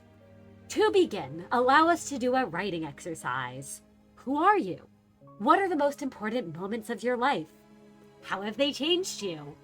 And a significant number of pages have been left blank for reader interaction. Will you go on? Yes. Log 3. Essay title, The Unwavering Answer. Throughout my research, I have concluded that the only true way to change yourself is to remove yourself. Remove everything that has made you into you. For as long as you are still yourself, your road will always lead to the same end. I initially came to this realization with a heavy heart. But as my writings come to a close, I cannot help but smile, for I have now learned how to change my future for good, and how to help others build a new future of their own.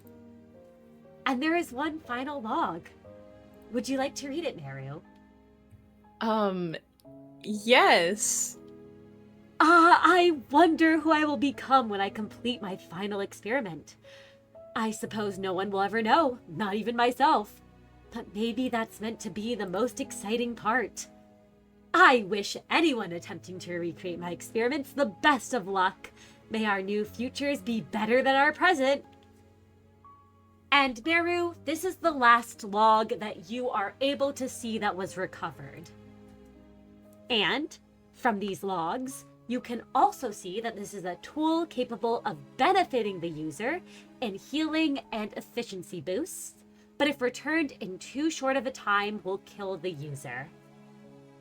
The rest of the abnormality information was unable to be recovered. Okay. That was certainly interesting. I think as Merru was reading through these, like I mentioned before, when he called Ange, she had been laying on the floor.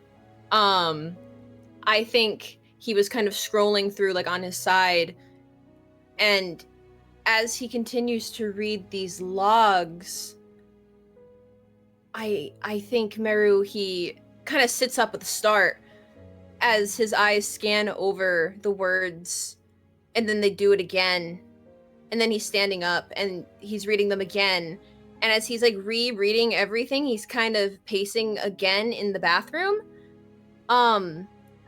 And while he's pacing, he can feel the heaviness of his magic bullet jacket. He can feel the light way the pendant around his neck is like constantly like hitting against him as he's like moving around. And after a little bit, I think there's something in his head that sort of clicks, and he stops in the middle of the bathroom staring at his tablet screen. And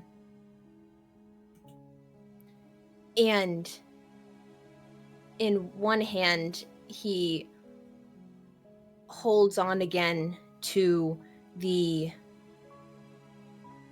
pendant and stares down at it. And he knows what he needs to try to do. Maybe if he remembers there was a conversation he had back in, what was it, T-Core? He had with Micah, I think it was. And Micah was talking to him about the pendant. And how it probably can't do much more than what he's been able to do with it. But that kind of technology can do more.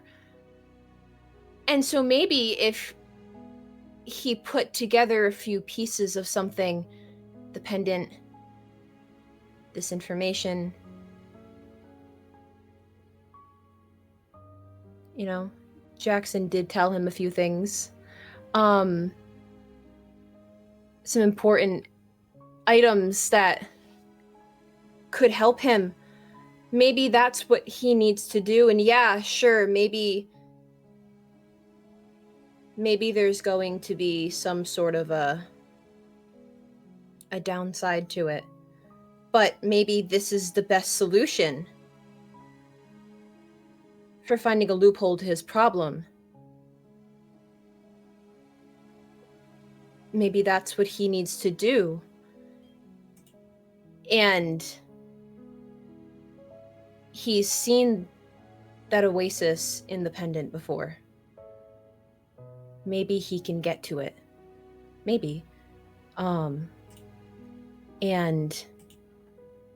I think as he's putting these pieces together, it's the first time since the first time since Vienna died that he actually feels like he has some plan, some kind of something to look to, something to hold on to. That's something that he believes that he can do to fix things. He's always just wanted to make things better for himself. And I do think he smiles a little bit because there's that, relief that washes over him as he's finally has a plan to try something. Because really, he has nothing else to lose. I mean, he can't just go back to how he was before. He learned that already. And so I think in this moment, he decides that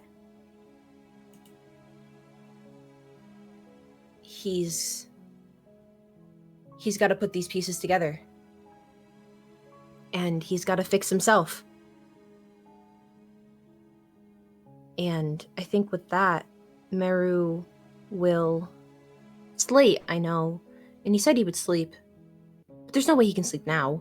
I think Meru's going to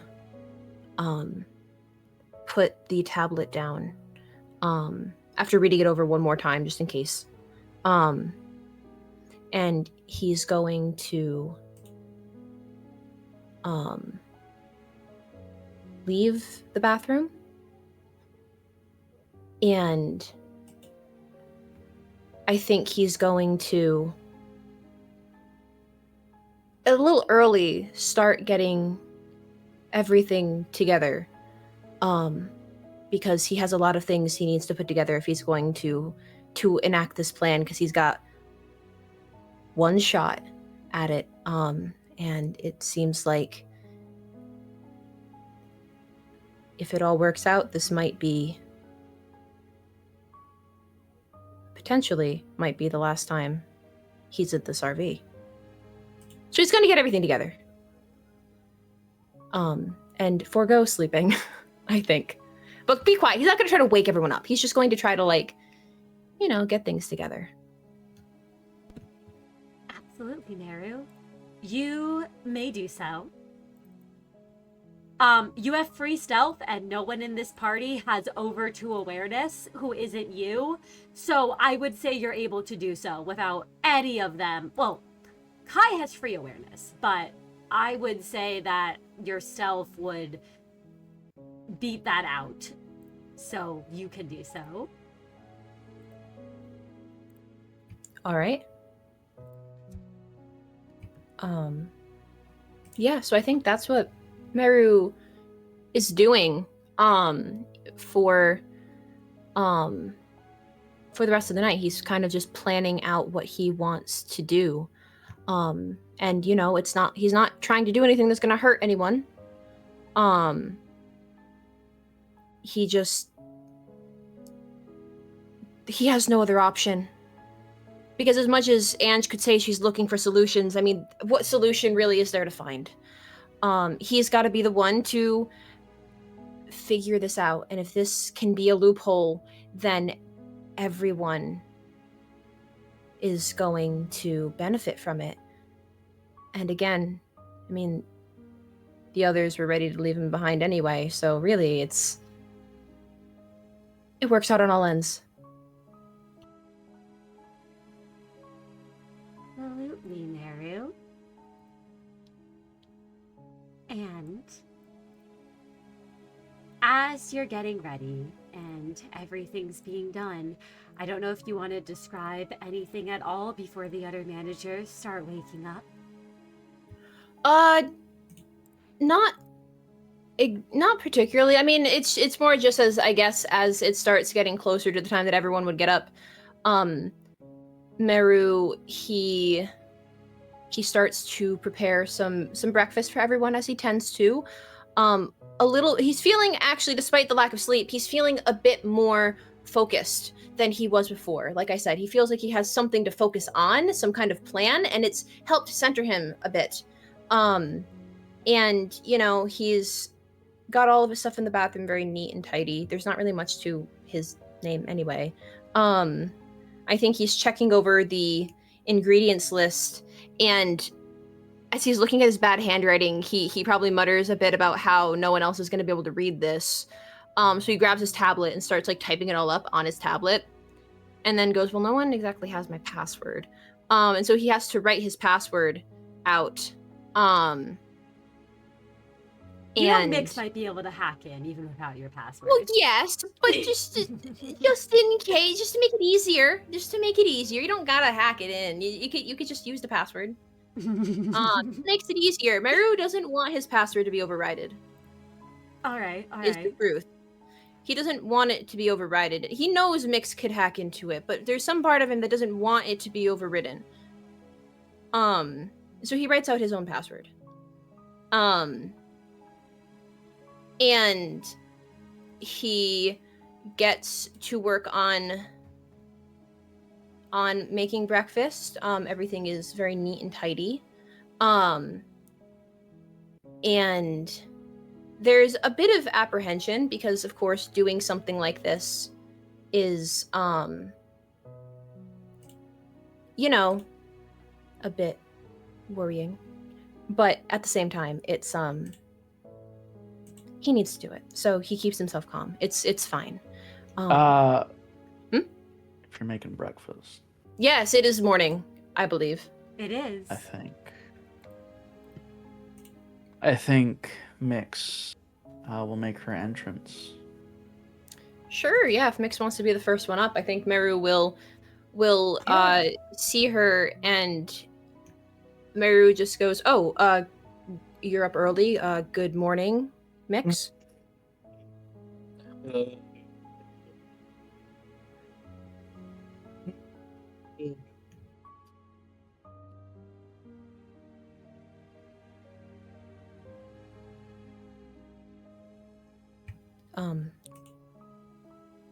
I'm making breakfast.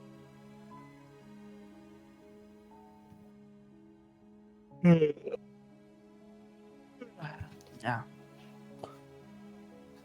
Would you like a drink?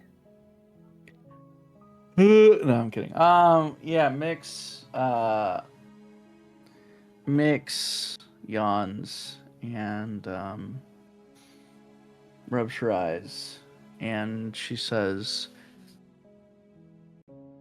"Sure." What would you like?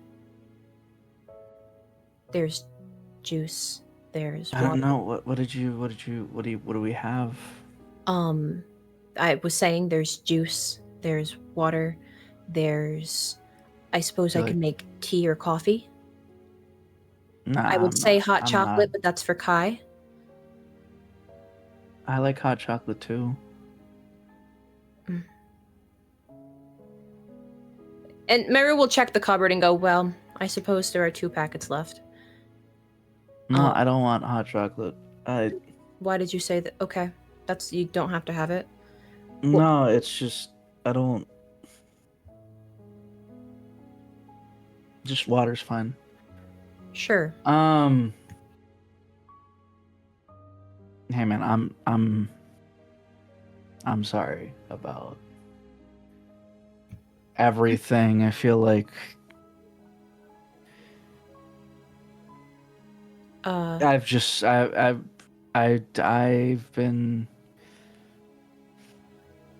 been trying to be better about communicating. I'm not good at it. Miix, and Merru like waves his hand a little bit. Like it's weird. Like Merru definitely seems different than he was yesterday. Like he definitely doesn't seem as like despondent as yesterday. And as he's making pancakes, as he's getting the pancakes together, he's just he waves his hand a little bit and he goes, "Don't worry about it, Miix. It's fine. Listen, No, we've probably said worse to each other. I'm over it." I'm not. Well, I am. So you don't really have to say anything. You shouldn't be, though. I think there are bigger things to worry about right now than that. And I think the only thing you should be doing right now is drinking your water and getting ready for breakfast because it's almost done, and maybe if you like, waking up the others. So. Yeah. Got a lot to think about anyways, so it's fine. Just a lot.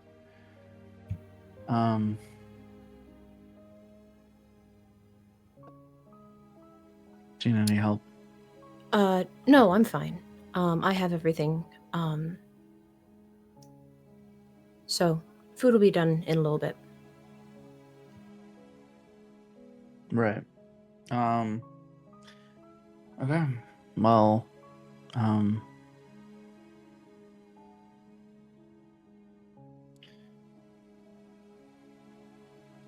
you sure we're cool? We're good? Yeah, it's fine, Miix. Miix kind of takes that in. She hasn't been a fan of how Merru's acting. She still isn't the biggest fan of how he is. She's used to him being more.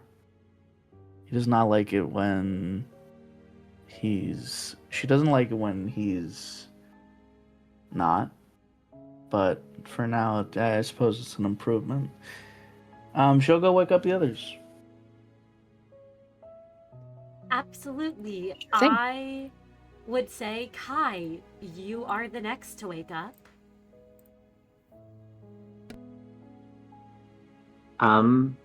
Kai still feels a bit lethargic, post Jackson. The weight of defeat still weighs heavy on him, even as they, near their destination, and he realizes he has to face the outside world again. He sits up in bed and drags his hands over his tired face, and with his eyes half open, sort of leans against the wall and feels his way into the kitchen to then sit down at one of the booths at the table.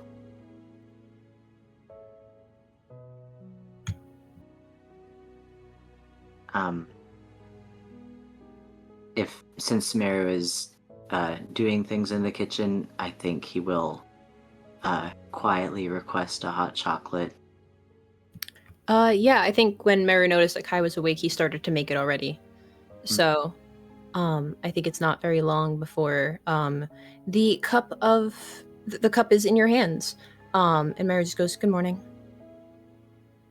Good morning, Merru. Thank you. You like pancakes, right? Do you? Of course. Okay. I'm making them, so. Thank you. Yeah. I'm getting back to that now. And Merru will walk back over to the.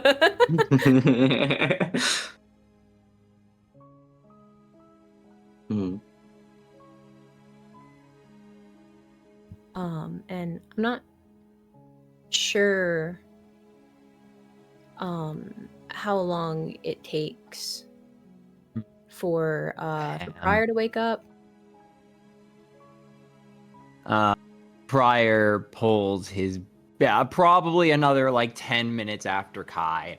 You hear the sound of ruffling back, and then Prior he's gotten dressed in his ego gear, which is weird for him. He normally doesn't walk around the RV in his ego gear, but you've noticed he wears this ego suit as much as possible. But despite that, his eyes are still droopy and lidded. He looks much better, much more refreshed after a good night's sleep, though whether or not he's fully awake is a questionable thing, as he's just kind of smacking his lips and muttering pancakes. Pancakes. Good morning. Morning, Merru. I wanted the coffee would be lovely. I wanted to say, I think I was a little out of it yesterday. I had a really bad headache. But thank you for doing your best. I will take that coffee and I will drink it. I will Right. finally wake up. Right. Coffee. Here you go. And he will sit at the table. Thank you. There's a brief moment where Merru wanted to ask if Pryor slept in his ego, because he does remember briefly that Pryor used to tell him not to do that, but he's not getting into he's not getting into that today. It's fine. It's fine. It happens. And I think when the food is ready, Merru will give everyone their plate of pancakes. There's blueberries in them. Hopefully everyone likes blueberries. Oh, I love blueberries. Pryor seems a little happier than normal. He's not smiling, but his voice has this like youthful glee as he like takes a fork and a knife and cuts the pancake up into little bits, douses, sort of like this just starts spearing them and putting them into his mouth. Kai is a bit slower on the uptake, though. Can I ask, do they have maple syrup or like the cheap, not actually maple syrup? It was probably given to them from like a supply run. Fantastic. Kai will use an amount that's almost too much, and then slowly and quietly eat his pancakes that are like dripping wet with each forkful.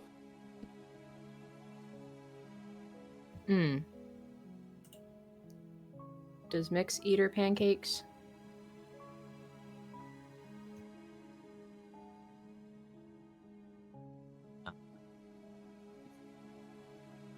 I believe Miix is chewing away.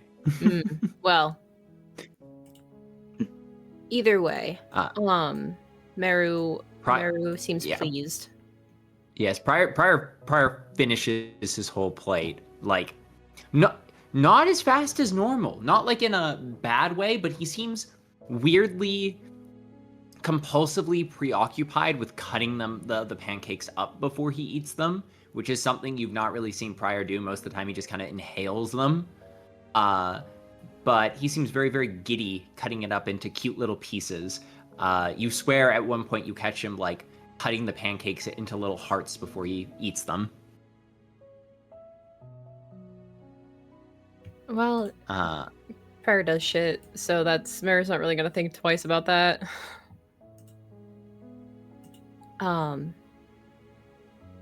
And I will say, I think Merru, he probably does sit with you guys for a little bit, a few minutes. He's not eating anything because he's not hungry. But he's watching you all eat. And I think when he sees that, I imagine, despite him eating slower, Pryor probably still. Holy shit! Oh my god! Holy shit! Wow. I think Pryor probably finishes first. Oh, undoubtedly, even while going slower. It's not even a competition. I think instinctively Merru will get up and take the plate. And Aww. when he brings it over into the kitchen, I think he pauses and looks at the leftover pancakes he was going to leave in the fridge. And then I think he looks back at everyone, and I think he'll sigh, and he'll put a few more pancakes on the plate, and he'll bring them back over. And actually, he'll bring whatever the leftover pancakes on the plate were, and he'll put them kind of in the middle of the table and give Pryor his plate back and go, I have never really made pancakes before. I had to look up the recipe. I don't know how easily they go bad, so we might as well eat them all. Holy shit, this is the best day of my fucking life. Pryor grabs 2 more pancakes. I'm glad they're good, even if it's something new.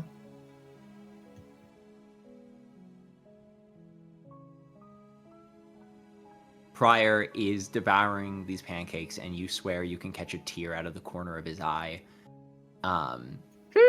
Because last time he got seconds, he had to split them with Berg, and he eats so much. Pryor can't stand how much that kid eats. Eat him out of a house and home, honestly. Pryor does slow down and enjoy his second serving of pancakes, even if it's because he's too preoccupied cutting them into little hearts. He is so content. All of his fears about dying gone. Seconds of pancakes. That's all it takes. Wow.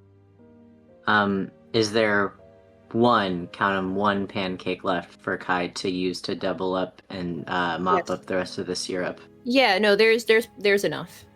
Cool. I was wondering if Pryor had pigged out too Listen, much for that. I think there would come a point where Merru would politely give the plate to Kai. That's so kind. Thank you.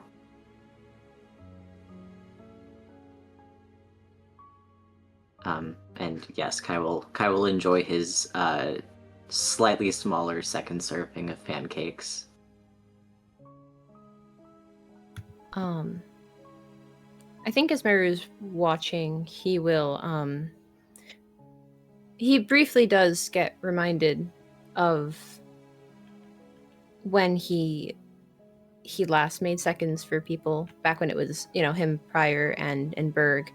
And I think thinking about Berg does almost make him frown for a minute. But he'll kind of take a deep breath and focus on the moment in front of him. And he, after a little bit of time, will stand up and say, all right, well, there's no more after this. I didn't make any more. But give me your plates. We probably shouldn't waste much more time. So I'll go clean all this up, and then we can get ready to leave. That's good to me. Great. Kai politely hands Merru his plate and says thank you so much for the meal. I'm glad to see that you're on your feet. Yes. I think yesterday may have been needed. Despite everything.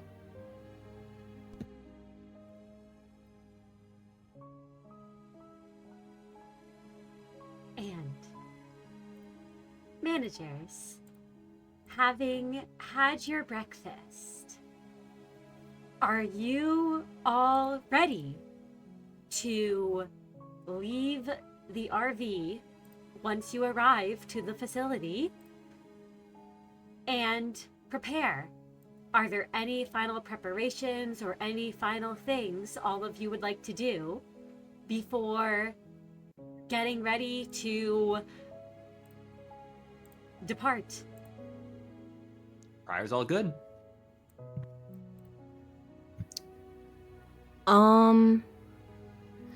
Actually, I will say, when they're leaving, how do I word this? Merru, there's a bit of apprehension that starts kind of clawing at him again, because he knows he's doing a risky thing, and hopefully it will work, and everything will get fixed for everyone, including himself, but it also will mean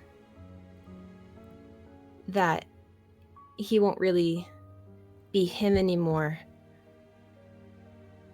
And that means,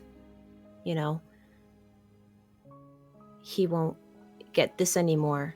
And he thinks about the conversation he had with Ange. And I think there's a brief moment where, as they're all leaving, and he's like seeing Kai walk out the door to the RV, I think he'll call his name. Hmm? And he's standing a few steps away. And he just goes, Kai.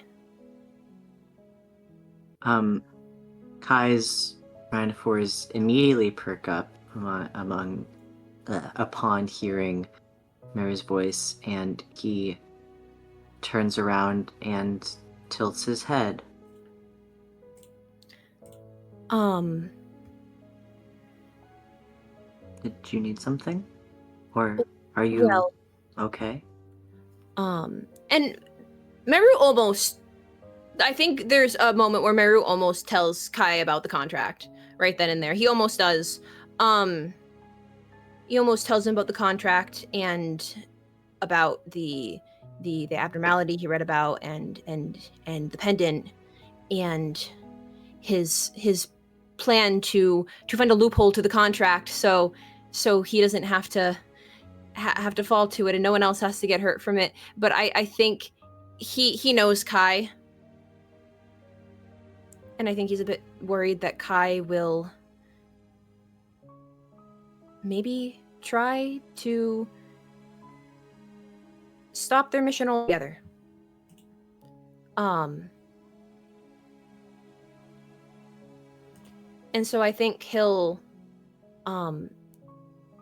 take a few steps forward, and instead he will just say, I know I've been really out of it since everything happened in the web. And I know that no one was really super happy with how I've been acting. But you have always put up with me, and I do appreciate that. I didn't mean to push you away when we were on our way here. But I just want you to know that I think I've started to figure it out. And I think he'll give Kai a bit of a hug, because he does feel bad that Kai clearly wanted to spend time with him before, and Merru had said no. And so I think he will do that. And when Merru reached for Kai, and wrapped his arms around him, I think Kai hesitates for a moment, and then whatever light hug Merru was attempting is turned into much more of a bear hug, because Kai nearly squeezes the life out of him for a moment, and then pulls back slightly while keeping his hands gripping onto Merru's shoulders. Whatever's going on with that pendant, whether it's a dependence on it or whatever you call it for yourself, you know, we were worried about you. I was worried about you. It isn't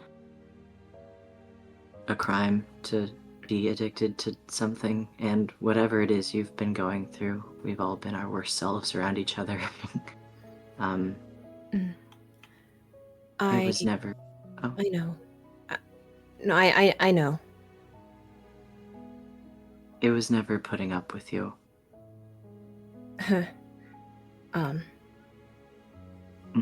You know we need you here. You know I need you here. Right?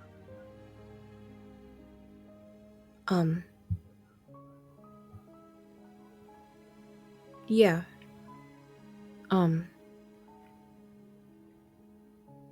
I am glad that we've been able to be so close. It means a lot to have someone like you. It's been a long time since I've really felt much of a connection to anyone, so... You know, it makes me happy that you feel the same. And, I know it's not entirely related to what you just said, but, I know that I failed you a bit with, your friend. I just hope that even if he doesn't trust us, that you still do.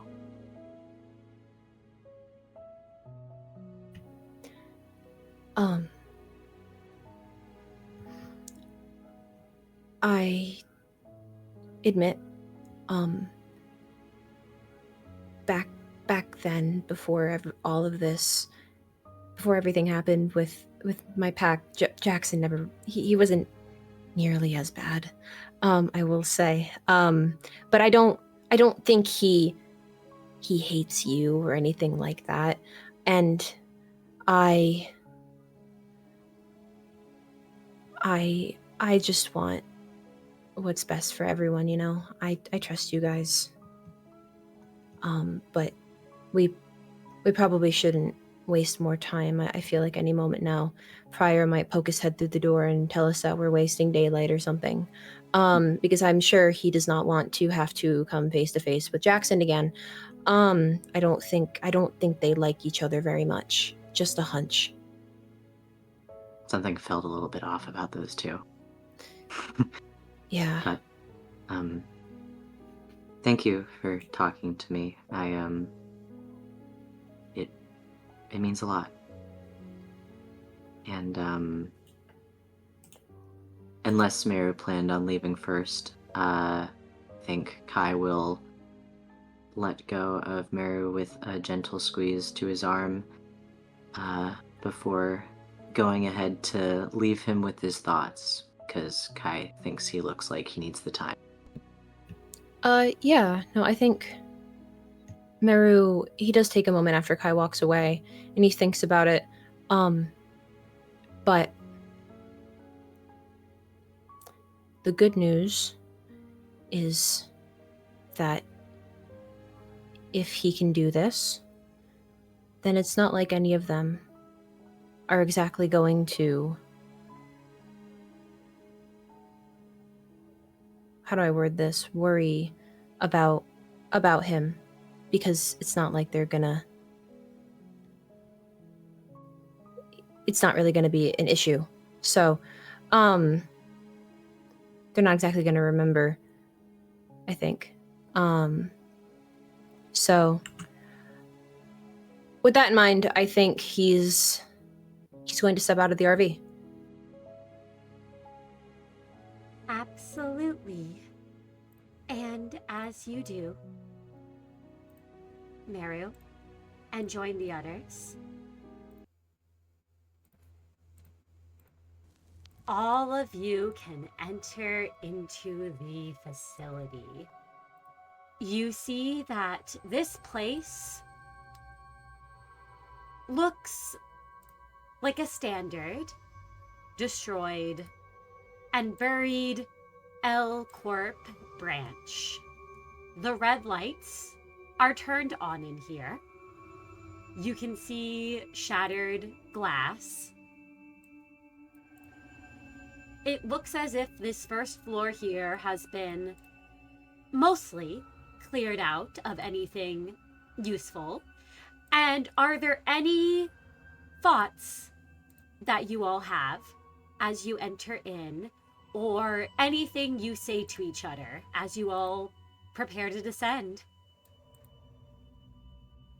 I do think as they get ready, Merru, they're all getting into, like, the formation they go into. I think Merru will say, normally I either take up the front or I'm behind everyone else, because my gun, you don't really want me in the middle.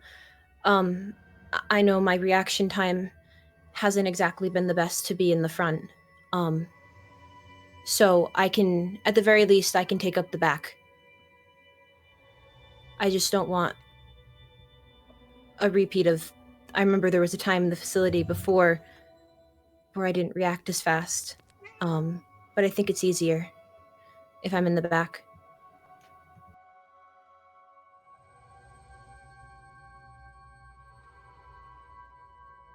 Prior looks around and says, I have no complaints. I think that's a good call, Merru. We'll have you on Vanguard. With your eyes, nothing will sneak up behind us. Right.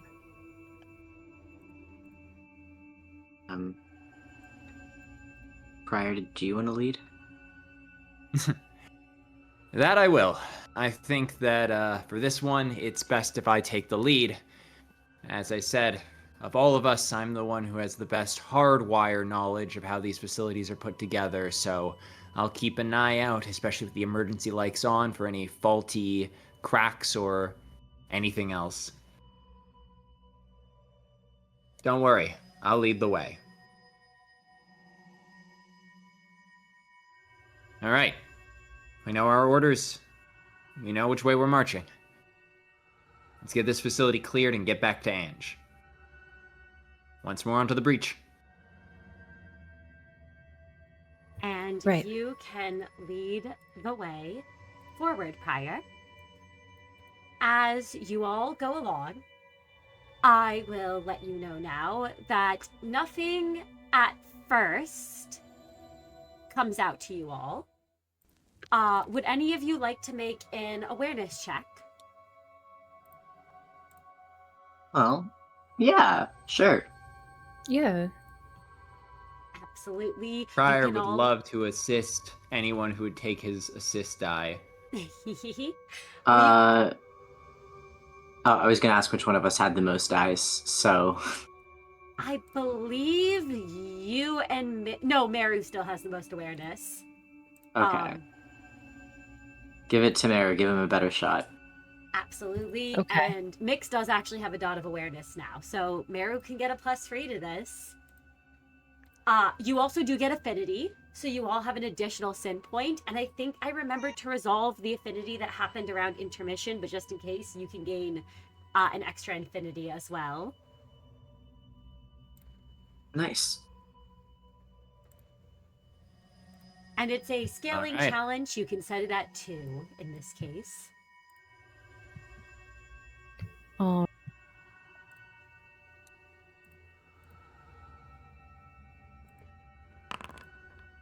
Nice.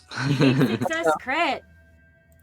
Merru, as you are walking through the halls, you don't notice any, I will say, you don't notice any new files or anything like that. I can guarantee it looks like all that stuff has been looted from this place already. With a crit, you're able to find a single... You can see... You don't need to point it out to the others, and it might be best to, given Kai's own addiction, but you do see there's a single Enkaphalin container that looks like it was left behind. It seems like somehow no one else had spotted it, given where it was stashed under and hidden. It's kind of like one of those loose floor panels, like someone managed to basically like tuck one down there, and while it looks like it got moved and dislodged by people who have been here before, no one ended up taking it out. So you can nick that for yourself, or you can point it out to the others, or you can just keep quiet on it. You see the containment units as you pass. You do also take note of where the specific abnormality that you read about in the files is located. T07133. Can that bottle of Enkaphalin be grabbed, or... I'm gonna say I think Merru might just let that one pass by. Thank you. So, Merru, you are not bringing up the enigmatic then. No, I'm not mentioning it. Absolutely. Sorry.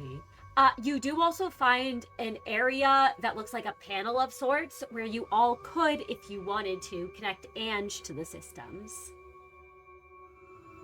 Yep. Is that pointed out to Pryor?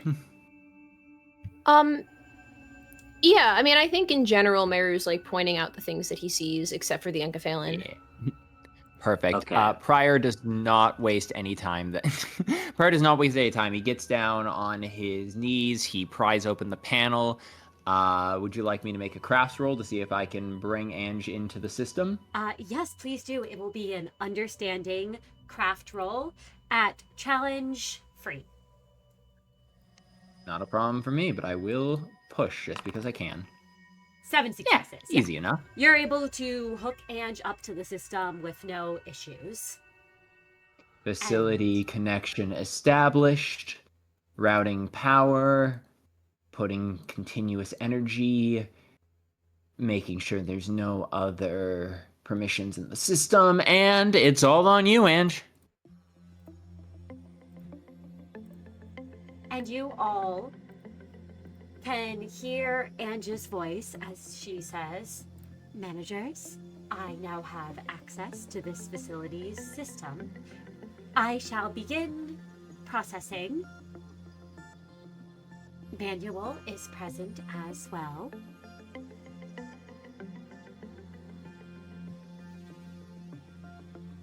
Well, lovely. Let's, I'm just gonna see if these systems can be hardwired while I do, and I'll see if there's anything else I can get you connection to if I can find a hard line." She nods her head and says, "Understood. It is most appreciated, Manager Pryor." And as everyone is speaking with Ange, is there anything anyone would like to do? Yes. Mr. DM. Yes, Merru. While everyone's focused on, the, connecting Ange to the systems, Merru did see where that abnormality was. And he was behind everyone else, you know, he took up the rear. Would Merru be able to try to, stealth his way over? You know what, Merru? You can make me a reflex stealth roll. Everyone else can make me an awareness roll with -2 dice. Can I still use desperation? Oh, that's awesome. You can use desperation. Yeah, sure. Can we all use... I'm not gonna use desperation. You can use your sin. You can push. Well, I mean, sure. Maybe I'll be the noticer. The nudicer. The nudicer. I will say, Do I however, do a challenge or what? What'd you say? Do I do a challenge or what? You just roll, Merru. You are the challenge that needs to be beat. The rest of you, I will say, cannot help each other, however. Fair enough. Wow. You know, Okay. we might notice. Okay. 2 successes. Hang on. And see, so I've noticed. 4 successes. Is that with the -2 to the roll? Never mind, I'm stupid. I actually did not notice. I will say, unfortunately, yeah, because of Get rid the of my willpower -2. reroll. Don't count that. I got a 2. Damn it. Pryor, this is all... Okay, well. 0 successes, and I can see if Miix wants to roll or not. I think Miix rolls 1 dice just like Pryor. I don't think... No, she has 4. But she still does fail. Yeah, she has 4 dice, but that's with the -2 you said. That's 2 dice. Right! Well, my bad. I don't think... I don't think you could succeed with just 2 I mean, you technically could, but right, because of the -2. Yeah. Kai, you had -2, so none of you are able to notice. As Merru, you can successfully sneak away from the party. Wonderful. And where would you like to go? Well, I mean, I think you know where I want to go. I want to go to that tool abnormality that Merru was reading about from the files. Absolutely. And Merru,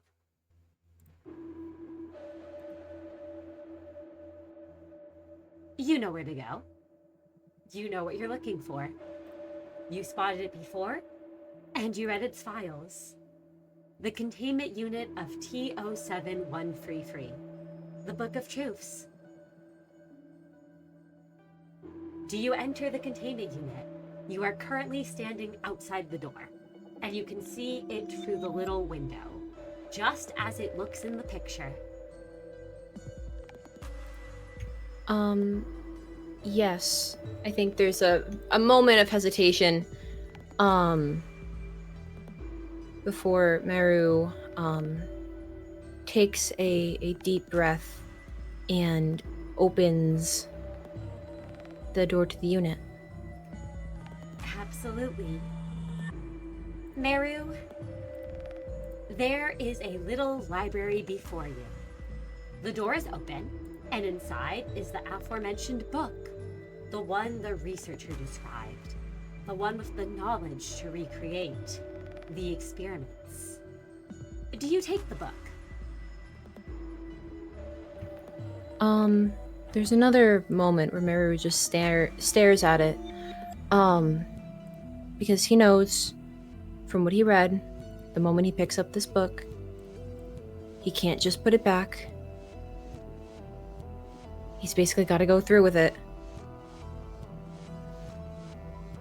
There's a small part of him that wants to just turn around and pretend he just saw something and wanted to go check it out, but I think he, in his mind, he just wants to be done with this. He wants to fix this. And like he was saying before, he doesn't have any other options. And he doesn't want this contract to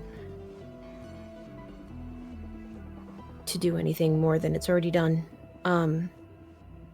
So as long as he is following the plan he had set up in his mind over these past few hours, it will be fine. And it's not like he'll probably even remember that he was even worried once he's done with this, and neither will the others when they inevitably realize he's not there. So he will take the book. Right. Before you do, to confirm, Merru, work will begin with this abnormality when you do decide to take the book. You will be considered having this tool in your possession.